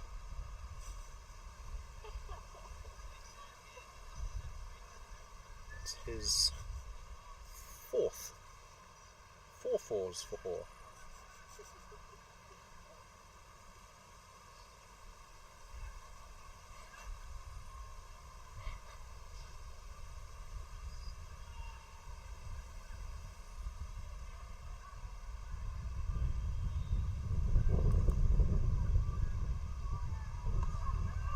Runs on the leg side. This one will just be 1 down to fine leg, but he's strong off his pads. The number 21 for New Zealand. Both of these batsmen former first class cricketers. Petrie an international as well. Both South Island men. Richard Petrie grew up in Canterbury, played his first block of first class cricket for Canterbury before moving to Wellington, whereas Andrew Hoare has always been an Otago man from the deep south of New Zealand. Played all his first class cricket for Canterbury, for Otago, and still lives there now.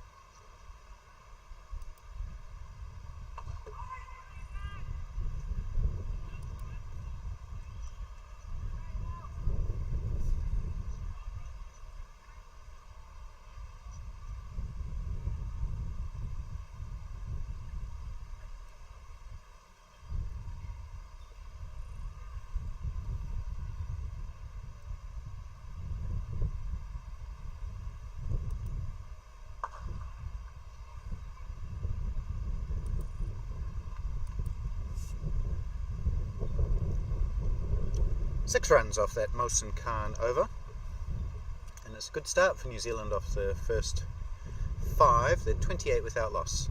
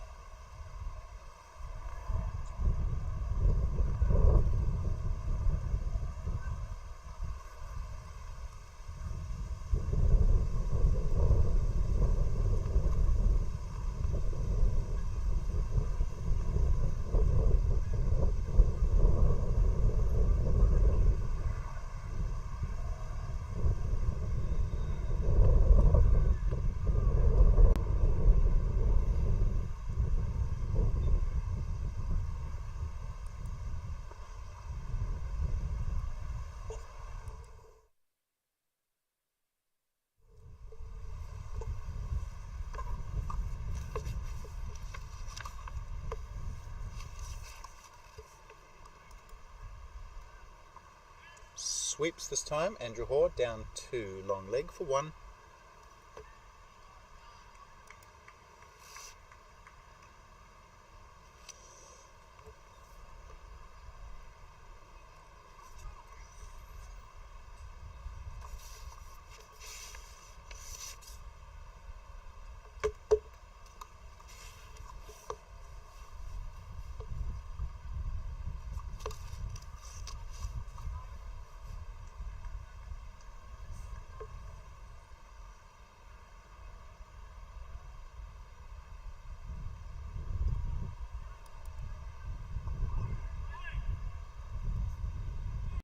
Initially looking to play on the offside, ended up playing a kind of a weird straight pull shot for no runs.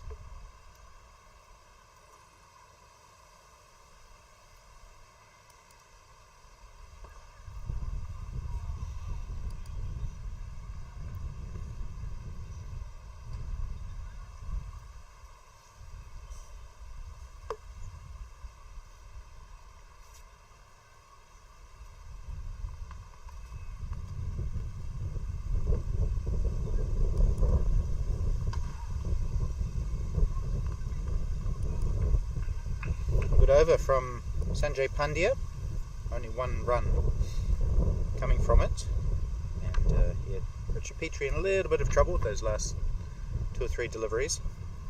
Petrie 7 off 16, Andrew Hoare 21 off 19.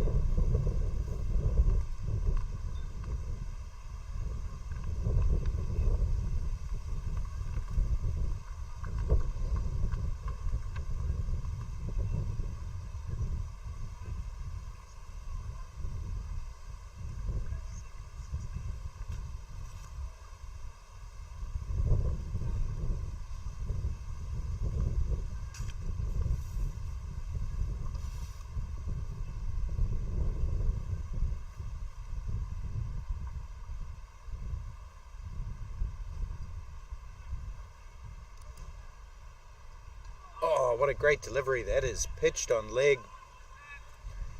Beat Andrew Hoare outside the off stump. Really nice outswinger to the left-hander from Mohsin Khan. He's getting a lot of movement.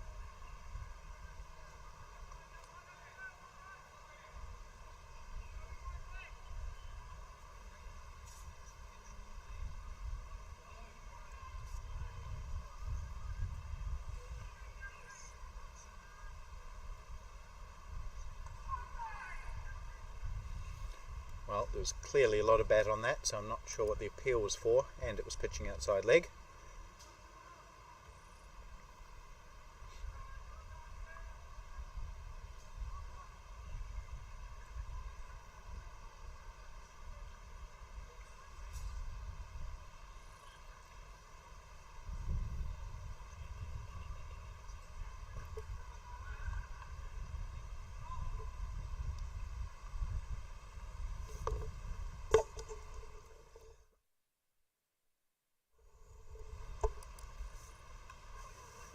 Ooh, inside edge for Petrie.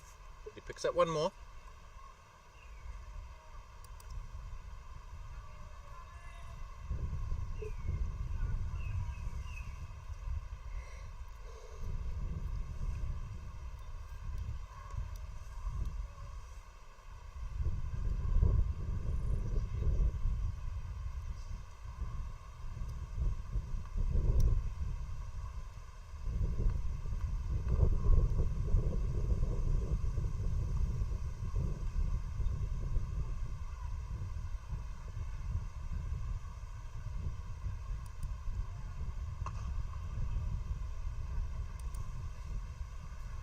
Quite nicely played from Andrew Hoare, just waited for the ball to move across him as he knew it would, and then played it straight back down the wicket.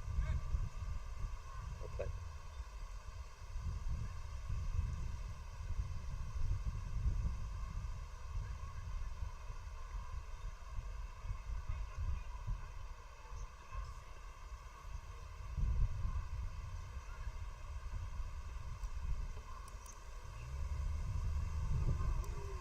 More excellent bowling from Mohsin Khan. He's swinging it as much as I've seen anyone swing the ball in this tournament, and he's controlling his line as well, swinging it right across the left-hander again into the gloves of the wicketkeeper Parakananta.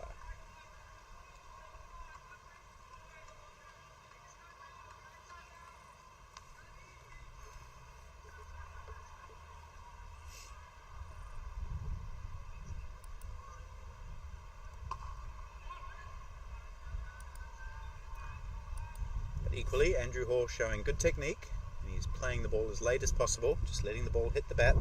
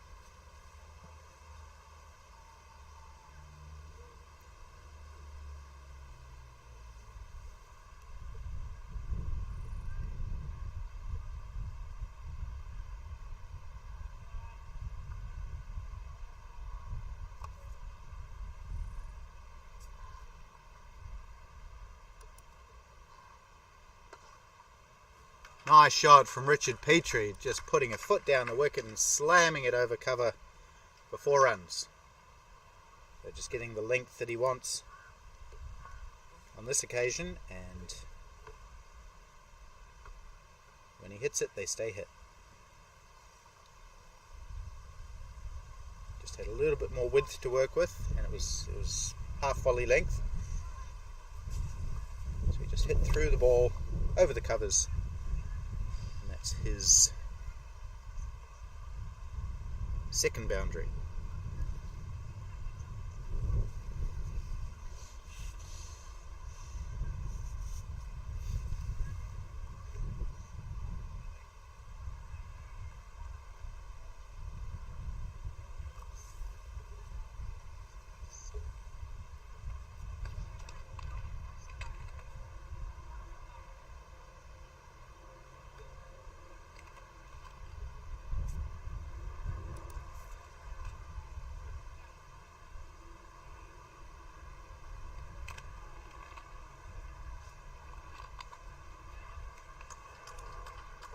A little deft touch, glancing it fine.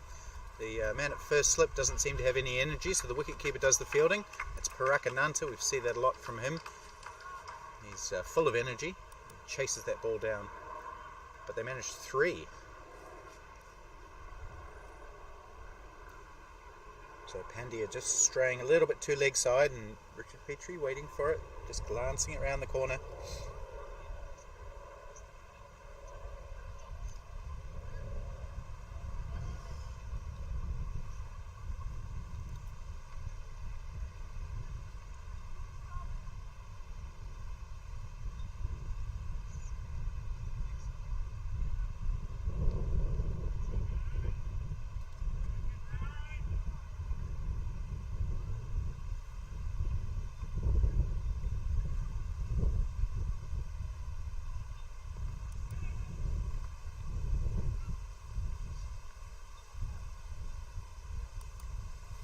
Easy run for Andrew Hoare down to fine leg, where I think that's Himanshu Patadia does the fielding. He'll have a bowl later or sooner. He's the American's leading wicket taker in the tournament, I think. confirm that.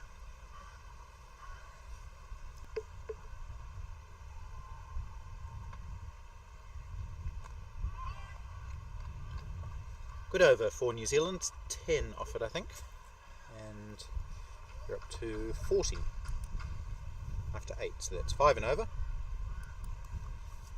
they haven't really looked troubled. The ball is swung early on from Mosen. He did beat the bat a few times, but no chances yet, no genuine appeals either.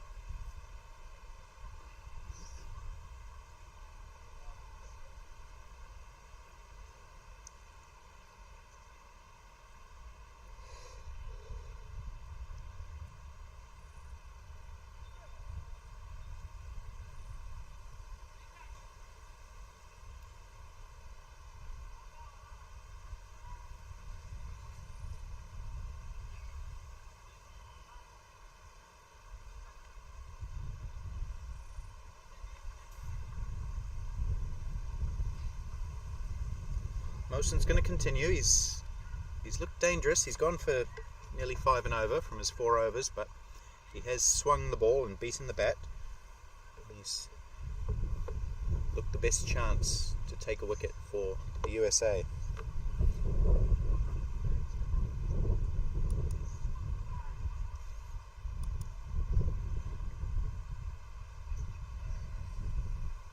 Richard Petrie, on the other hand, has looked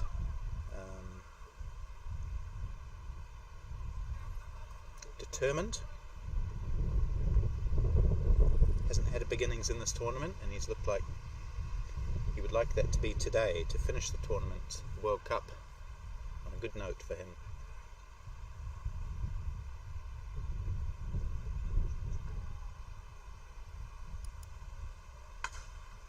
And that's beautiful shot through the covers. That's the shot of the day for Richard Petrie. Lovely cover drive. Just again getting the foot to the pitch of the ball, hitting through it.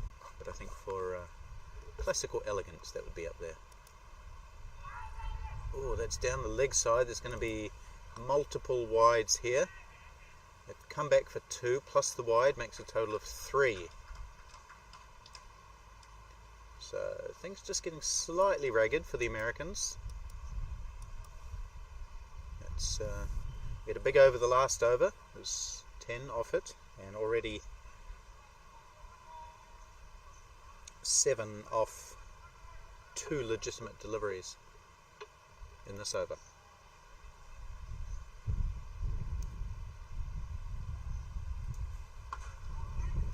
Another strong drive from Petrie, fielded well this time in the covers. Of course, this match is being played for 3rd and 4th place. The winner will finish 3rd in the tournament, the loser will finish 4th. All of the other teams are playing for the subsequent positions further down the table, except for South Africa and England, who will compete tomorrow in the grand final for 1st and 2nd.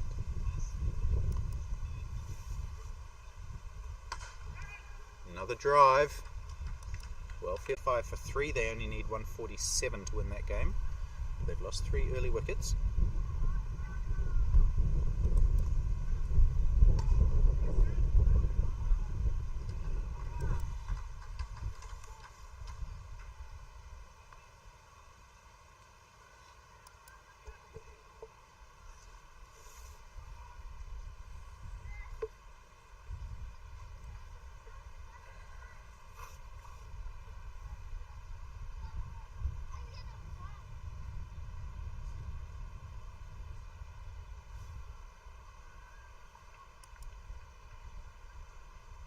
Short, hammered away. No, not really. No timing from Petrie. He's pulled it straight up to mid-on for 1. I thought he'd hit it better initially when I saw it.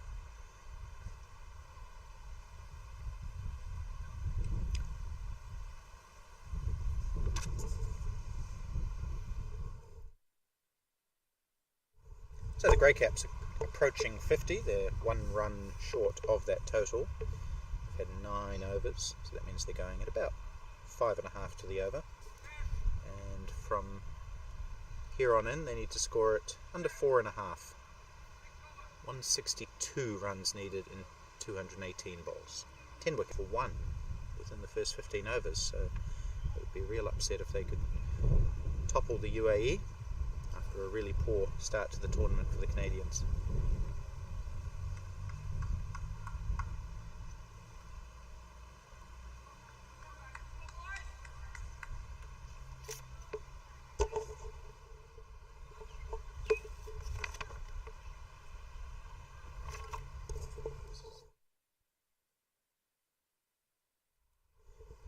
So this is Himanshu Patadia, another left armour replacing, well, one left armour replacing another, left arm spin.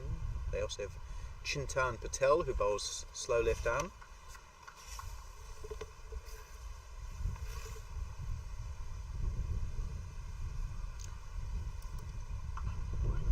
Himanshu is the leading wicket taker for the USA in this tournament. He's taken 12 wickets at an average of 15.6.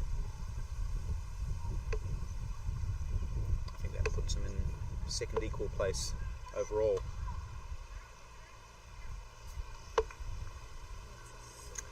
It's the 50 up for New Zealand in the 10th over. Good solid start from them, no loss.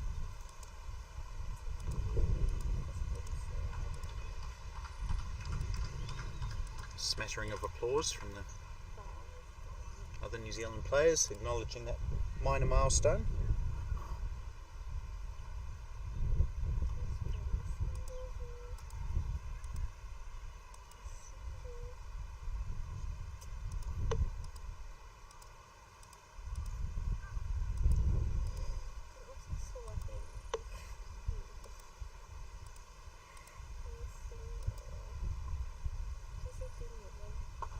Oh, chance of a catch taken, and again Andrew Hoare is just really softly holed out, as we see so often from him. He looks really comfortable and then just plays a really loose, simple shot straight to a fielder, and it's happened once again, just guiding the ball to mid-off, and the easiest of catches taken.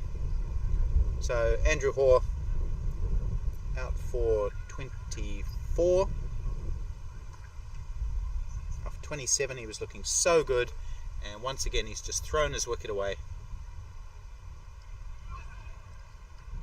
He's given the Americans a sniff. They're happy.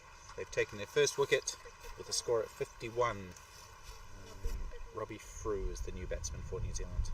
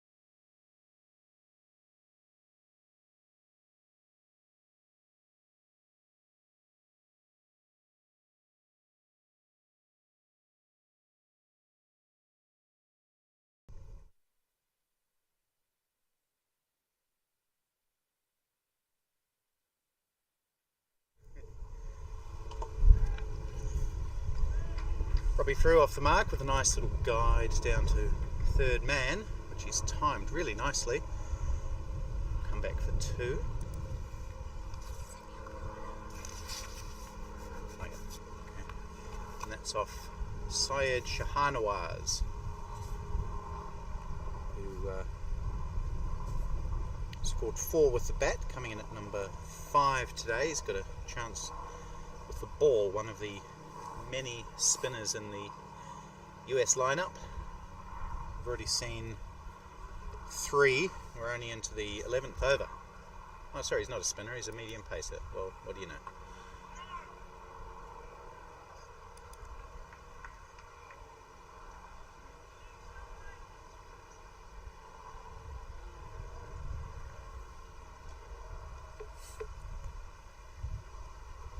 Robbie Frew has looked good every time he's batted. He's got a nice technique, quite an elegant batsman.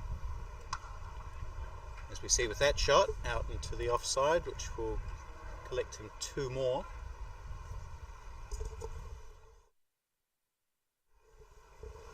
His problem, which I've been a little bit critical of, has been his strike rate, only going at 59 in the tournament, and on a couple of occasions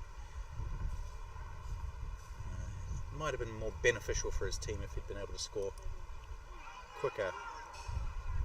Good delivery from Shahnawaz, bringing Frew forward and the ball getting caught up in his bat pad area.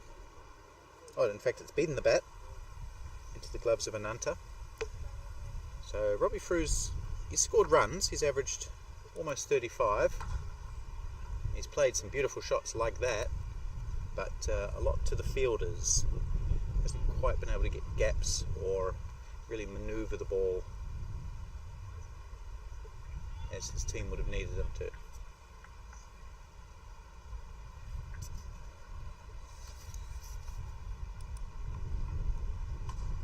Nice clip off his legs though. Has he timed that one? He has. Very nicely into the square leg boundary for 4. So no problem with his strike rate today so far in the early stages. He's up to 8 at a runner ball. And New Zealand going at over 5 in the first 11 overs.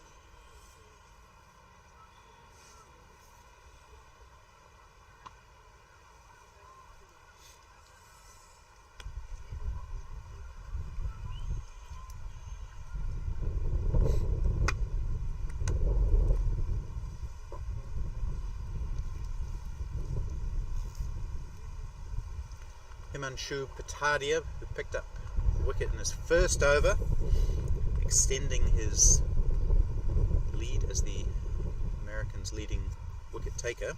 He has 13 in the tournament so far, and that may well put him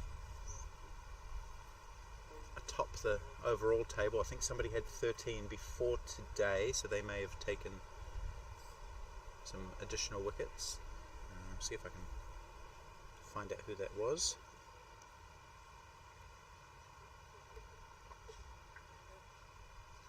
Yeah, Jafar Qureshi had 13 before today. He took another 3, so he's got 16. Bidi Anandapa from Canada has 13, and so too does Patadia now. And also Naeem Tayyab from Pakistan.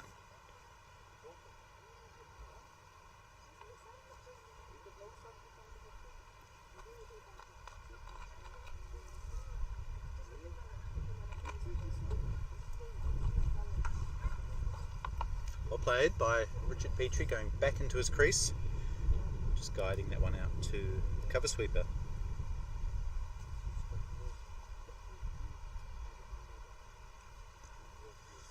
So Robbie Frew is another former first-class cricketer for Canterbury, so we've got 2 ex-Canterbury players at the wicket now. Both have first-class centuries to their names.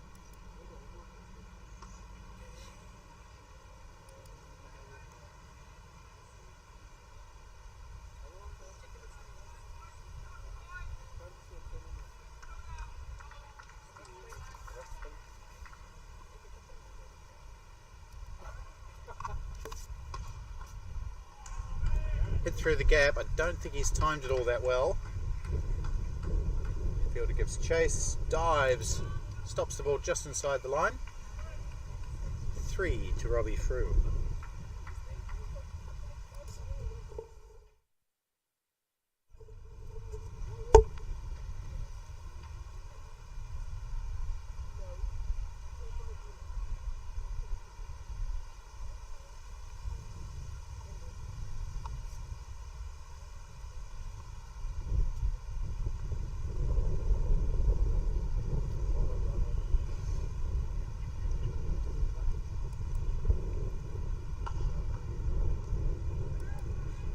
Take a quick single here as Richard Petrie smashed it back at Patadia, who couldn't field cleanly off his own bowling.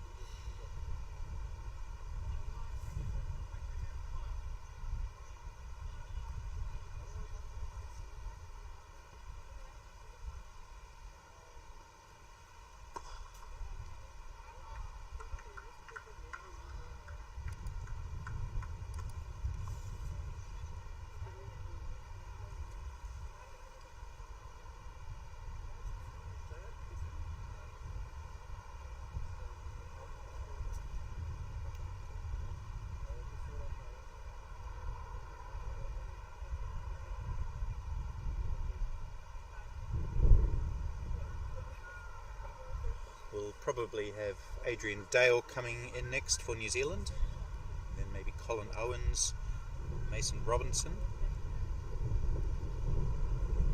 No Adil Samani or Kelvin Scott or Bert Horner in the New Zealand lineup today, or John Voinovich, but he's not really a batsman.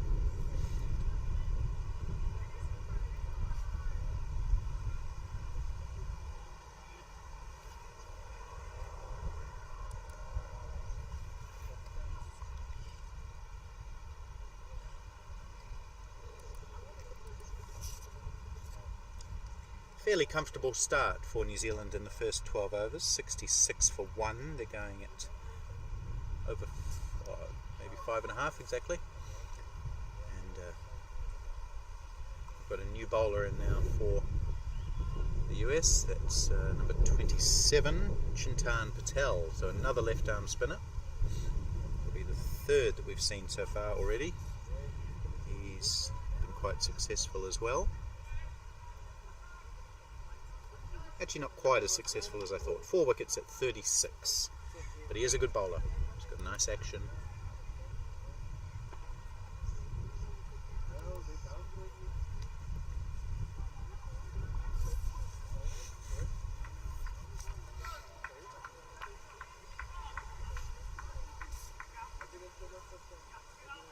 Long off goes back for Richard Petrie. We've also got a cover sweeper. That's it. So just 2 fielders outside the circle. They are allowed a third.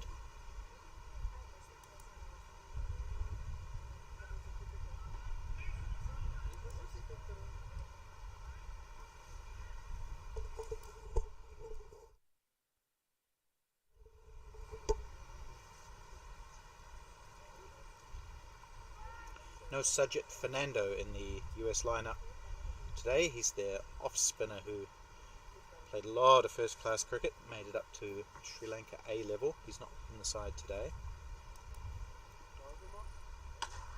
Smashed away by Robbie Frew. 1 bounce, 2 bounces over the straight mid wicket boundary for 4. So Robbie Frew looking quite assertive today by his standards. It was a long hop and he has shown the ability to knock away the bad ball in this tournament, and that he did on this occasion. Good balance in that shot. Didn't lose his shape.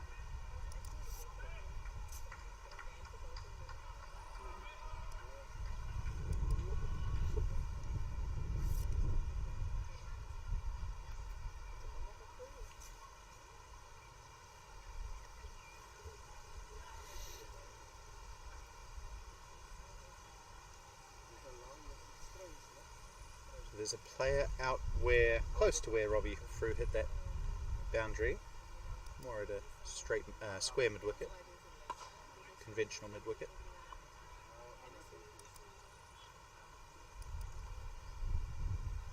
End of Chintan Patel's first over, 6 runs coming from it, a boundary and a couple of singles. Robbie Frew is up to 16 from 14, Richard Petrie 26 from 36, and a good solid start for New Zealand, not being troubled by the US spinners yet. The key will be keeping wickets in hand, while of course at the same time not letting that run rate required get out of hand. It's in hand at the moment. They need 4.3 from here.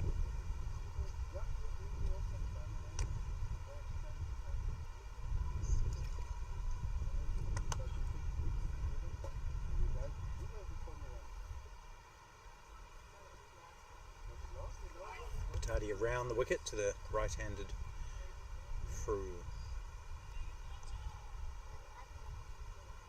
Robbie Frew with number 35 on his back. The numbers for New Zealand represent the order in which players represent their country. So that means Robbie Frew is the 35th player to play over-50s cricket for New Zealand.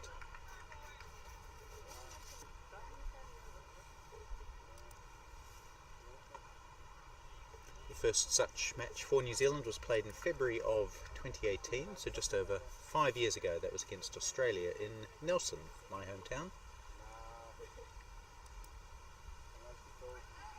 Australia won that match, New Zealand won the second match in the series, and the third match was abandoned due to a cyclone.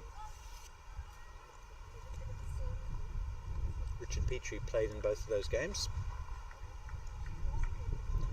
Hit the winning runs for New Zealand in the second match.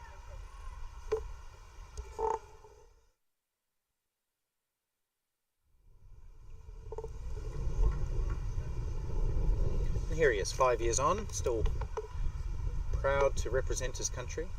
Number 10, Richard Petrie. So he was in that first 11. That's why his number is 10. I think it might have been done on alphabetical order for the very first team. Oh, that's nicely bowled by Patadia. Straightening up and squaring Robbie Frew up a little bit.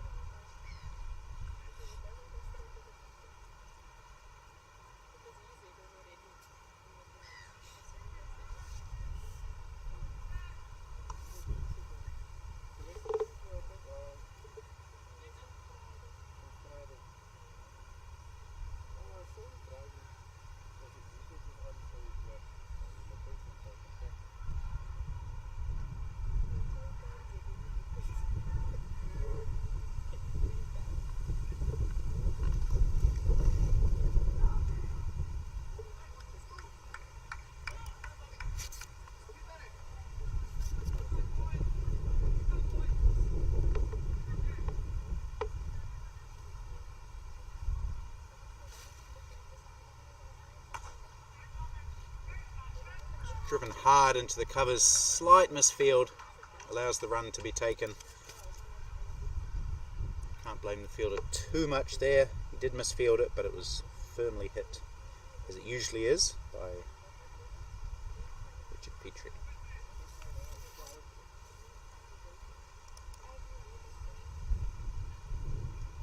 Ooh, Frew is beaten this time, trying to play a late cut.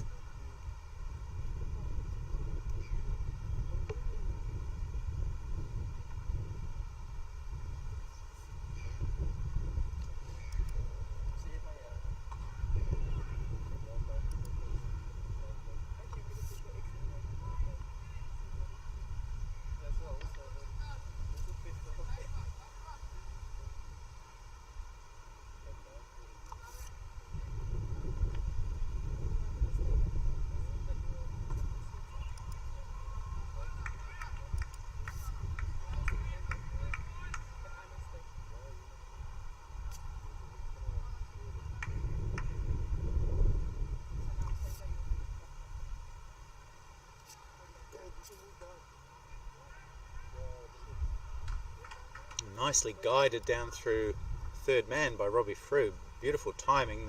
One of the fielders there is really struggling. It's the man with the red cap on there. Might be Fazal. He's not really able to run much, so he leaves it to his teammate, and they take 2. And that's 15 overs bowled now by the USA. New Zealand have got calmly through to 75 for 1. That's exactly 5 and over. It's a good start for them. And everyone will have a little 5 or 6 minute break.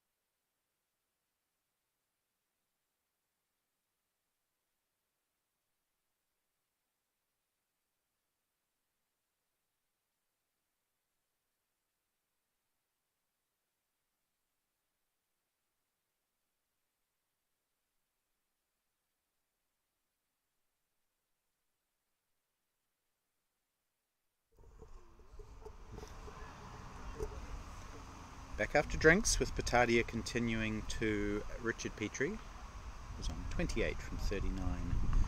Man out Andrew Hoare, who had progressed very comfortably to 24, as he usually does, and then just spooned the ball up to mid-off. Another very soft delivery for Andrew.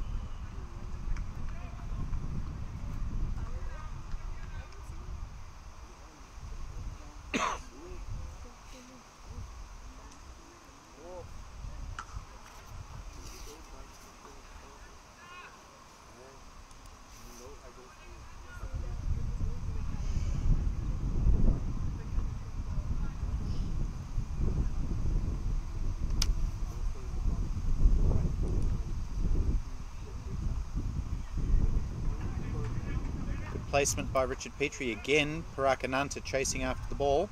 He's the wicket keeper. Petrie takes 2 more with that leg glance.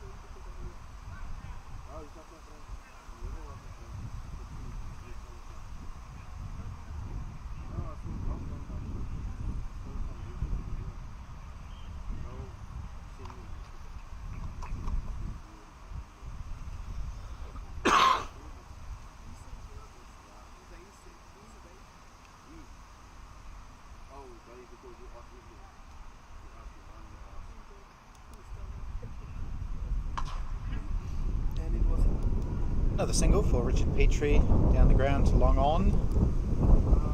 A few of the US fielders just looking a little bit tired, as you'd imagine. The New Zealand fielders were definitely in the first innings. It's been a long tournament, as I said. This is game number 8 within a period of about 2.5 weeks.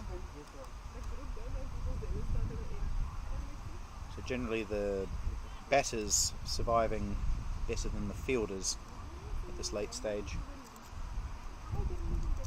The Americans, amazingly, flew in on, I think it was the Saturday before the tournament started. Ooh, good delivery from Patel. They got off the plane at 5:30 in the morning, and by 10 o'clock that morning they were playing a warm-up match against South Africa, which they nearly won.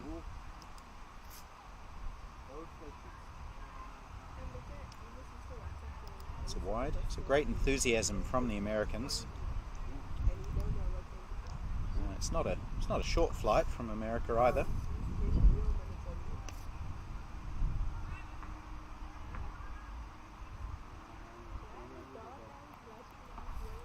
Nicely played, nicely bowled.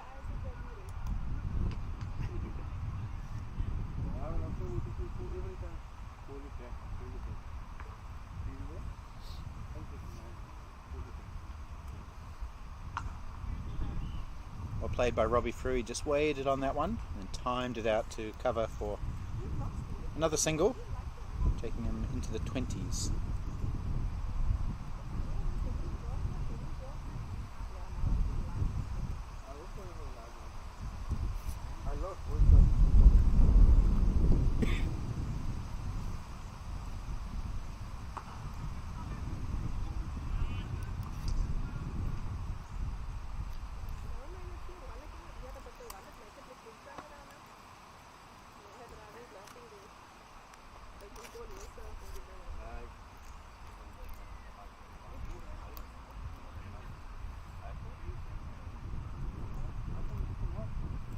So New Zealand just accumulating now in the 2 overs since drinks. We've seen 8 runs.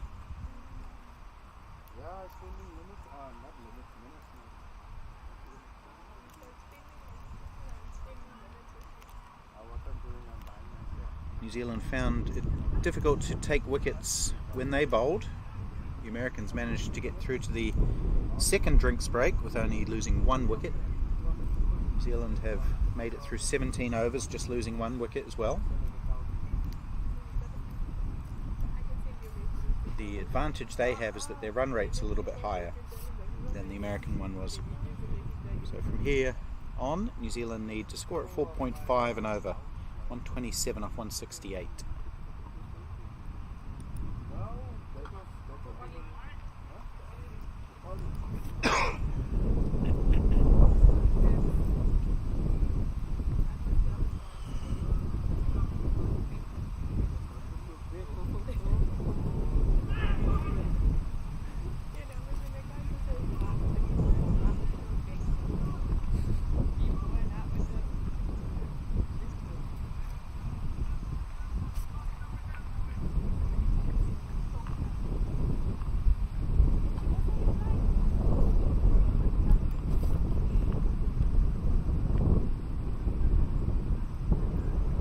Hardy is bowled tightly though, just 1 for 11 off halfway through his 5th.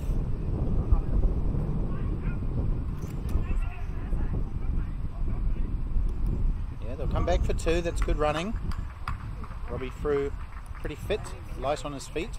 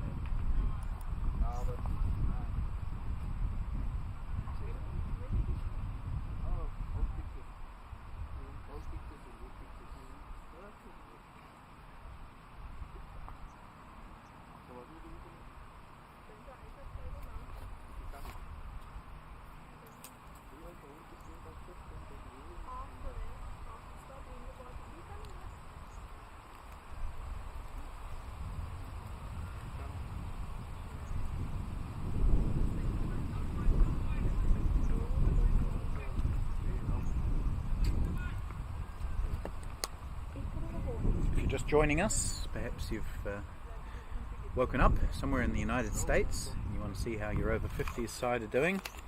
Maybe you're coming back from a late night in New Zealand on a Sunday.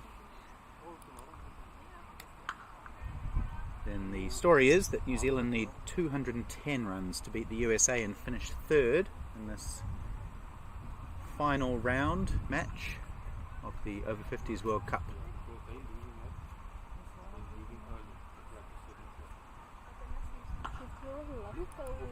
The US scored 209 for 9 in their 45 overs. Ajit Jayasinghe 68, Rafi Kazi 54, and Fazal Alam 20 were the only batsmen to reach 20.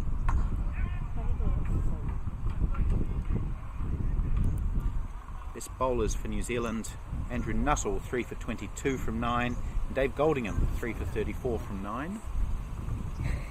Richard Petrie 2 for 31. And then New Zealand's response: all three batters who have batted so far have reached 20. Andrew Hoare was caught. Sanjay Pandya bowled Himanshu Bhattadia for 24. Richard Petrie 33 not out. Robbie Frew 22 not out.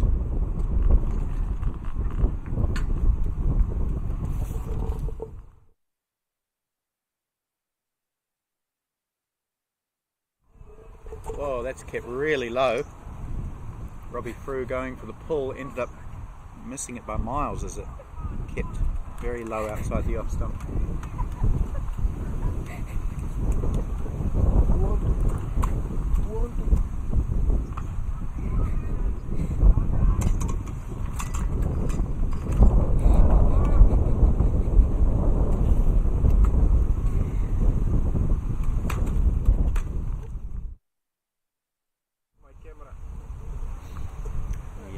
Pitch Vision production crew just moving our marquee a little bit as the sun shifts around.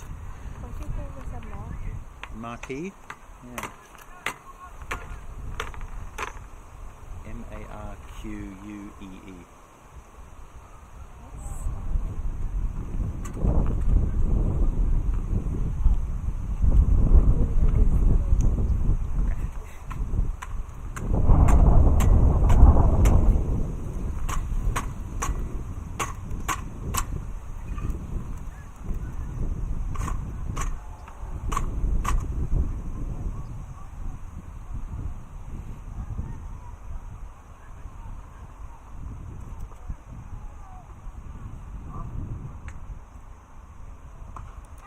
'Petrie goes straight and falls safely.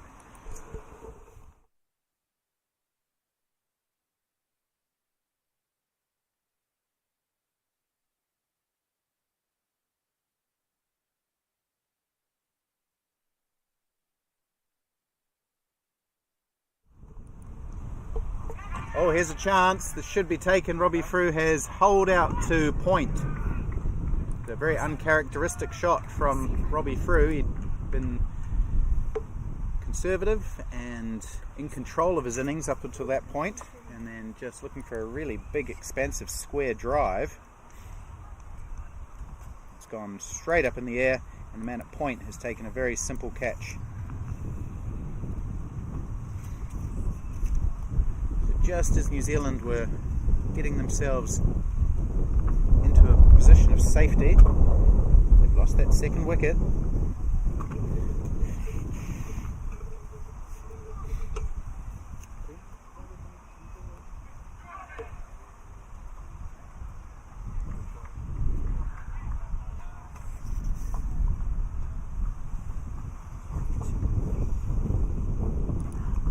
.87 for 2 now, 19.2 overs gone. And the new batsman will be the New Zealand captain, Adrian Dale.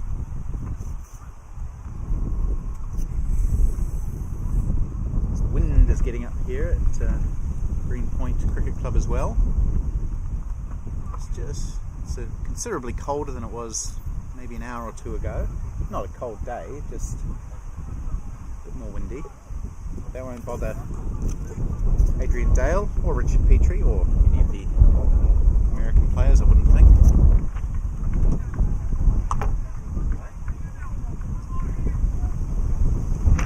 But that wicket has given some encouragement to the American side, who feel that they're back in this game now, having snaffled a second wicket.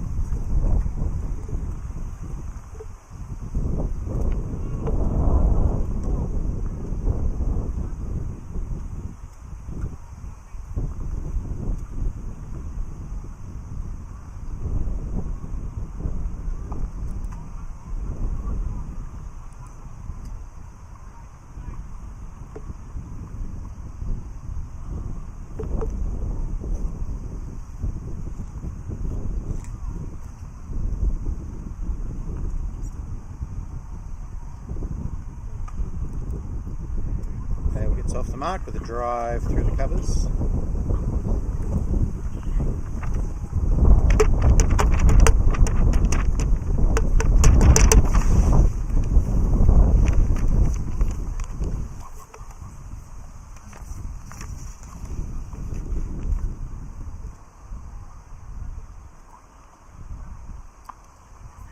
Two experienced members of the New Zealand team, probably the most experienced members of the batting lineup at least. Both men played in that first series way back in 2018 that I was referring to earlier against Australia. Also played a lot of first class cricket. Adrian Dale played 15 years of county cricket. So all of the top four for New Zealand experienced first class cricketers, and they'll need it. The Americans fighting their way back into this game. 88 for 2 now. And we were having a little discussion, me and Labiba, the pitch vision scorer, about the difference between a marquee and a gazebo. I've looked it up. A gazebo is smaller than a marquee, so I think this is probably a gazebo. So I'm going to default to you on this one, Labiba. We'll call it a gazebo. What is?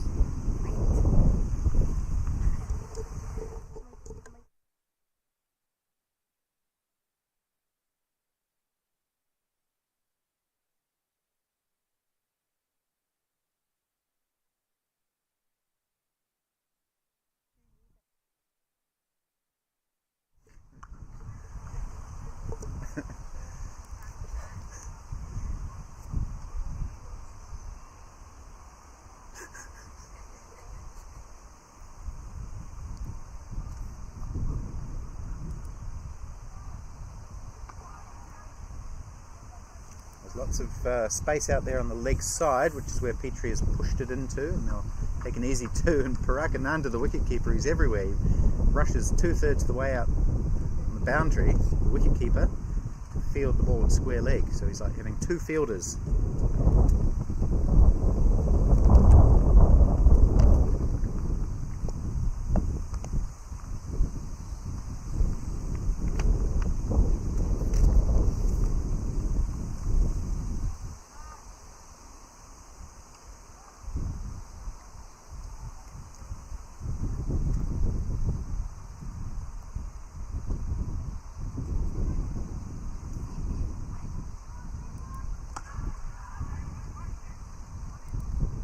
Another good shot from Richard Petrie. He's looked determined today.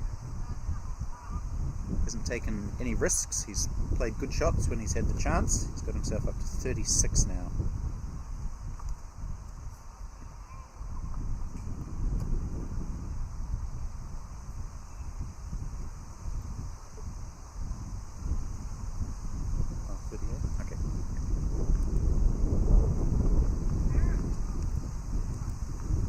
Adrian Dale, he'll be determined as well to get a good score. He started off well, scored 68 against Zimbabwe and 46 against Sri Lanka. He's fallen away pretty badly since then.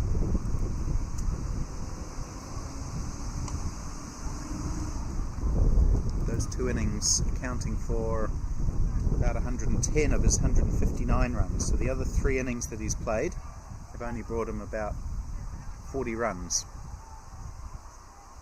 and he's so far averaging 31.8.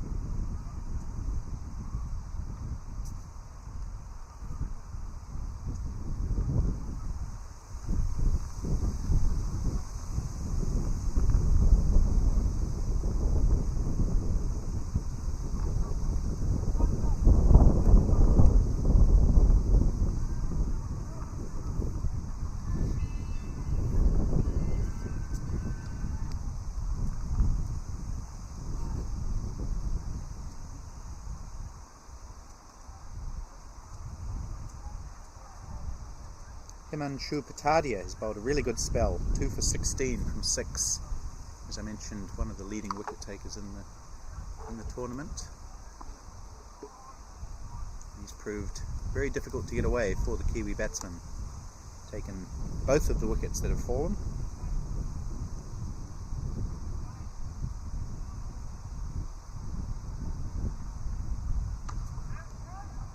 Slammed away by Petrie, but this outfield remains slow. The grass is a little bit longer than some of the other grounds we've seen. That contributes as well, and you really have to hit it quite hard to get it away for 4, so 2 more on this occasion for Richard Petrie.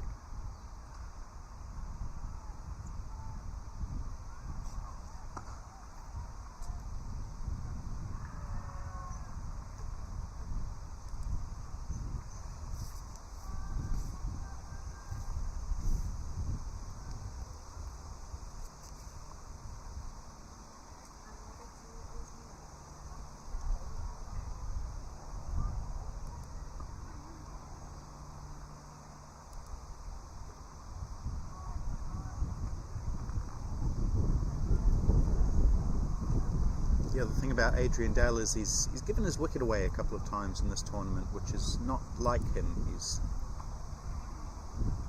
usually quite a methodical, professional style of batsman, and if you get him out, well, it's because you've bowled a really good ball. But he's holed out. He's been stumped a couple of times.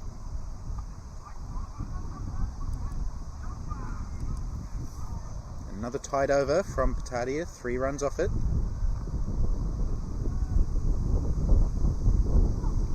So the run rate's still in hand for New Zealand, but it is creeping up to close to 5, 4.96 it is now. 115 needed from 139. So no problem at all yet. Again, wickets will be the key. We saw the Americans lose 8 in their last 15 overs. In the pursuit of quick runs.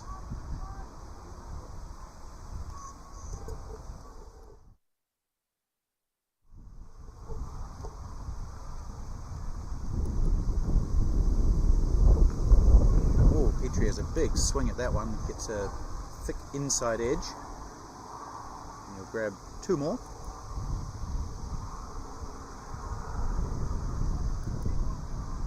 So Patel has been economical as well. Chintan Patel, none for 18 off 5.1. The 2 left-arm spinners doing a good job for the USA.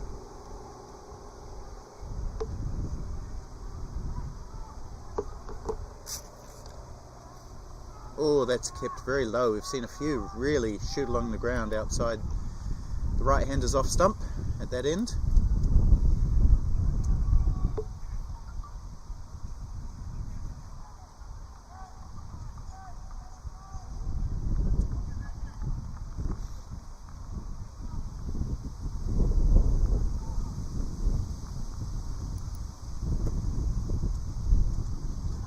Adrian Dale uses his feet, shuffles down the wicket, hit on the pad, but the fact that he had come out of his crease may have helped him. Maybe it was sliding down a little bit.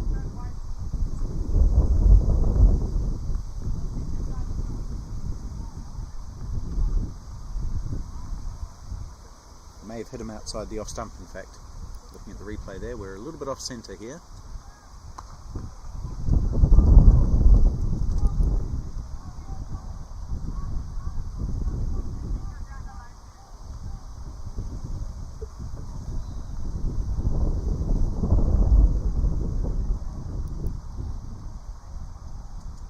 Dale on the sweep, that's good because there's nobody out there, just a matter of how well he's timed it, and enough to reach the boundary. Teased the fielder out there, thought he had a chance but he couldn't quite haul it in, and Adrian Dale scores a boundary which brings up the New Zealand 100. So 102 for 2 now, New Zealand, almost halfway towards their target. And we have reached exactly the halfway point, or slightly more. So New Zealand on track.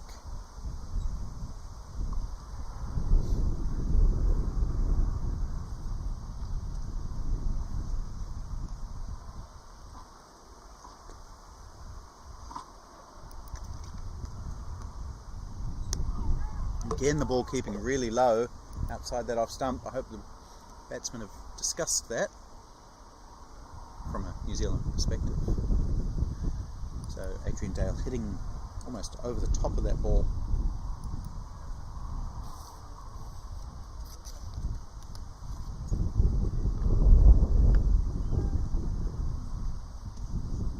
Two more though.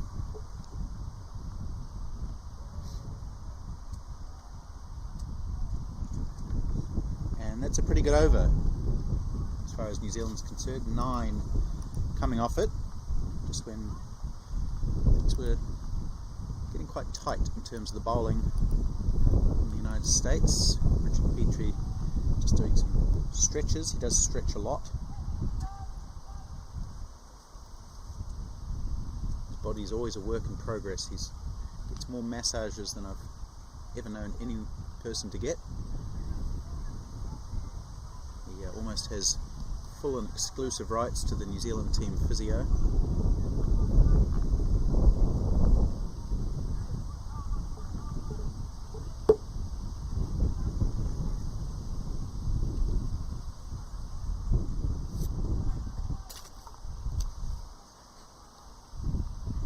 Here's Patadia. He's got 2 overs left. He'll bowl one of them now. Driven straight, that's nice. They could get 2. They will. Adrian Dale calls Petrie back.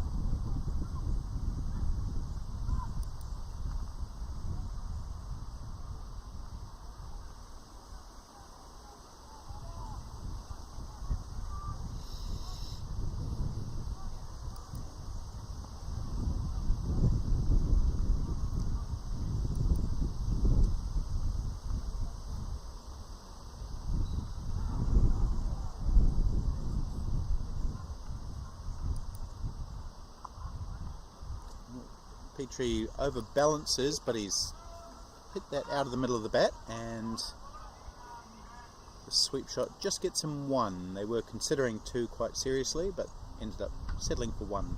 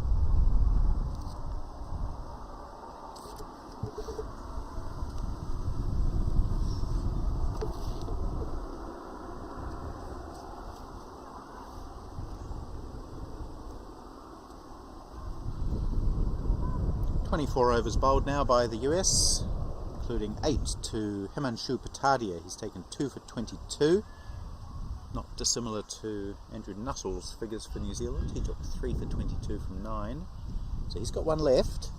Chintan Patel, he's bowled 6 for 23, he's got 3 left. You get the feeling that these are the 2 key bowlers for the United States. They do still have plenty of other options. Oh, that's coming beautifully to Richard Petrie. He's got to be careful outside the off stump there. It's keeping low, and that looked like an arm ball from here, which just kept coming in. But Richard Petrie kept the ball out, to his credit.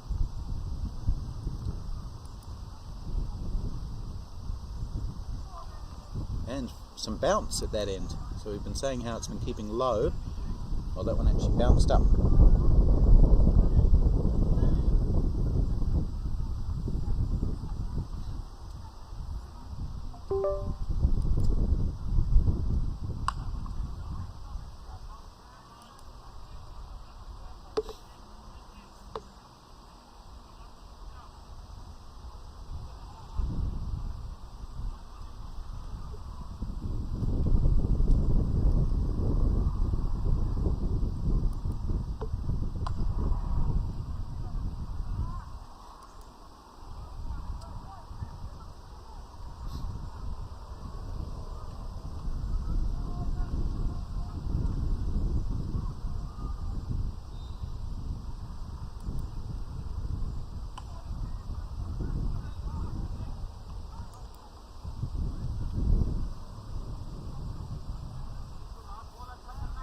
Five dot balls in this over from Chintan Patel, a good one. He's just got the 1 ball left. Can he bowl a maiden? We've had 1 maiden in the New Zealand innings. That was early on.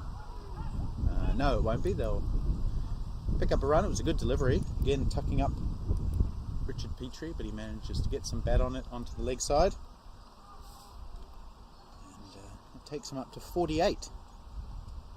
So he's approaching his second 50 of the tournament. He did get one against West Indies, turned it into 70 in that easy chase that New Zealand had against the Windies.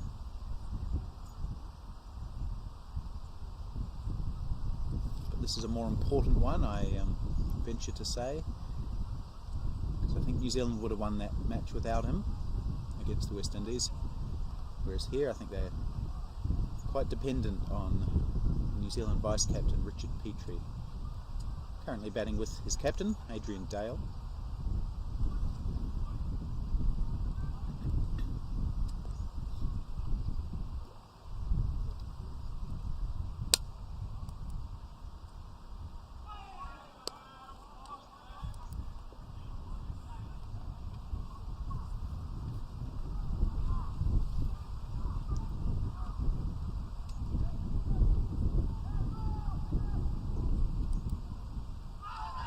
Shout for LBW. It looked like it was maybe going down leg side a little bit from this angle. It's not a great angle we're at. It's not too bad actually, we're just maybe 10 degrees off straight.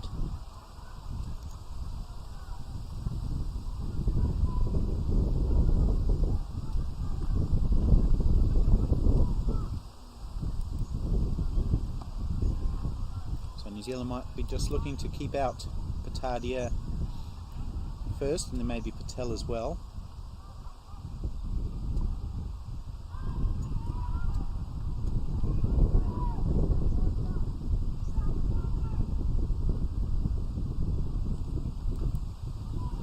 Oh, that's good delivery, beating the bat of Petrie as Petrie lunged down the wicket.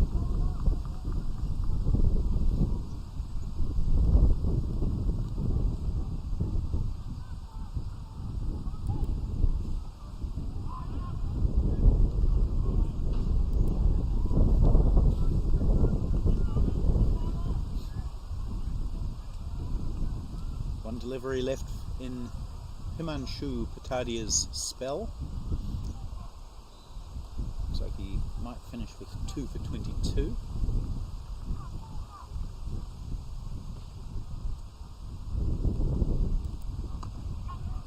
No, for the second consecutive over, a maiden opportunity is spoiled by a single off the last ball.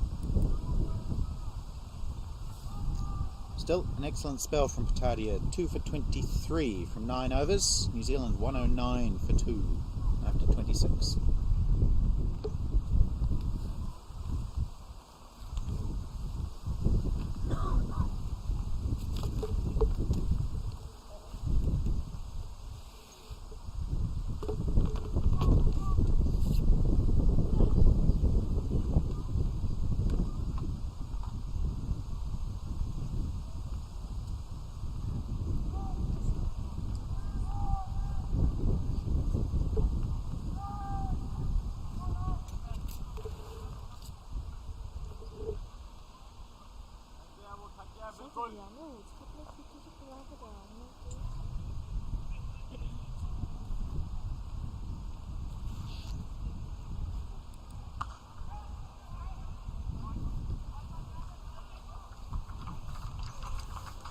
That quick single brings up Richard Petrie's 50.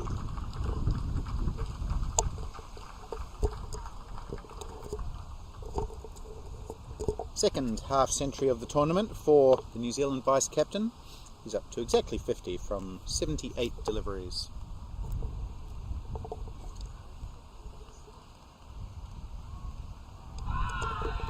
Now there's a big appeal.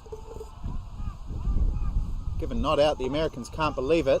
And now there's a chance of a run out. Dale comes steaming back for 2. Just see what happened there. On the sweep, Dale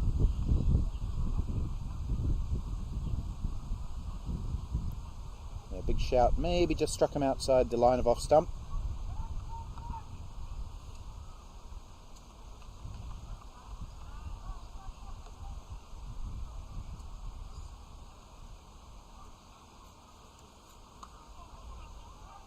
Oh, he wants a quick single this time, Dale, but Petrie not interested.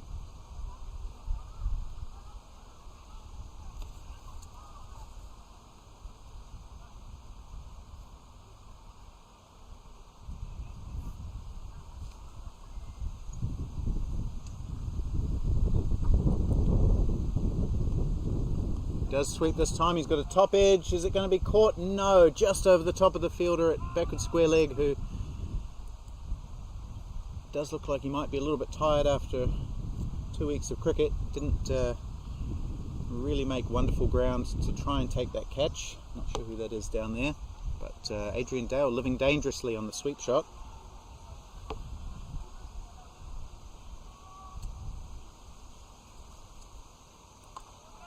Richard Petrie goes in the air this time, and his shot falls safe as well. He'll take 2, so it's all happening in this over.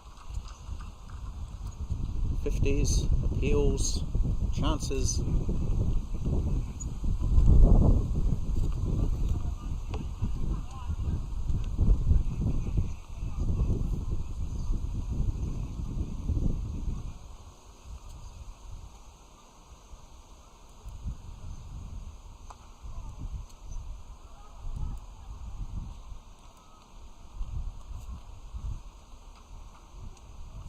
So that eventful over comes to an end with 3, 5, 6 off it. New Zealand are up to 115. Run rate required is up to 5.3 now. 97 from 18 overs. Actually, it's a little bit more than that, 5.3 something. But the good news for New Zealand is that Patadia's 9 overs have been used up. So they will have to bring on a new bowler. Just remains to be seen whether that bowler can bowl as economically as Patadia did.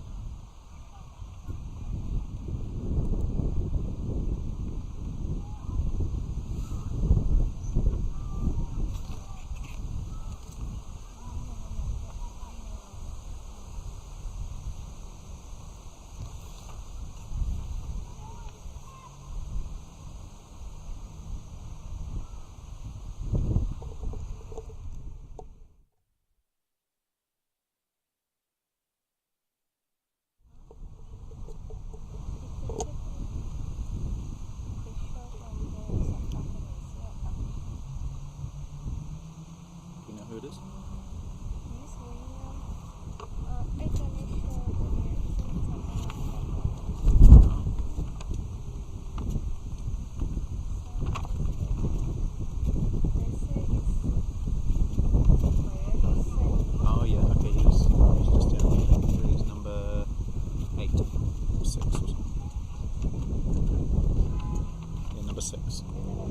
So the new bowler is Zubair Hussain, bowling some off spin.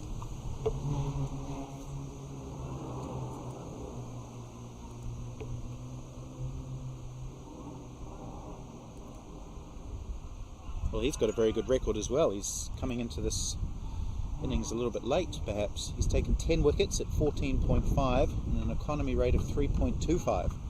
So he's certainly no mug with the ball, Zubair Hussain.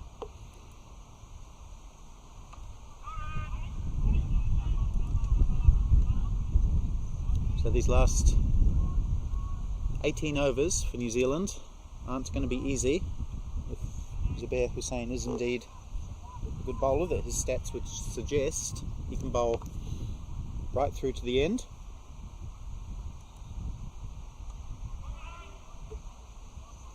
He started pretty well, just bowling outside off stump.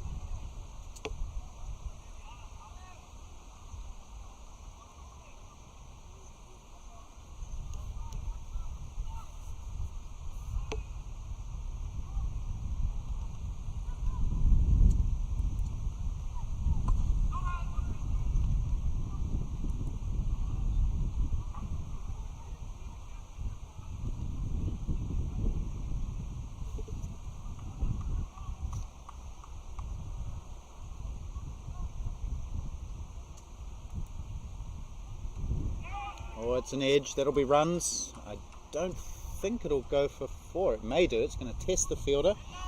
No, he does well, keeps it in. But Richard Petrie comes, how can I describe that? Describe it generously as loping. Back for 3. Chugging perhaps. 3 runs to Adrian Dale.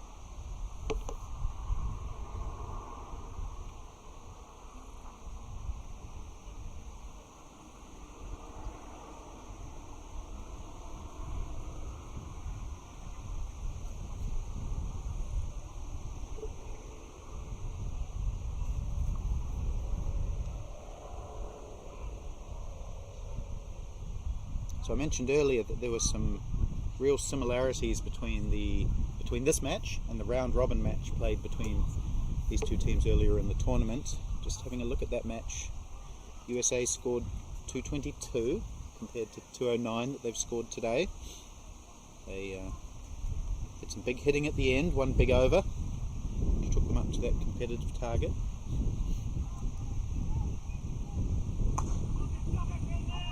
Oh, it's a nice shot from Dale, but really good fielding by the man at mid-on. Well played, Rafi Kazi. And then in response in that earlier match, New Zealand were looking very comfortable at 130 for 2 after 30 overs, which is about what they're looking at here. But then they fell away badly, losing 6 wickets for 58 runs. So some real parallels. That's a nice shot from Adrian Dale to the right of Zubair, fielding it long on now. But he fields well.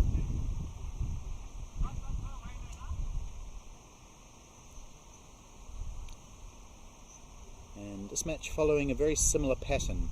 The key will be whether the two set batsmen can keep going a little bit longer this time. In that first match it was Andrew Hoare who scored 60 from 83 and Adrian Dale was 25 before he got out, and that started the rot.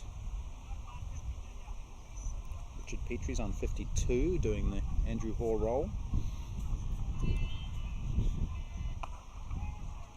That one's through the covers from Petrie. He's hit it into a nice big gap which will allow them to come back for 2 and think about the third but not take it.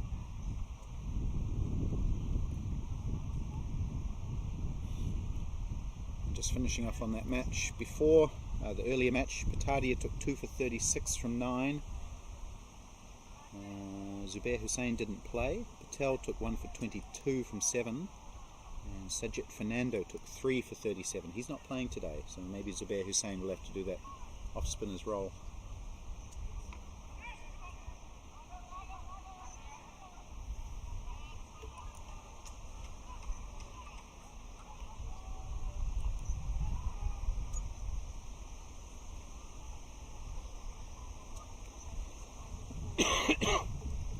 all 4 New Zealand batsmen reaching double figures. I'll be pleased with that aspect of things.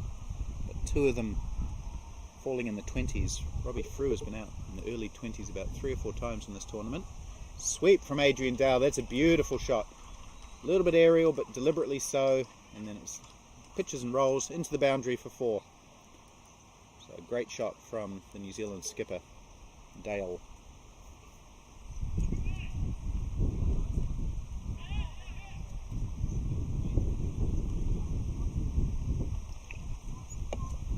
A good way to finish the over for New Zealand.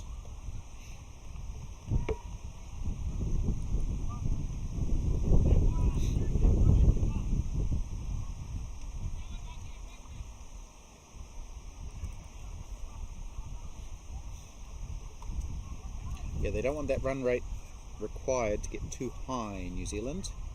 That was one of the problems that they had in that round robin match, is they allowed the run rate to get up over 6, and then it was just too difficult for the new batsmen coming in on a slow, low pitch against accurate spinners. Conversely, that's exactly what the United States will be looking to do. They'll be looking to bowl dot balls, get the run rate up over 6, and then over 6.5, create some pressure, grab some wickets, and then make it really tough when new batsmen come in. So it looks like we're having a change of bowling.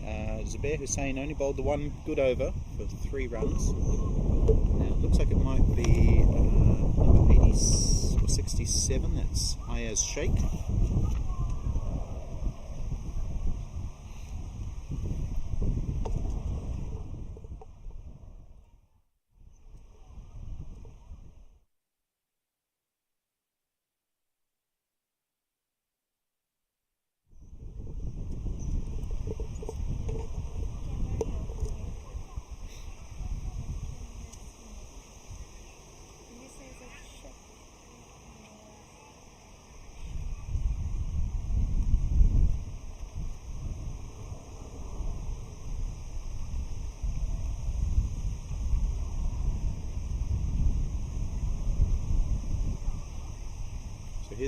Here is Sheikh, interesting bowling action, and they'll take a single off his first ball. That cut shot to Richard Petrie. We are just having some minor technical issues with the scorecard overlay. We're working on that, so bear with us.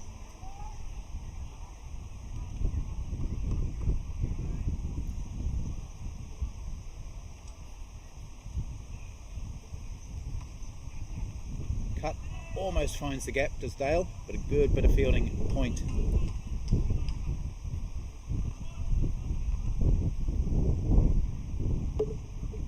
Canada have beaten the UAE by 7 wickets.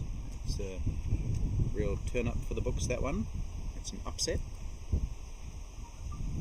Oh, tossed up, and then it didn't bounce at all at this end. So that was an interesting delivery. A lot of flight given to that ball by Sheikh. And he does again.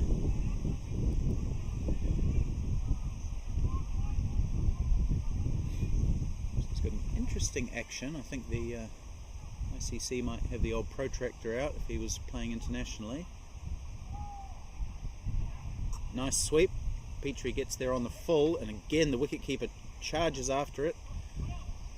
Didn't need to, as the man came around from fine leg. And they take 2.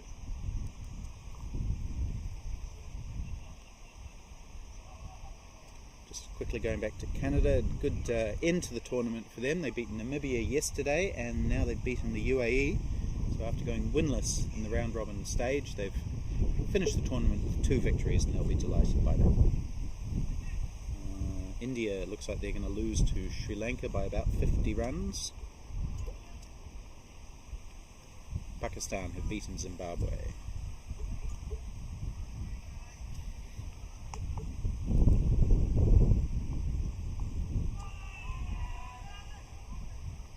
Appeal for a stumping. The wicketkeeper looked the wrong way and then had to appeal to where the umpire actually was.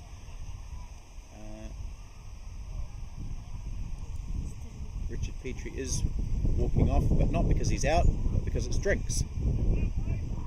So we'll all have a drink and come back in just a few moments for the last stanza of this match.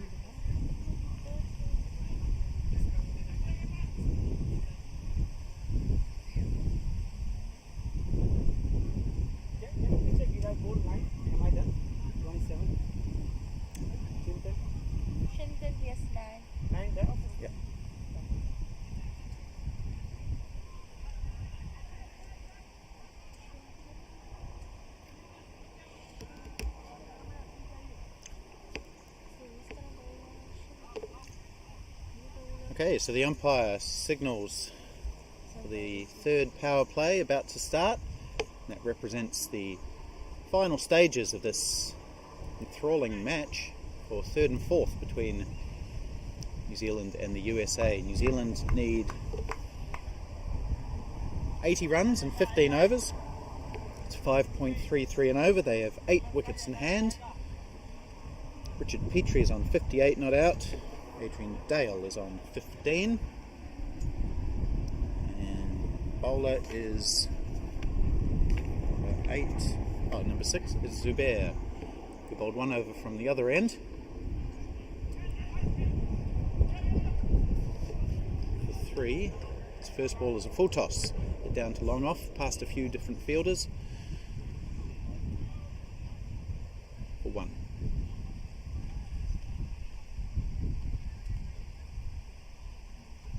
So if New Zealand bats sensibly, they should win this match, despite what looks like a increasingly wearing pitch. and some good bowling. Some good slow bowling from the USA. There are enough gaps in this field that if the two batters can just keep their heads and avoid that run rate getting too high,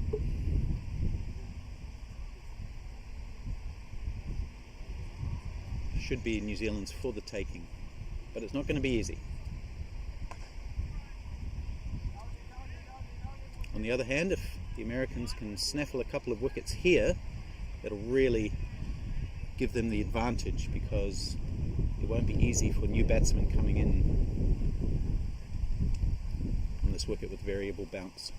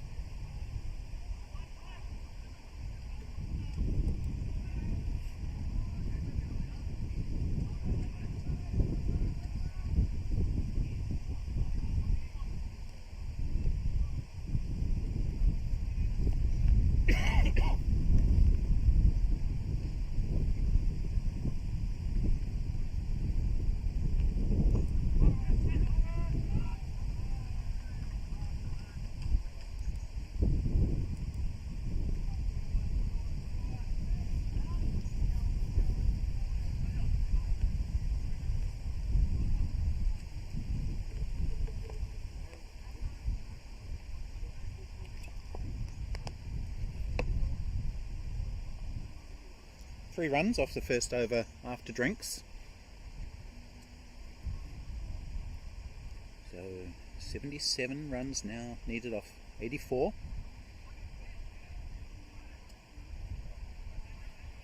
Players out. Andrew Hoare first of all. He was batting very fluently, looking really good, and then just spooned the ball up to mid-off where Sanjay Pandya took the catch. It was in Batadia's first over, I think. So a disappointing end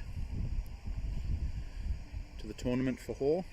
Robbie Frew came in and also looked quite fluent, got his way to 22 off 36 before he was caught by Chintan off Himanshu. That was a top edge. That was about the third or fourth time in the tournament that Robbie Frew has got his way to 21 or 22 and then managed to get out. Since then, Petrie and Dale have batted well together.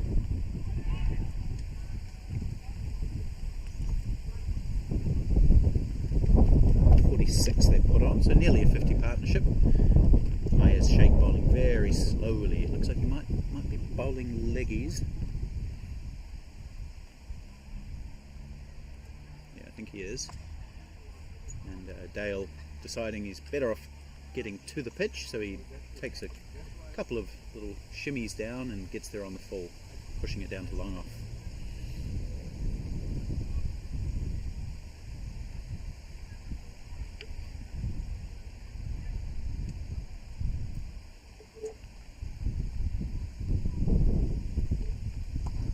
Petrie doing similar. He's a tall man, so it doesn't require such a shimmy to get to the ball on the full.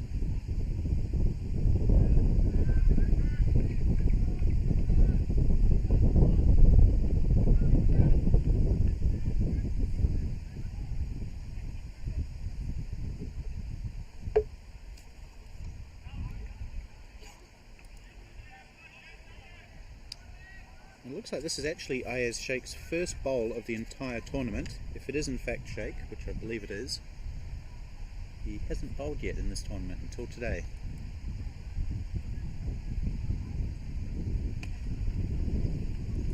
Now this has gone a little bit wide of the fielder at long off, so they will take two.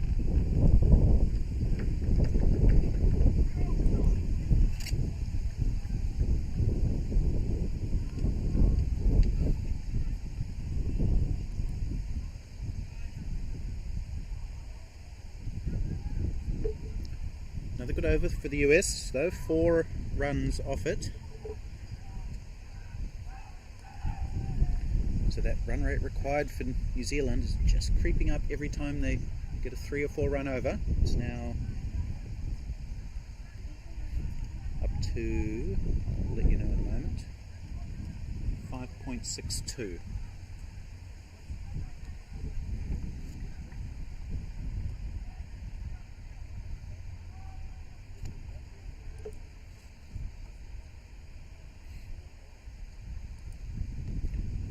Yes, 73 runs off 78 balls, 8 wickets remaining, and that is the key.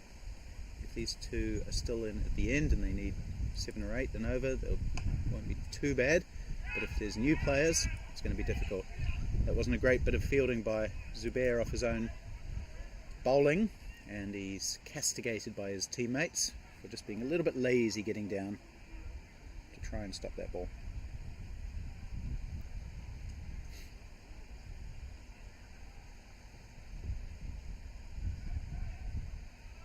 Yeah, it's a bit of a half-hearted, one-handed effort. Again, tiredness may be coming into play. It's nicely whipped away by Adrian Dale to straight mid-wicket for 1.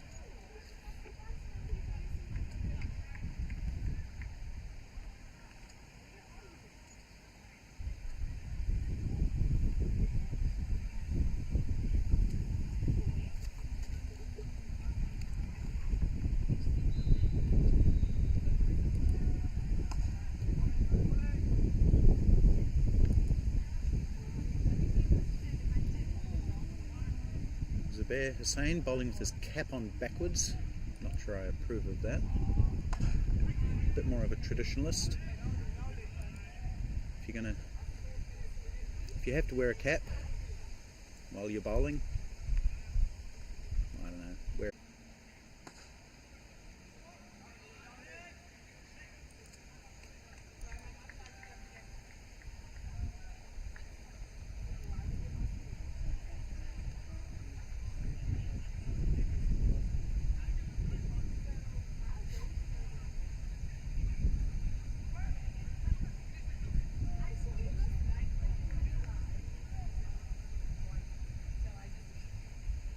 Another good over from Zubair, just 3 runs off it. Run rate required up to 5.83 now.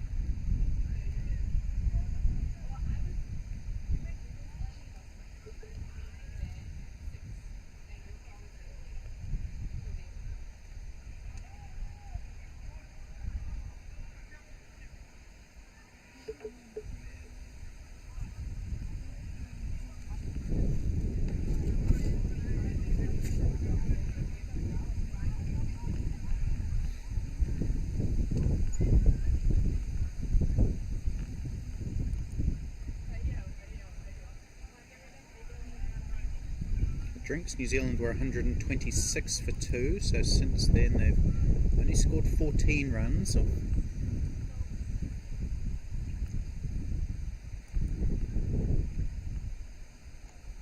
Oh, goes for the sweep, Petrie misses. Things just looking a little bit more difficult for New Zealand now. In fact, they were 130 for 2 at Drinks, so they've scored 10 runs off 3 overs since then.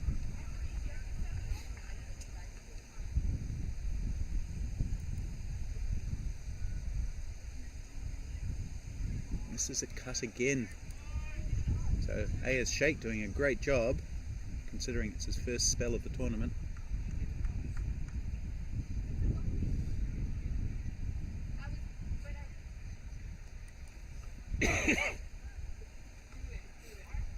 Does get hold of the cut, but just hits it straight to point.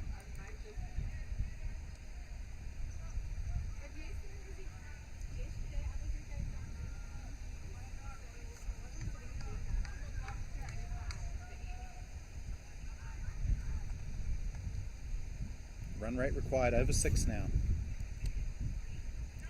It's a good shot though, just sweep, glancing it round the corner.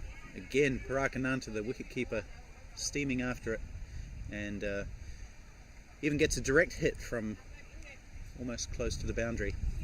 It's a great energy from the American wicketkeeper, who I believe has played every game in the tournament.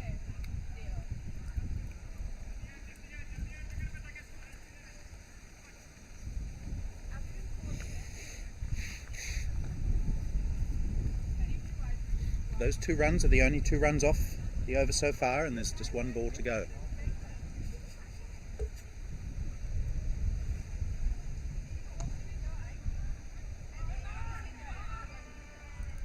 A little bit of a misfield from the bowler. If he'd fielded that cleanly and they'd still decided to go for the run, which they may have, could have been a chance of a run out. 3 runs off the over.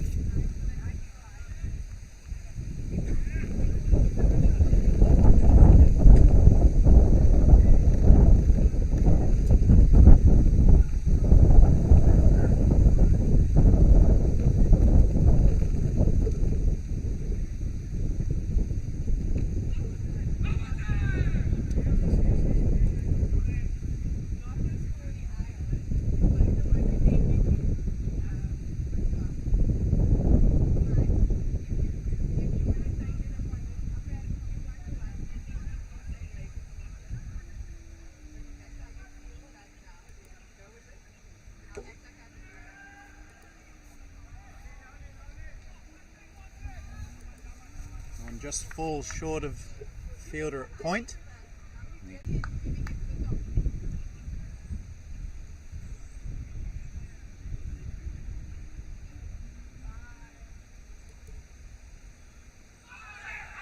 Strike he's getting, and the fact that the run rate is increasing, playing a bit of a wild shot. Appeal for LBW, not given, but they get a leg by.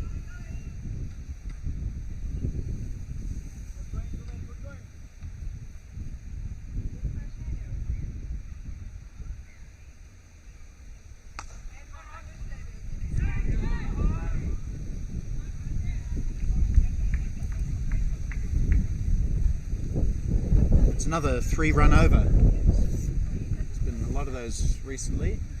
We have 1 ball left in this one.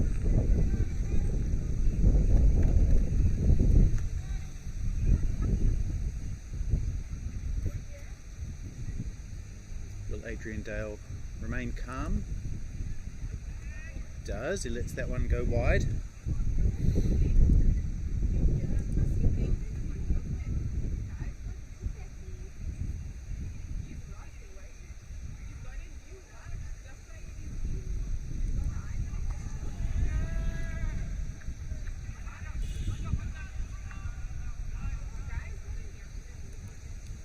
Four runs off that over for New Zealand, meaning that we're down to the last 10 overs now for New Zealand, and they need, well, for both sides, New Zealand need 63 runs to win from here. That's obviously 6.3 and over. So it's going to be an interesting chase. How are the New Zealanders going to approach this? Are they going to try and take it deep and maybe require 8 off the last 3? Or are they going to try and get ahead of that run rate and take the risk of losing a wicket? Colin Owens probably next in, or Mason Robinson, one of those two.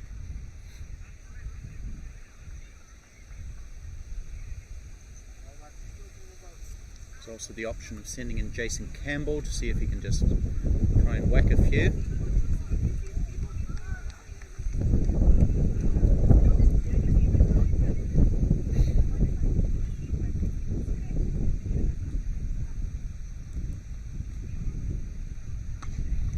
Straight chance of a catch. I think he's going to be taken. He is. Adrian Dale did get frustrated by those 3 or 4 tight, low scoring overs, trying to hit it for 6 straight down the ground. Couldn't do so. He's holed out to long off. And the Americans right back in this now, taking their 3rd wicket, the important one of Adrian Dale.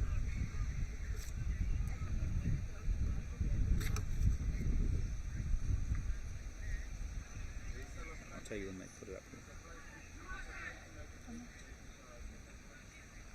Oh, you've got it. So it is Colin Owens who'll come out to replace Adrian Dale. We know that he cuts well, sweeps well, so he could be a good option. He runs well between the wickets.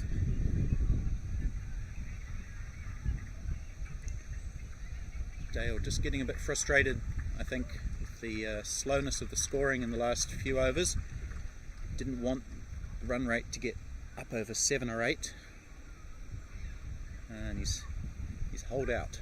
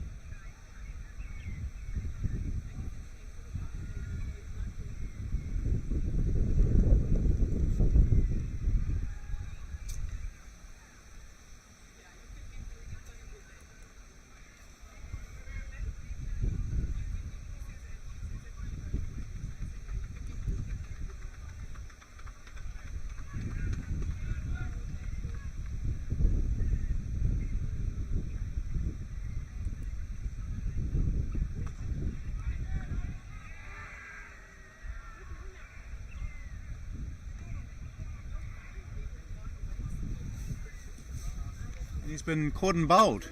It's all a bit slow motion here. It did look like a fair catch to me. Colin Owens thinks it might have been a bunt ball, but he's driven it straight back to the bowler Ayaz Sheikh, who has claimed the catch, and he's been given out.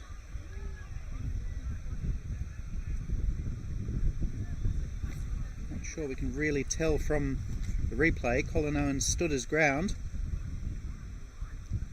He looked a little bit bemused. There was no question about whether the ball carried back to the bowler. I think that was pretty straightforward. It was just whether it was a bunt ball or not. But it doesn't matter now. Colin Owens is on his way back to the pavilion for a duck, and the pendulum swinging firmly back towards the US with that 4th wicket. This is really following the pattern of the round robin match very closely. And now Mason Robinson, another member of the Wellington Tasman Firehawks, along with Richard Petrie and Colin Owens, coming out to the wicket. He's been in pretty good form. He's scored quickly in his last couple of matches, scored 78 against Canada, and a quick 25 against South Africa, but this is a different scenario, different type of bowling. He's not quite as good against the slow bowling as he is against the quicker stuff. And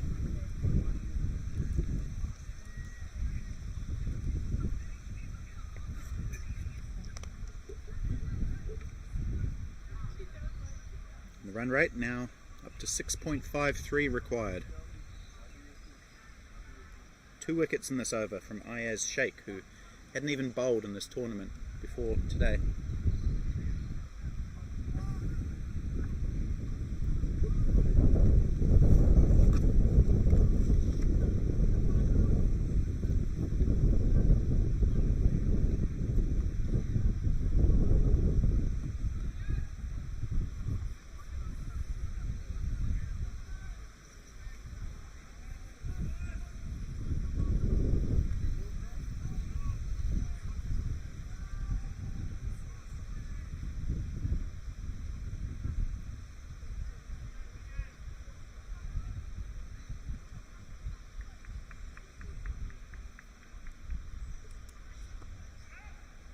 And Robinson's off the mark immediately with a little turn around the corner into the leg side. So it might be a little too early to start talking about this, but I just wonder how important that big over that Simon Dodds bowled in the American innings, where he bowled a poor over that went for 23, whether that will come back to haunt New Zealand. For his sake, let's hope it doesn't.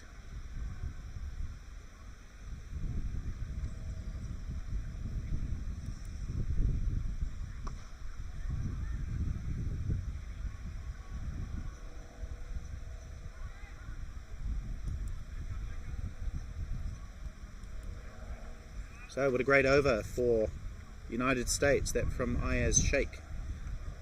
2 runs and 2 wickets. New Zealand now needs 60 from 9 overs. And it's advantage USA.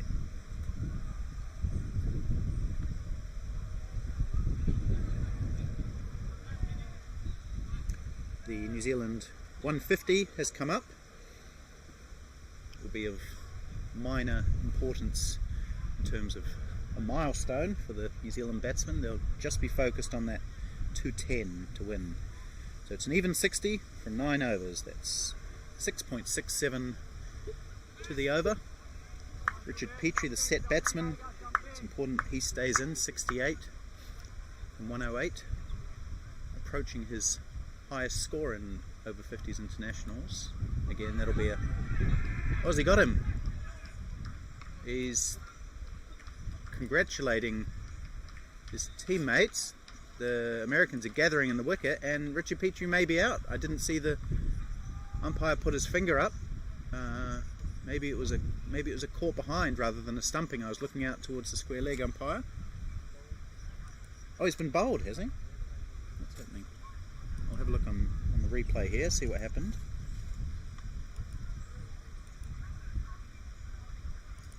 Yeah, I think he may have been bowled. The bails certainly came off. I didn't see the umpire give it stumping, but nevertheless it's the very, very key wicket of Richard Petrie, and wickets tumbling now for New Zealand just as they did in the round robin match, and that's the very, very important wicket of the set batsman Richard Petrie. 3 wickets in the last 7 balls for New Zealand, and they're throwing this match away.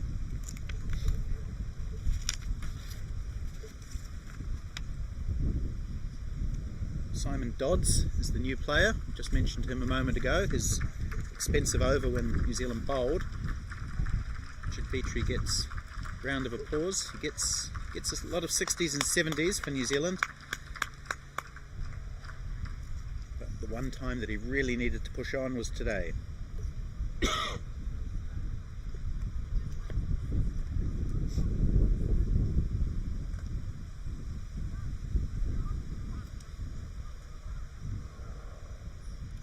Still waiting for the official scorecard to come up to say how Petrie was dismissed. My feeling is that it was stumped, although I didn't see the finger go up from the umpire. He may have just raised it quickly.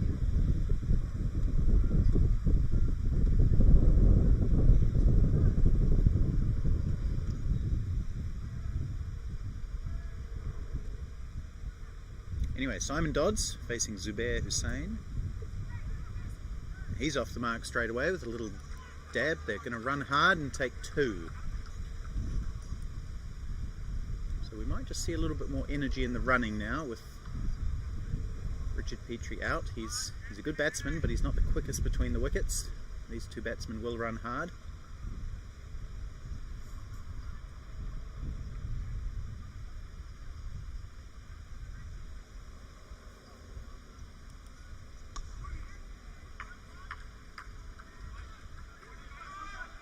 Just one this time.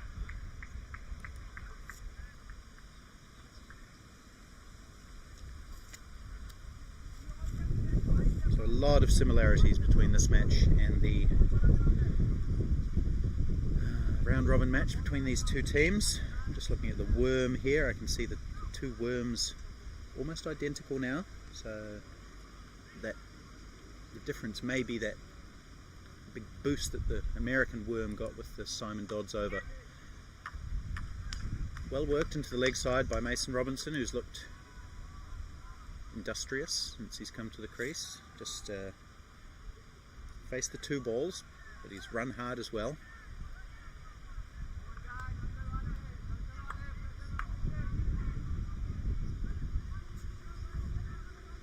The tough thing for New Zealand is going to be getting boundaries. Ones should be easy enough, but they need more than that. They need definitely twos and the odd boundary as well, because there will be dot balls.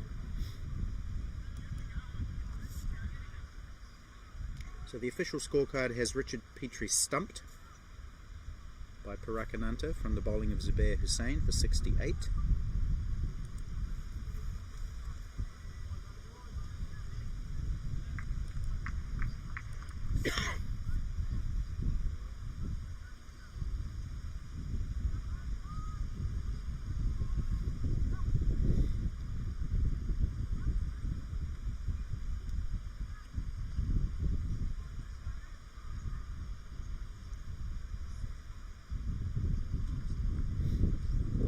Tough for New Zealand. Whoever wins this match will finish third in the tournament, and obviously whoever finishes fourth, or who loses, will finish fourth. 55 from 48, the target now.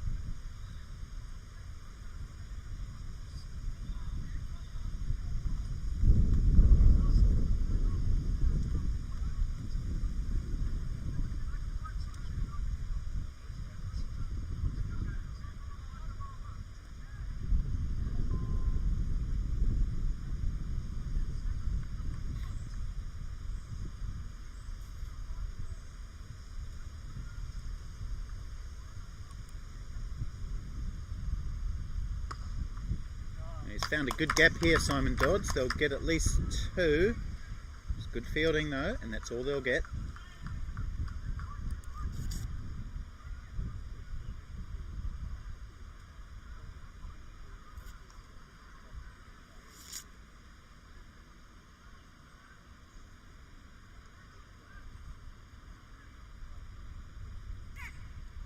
More runs, just one this time.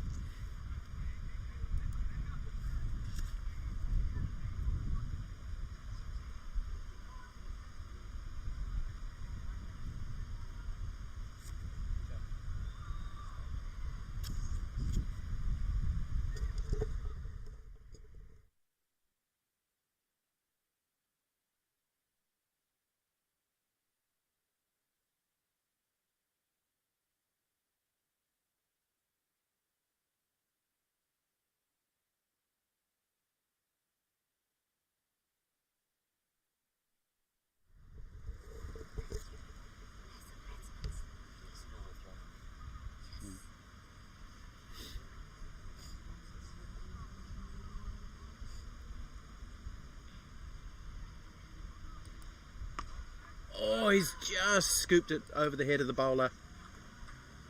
Ooh, a little bit lucky there for Simon Dodds.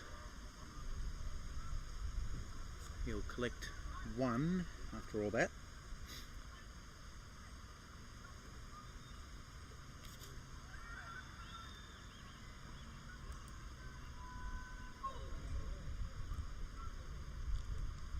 Mason Robinson not enjoying this really slow bowling from Ayaz Sheikh. He does like the ball coming on.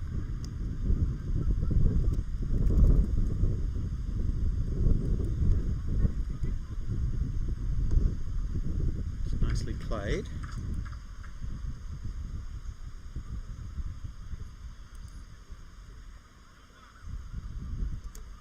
Another good over from Ayaz Sheikh. He's bowled 5 overs now, 2 for 19.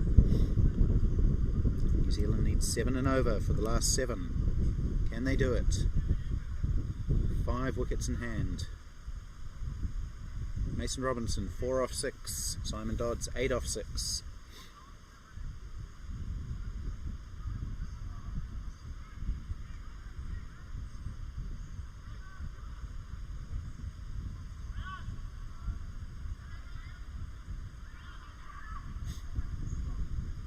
Just a bit of a delay here. Someone's running onto the field with what looks to be some drinks. No, he's been sent away, so he does a big circle and runs back in the other direction.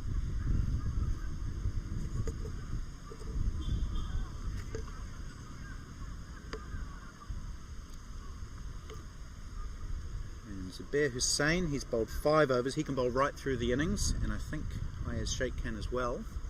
So it'll be these 2 bowlers most likely that New Zealand will have to deal with for the remainder of the innings. Ooh, it's going to be a bye here, or a leg bye. Let's see. What's he signaling? That looks like a bye to me.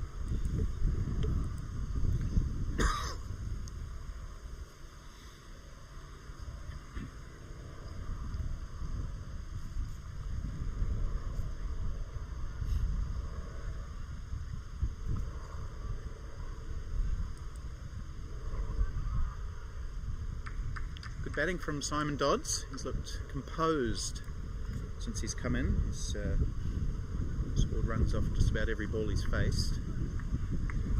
9 off 7.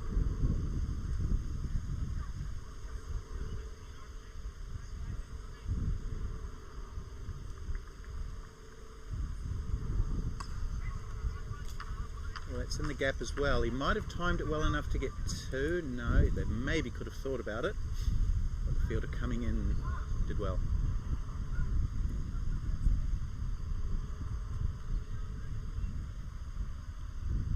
So we haven't seen any aggressive shots from Mason Robinson yet. He does like to smash the ball straight. He's just happy to work it around for now. That's in the gap from Simon Dodds. It's going to be 2 runs. But again, the boundary's hard to come by.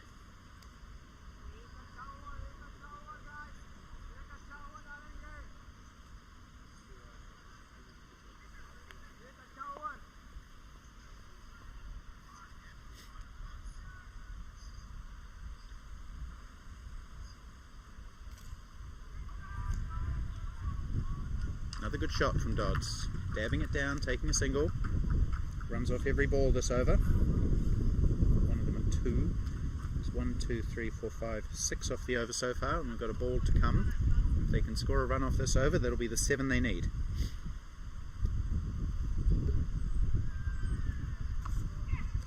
And they will get 1 to Mason Robinson, so 7 off that over. Down to 6 overs, off which New Zealand need to score 42 runs, so still 7 and over.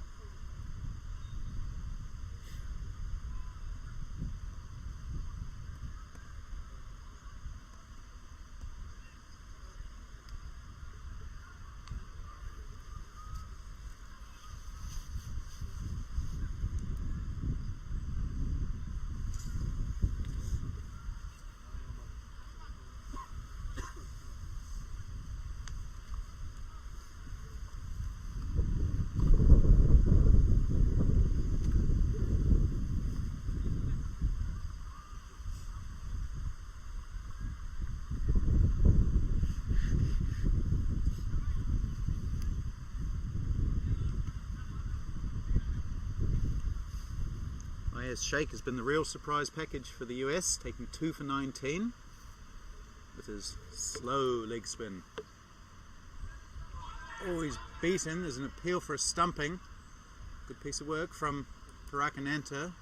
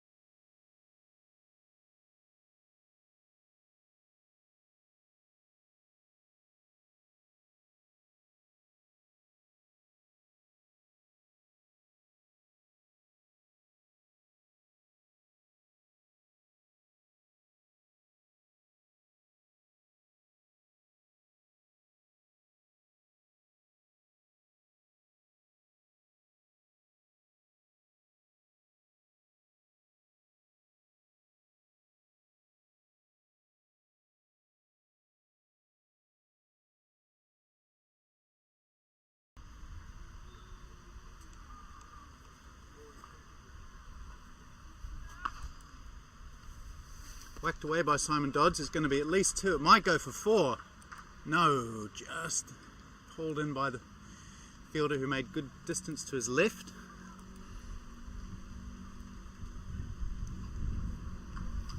But again, we've had 7 runs off the over.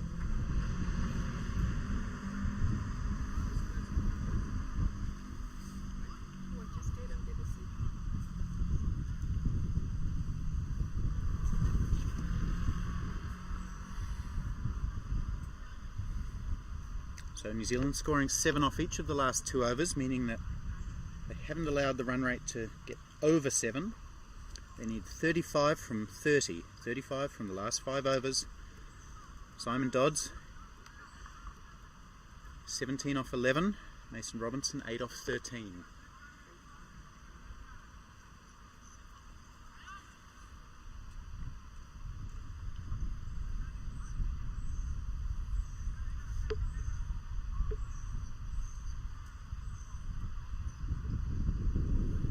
Five fielders out, mid-wicket, long on, long off. Surely that's not all. Must be a cover sweeper. Oh, has he bowled him? I think he has. Mason Robinson has his off-stump knocked back, and that's a crucial wicket. The Americans happy and relieved at that.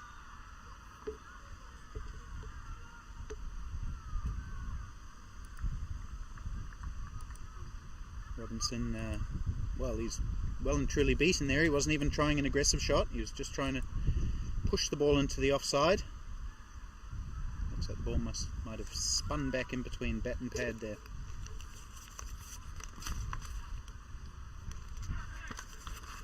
America back on top.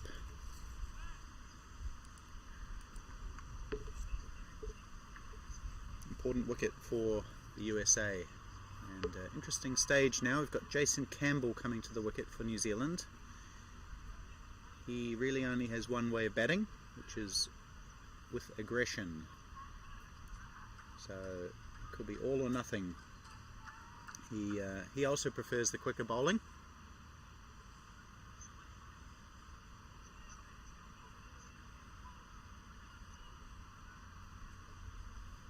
Against the spinners, he's just as likely to hit the ball straight up in the air as he is to hit it for 6. So how's he going to approach facing one of the best American bowlers that we've seen, Zubair Hussain.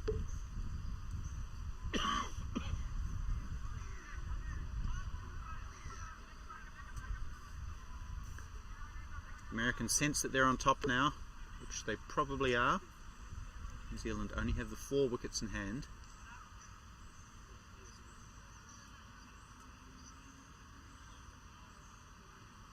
And again, their key batsmen haven't taken this deep enough.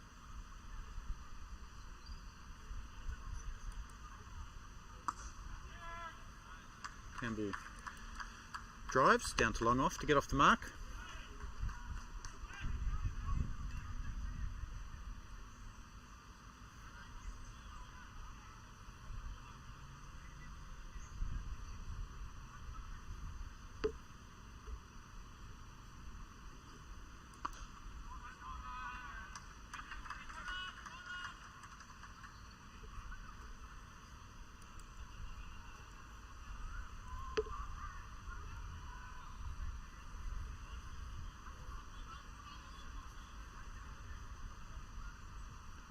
So they've put a square leg back, which is probably a good idea. That's where I think Jason Campbell might have been eyeing up. We've got a long off, a long on, a mid-wicket, a square leg.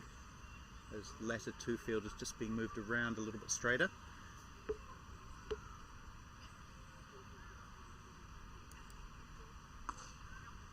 Campbell goes down the ground sensibly for a single.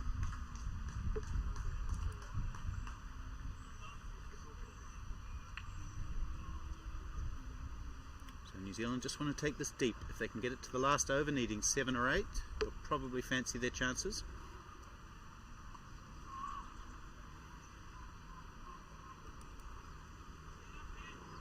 Dot ball, good bowling from Zubair, just held that one back a little bit.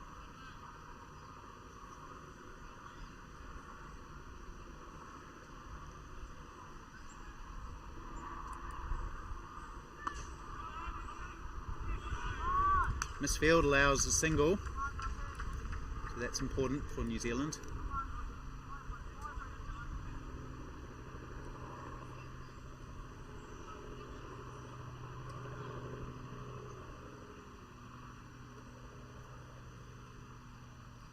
Four runs off that over though, that's all. So now the run rate shoots up to 7 3/4, 31 needed from 24 balls. Where are New Zealand going to get those runs?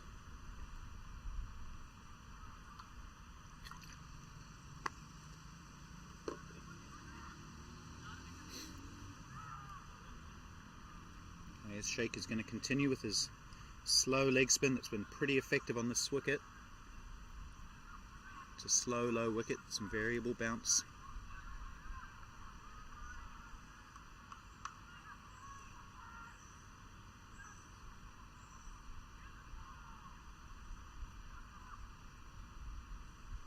It's bowling to Simon Dodds. Looped up, driven back, hits the stumps. And that might have saved a run for the Americans as it deflects down to long on for one.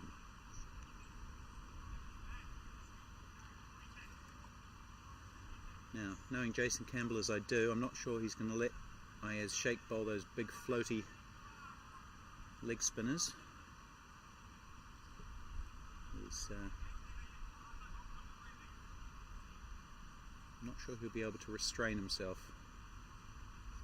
Could be wrong.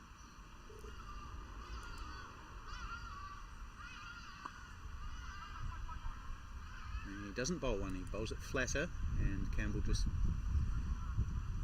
gently pulls it into the leg side. No run.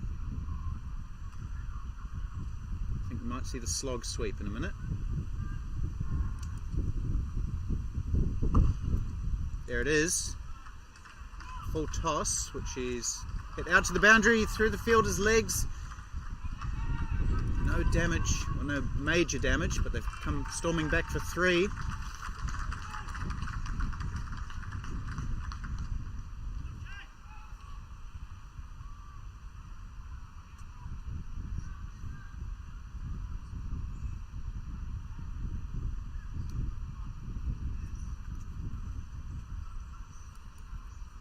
That one's tossed up.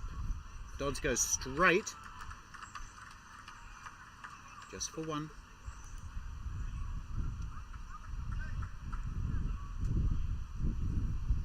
It's been a pretty good innings from Simon Dodds. He's got himself up to 21 now, 16.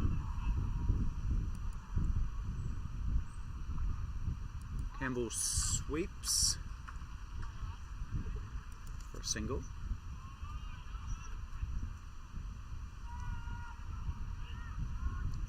25 off 19 is the equation now for New Zealand.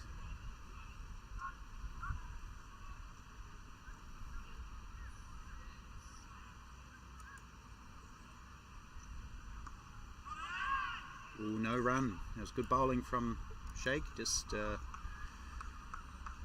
slow outside off stump, and all Dodds could do was push it to point. So no run. How many runs off that over? 1, 2, 3, 4, 5, 6.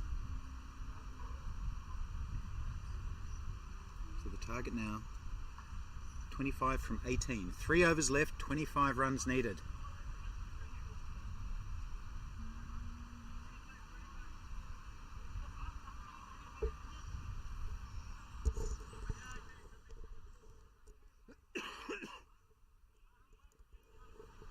Pretty sure it'll be the same bowlers who will bowl the remaining overs. They've done really well, Zubair Hussain and Ayaz Sheikh.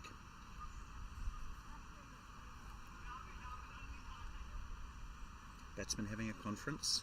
Simon Dodds usually pretty calm. I think he'll back himself here. Jason Campbell, well, he's been quite restrained by his standards. Maybe he's under instructions. Maybe he just wants to take it to the last over and a half and then have a whack. Not too much batting to come for New Zealand. Shout for LBW, up goes the finger, given out, LBW. Yeah, going for the sweep, and it did look pretty straight. So Campbell looking for that gap on the leg side, not finding it, and Zubair Hussain takes his third wicket. New Zealand 7 down now.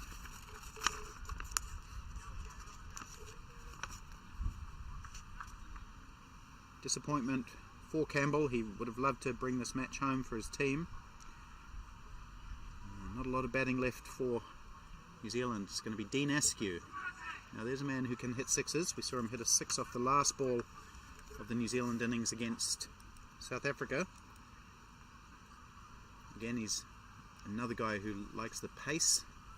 I don't think this slow bowling will suit him. And once again, unfortunately, I do have to mention that over from Simon Dodds that went for 23. Will that be the difference? New Zealand need 25 at this point.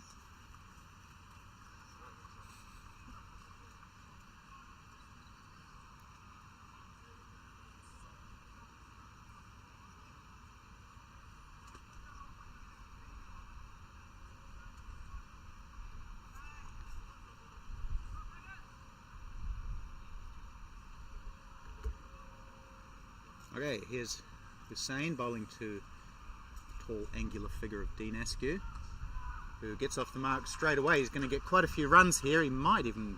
No, he won't get 4. Again, the wicketkeeper is torn after it, and they'll come jogging back for 3. So Dean Askew doing exactly the right thing, swinging the ball away, getting 3 runs off his first delivery. Target now 22 off 16.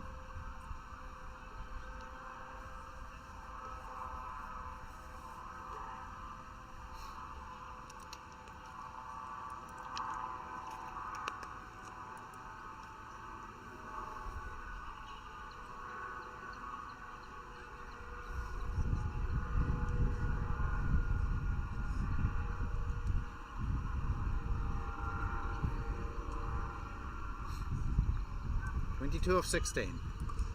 Dodds goes into the leg side. I think it's hit a nice gap actually between the 2 boundary riders, and they'll come back for 2.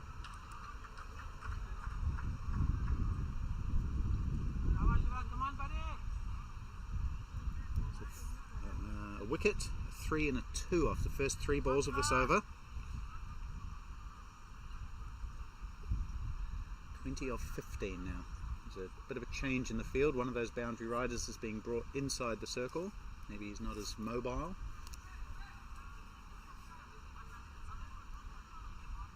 Simon Dodds, 21. Take another single.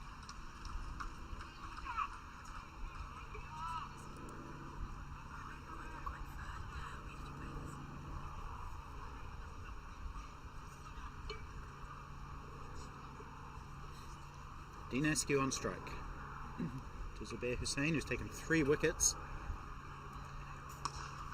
Hammered up to long on. I think it'll just be 1.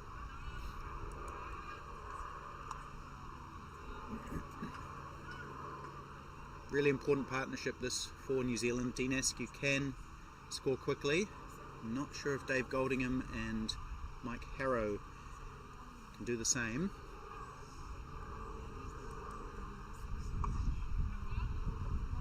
More to Simon Dodds.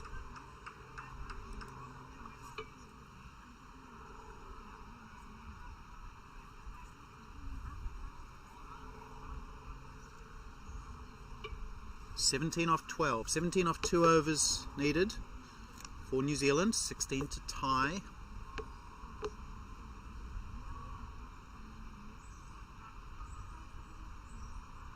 Bit of conference among the US Brains Trust. I don't think there's any doubt about who will bowl it, or is there? Are we seeing a change of bowling here? Yes, we are seeing a change of bowling. Sanjay Pandya coming back into the attack. That's interesting. Ayaz Sheikh had bowled really well. He's being replaced by Sanjay Pandya, who did bowl well as well earlier on. 4 overs for 20.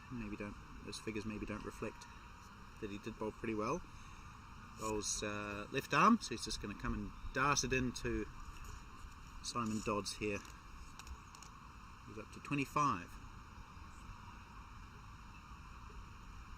Starts with a wide. 16 off 12 now for New Zealand.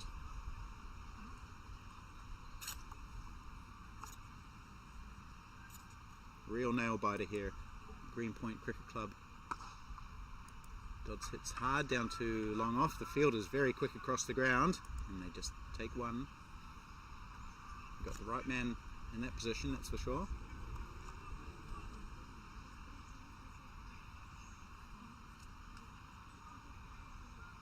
(15 off 11).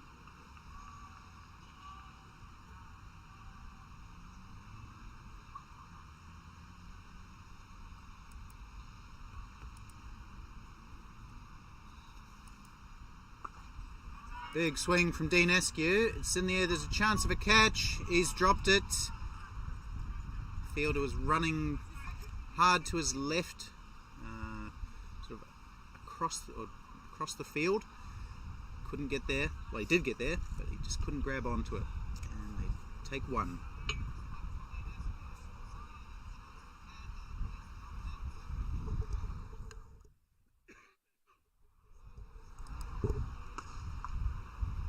More good batting from Simon Dodds, just down to long off again.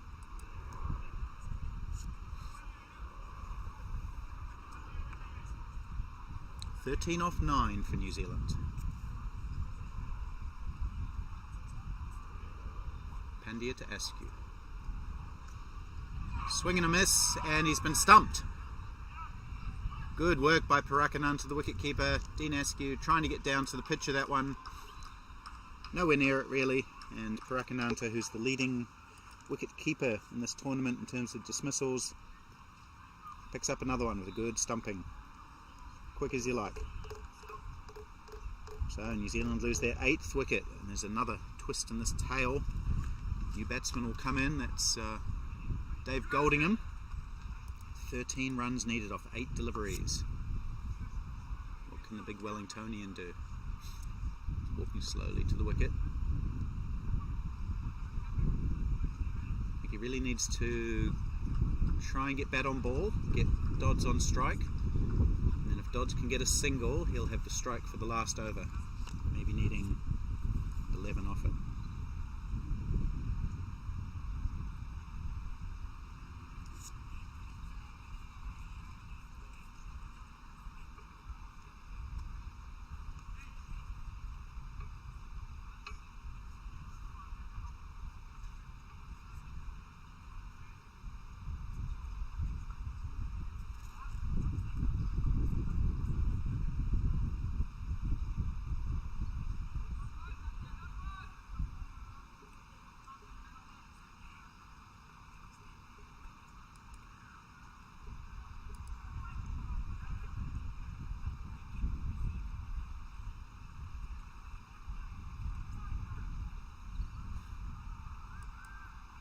Swinging him, big appeal, so he doesn't get off the mark straight away, doesn't get bat on ball. That was a pretty adventurous sweep shot off his first delivery. Appeal for LBW, not out. Simon Dodds has a word now. What do they do now? Does Dave Goldingham have a license to have a free hit? Well, not a free hit, but a chance to do whatever he can, or does he try and get one? 13 runs needed still for New Zealand. It's really tough for them now. It's definitely a big advantage to the US. There's Pandya. Oh, he bowls a wide. So that compensates for that first ball that Goldingham missed. 12, in fact, now 12 off 7. Cut into the offside, and they take one. So Dave Goldingham will have the strike for the last over, with New Zealand needing 11 to win this match, 10 to tie.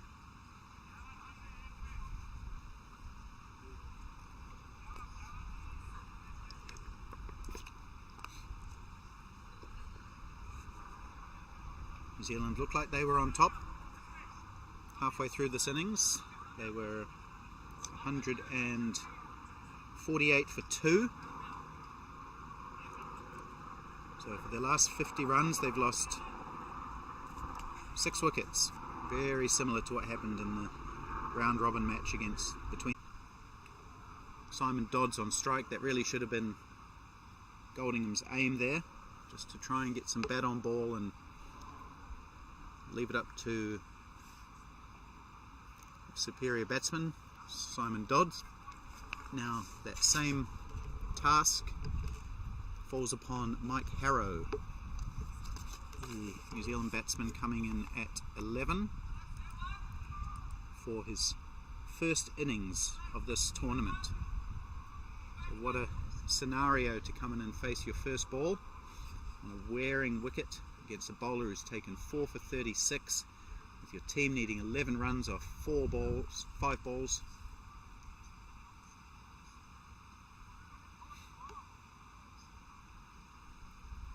He said to me at the lunch break that if he has to bat, New Zealand's in trouble.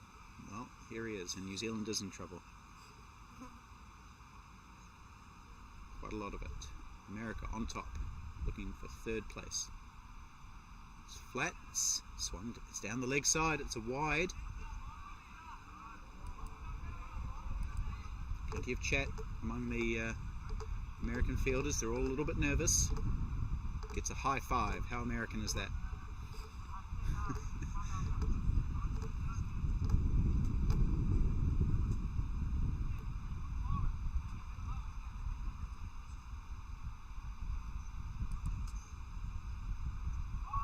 Oh, this one's gone down the leg side. It's going to go for buys. There's going to be 2 of them. He's dropped his bat. Just leave it, mate. Leave them bat. Gee whiz.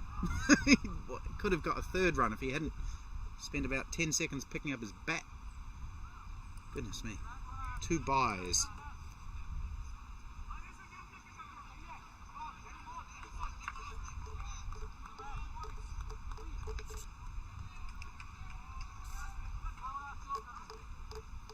So what are we up to now? 8 off 4. Big shot from Mike Harrow. Has that gone for 6? It has! Unbelievable! Mike Harrow, in his first bat of the tournament, has slogged an enormous 6 over long off. And how has that turned this game? Goodness me, out of absolute nowhere. New Zealand were out of this game. They needed 11 off 5 balls, the number 11 coming to the wicket.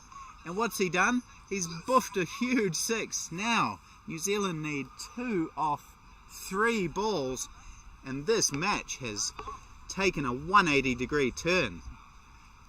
This is exciting stuff now. New Zealand can't afford to lose a wicket because they don't have any more. But America, the USA, have to do some changes to their field. Surely they need to stop the single. 1 to tie. How does Mike Harrow approach this? He had no option but to go for that shot before. Here's Zubair to Harrow. Goes over mid-wicket, to mid-wicket. They'll just take 1. The scores are tied. There are 2 balls remaining. New Zealand have clawed their way back into this game from the absolute brink. That's 6 to Mike Harrow. Unbelievable. Now, Simon Dodds, the man who's the well-established batsman, is on 27 from 22. Just need one run somehow off the last 2 balls. There's 2 balls, right? 2 balls to go. 1 run to win. The scores are tied. Neither side, New Zealand can't, well, neither side can lose this game. It's just a question of who wins it. Well, that doesn't make sense, does it? No, there's no super overs. If this match is a tie, it will be a tie. Zubair to Simon Dodds. 2 balls to go. Oh, he pulls out of his run-up. You wouldn't want to win this match on a man-cat, I wouldn't think. Here we go. Zubair to Dodds. Cuts it through. Misfielder point. New Zealand win by 1 wicket. What an absolute thriller. Simon Dodds take a bow, but Mike Harrow, you can take an even bigger one, mate.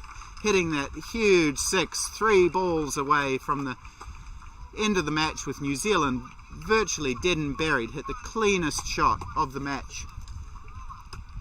Might have even been the first 6 of the match for the man who hadn't batted all tournament. What a story. What a match we've seen here at Green Point. New Zealand emerging victorious, winning by 1 wicket with 1 ball to spare. How exciting. And so New Zealand finish 3rd, the USA finish 4th, and that's an absolute stunner of a match. You can get all the details on the Cricket Club's scorecard if you're interested in the score. I'm going to go shake some hands. My name's Jim Morrison saying good evening from Green Point.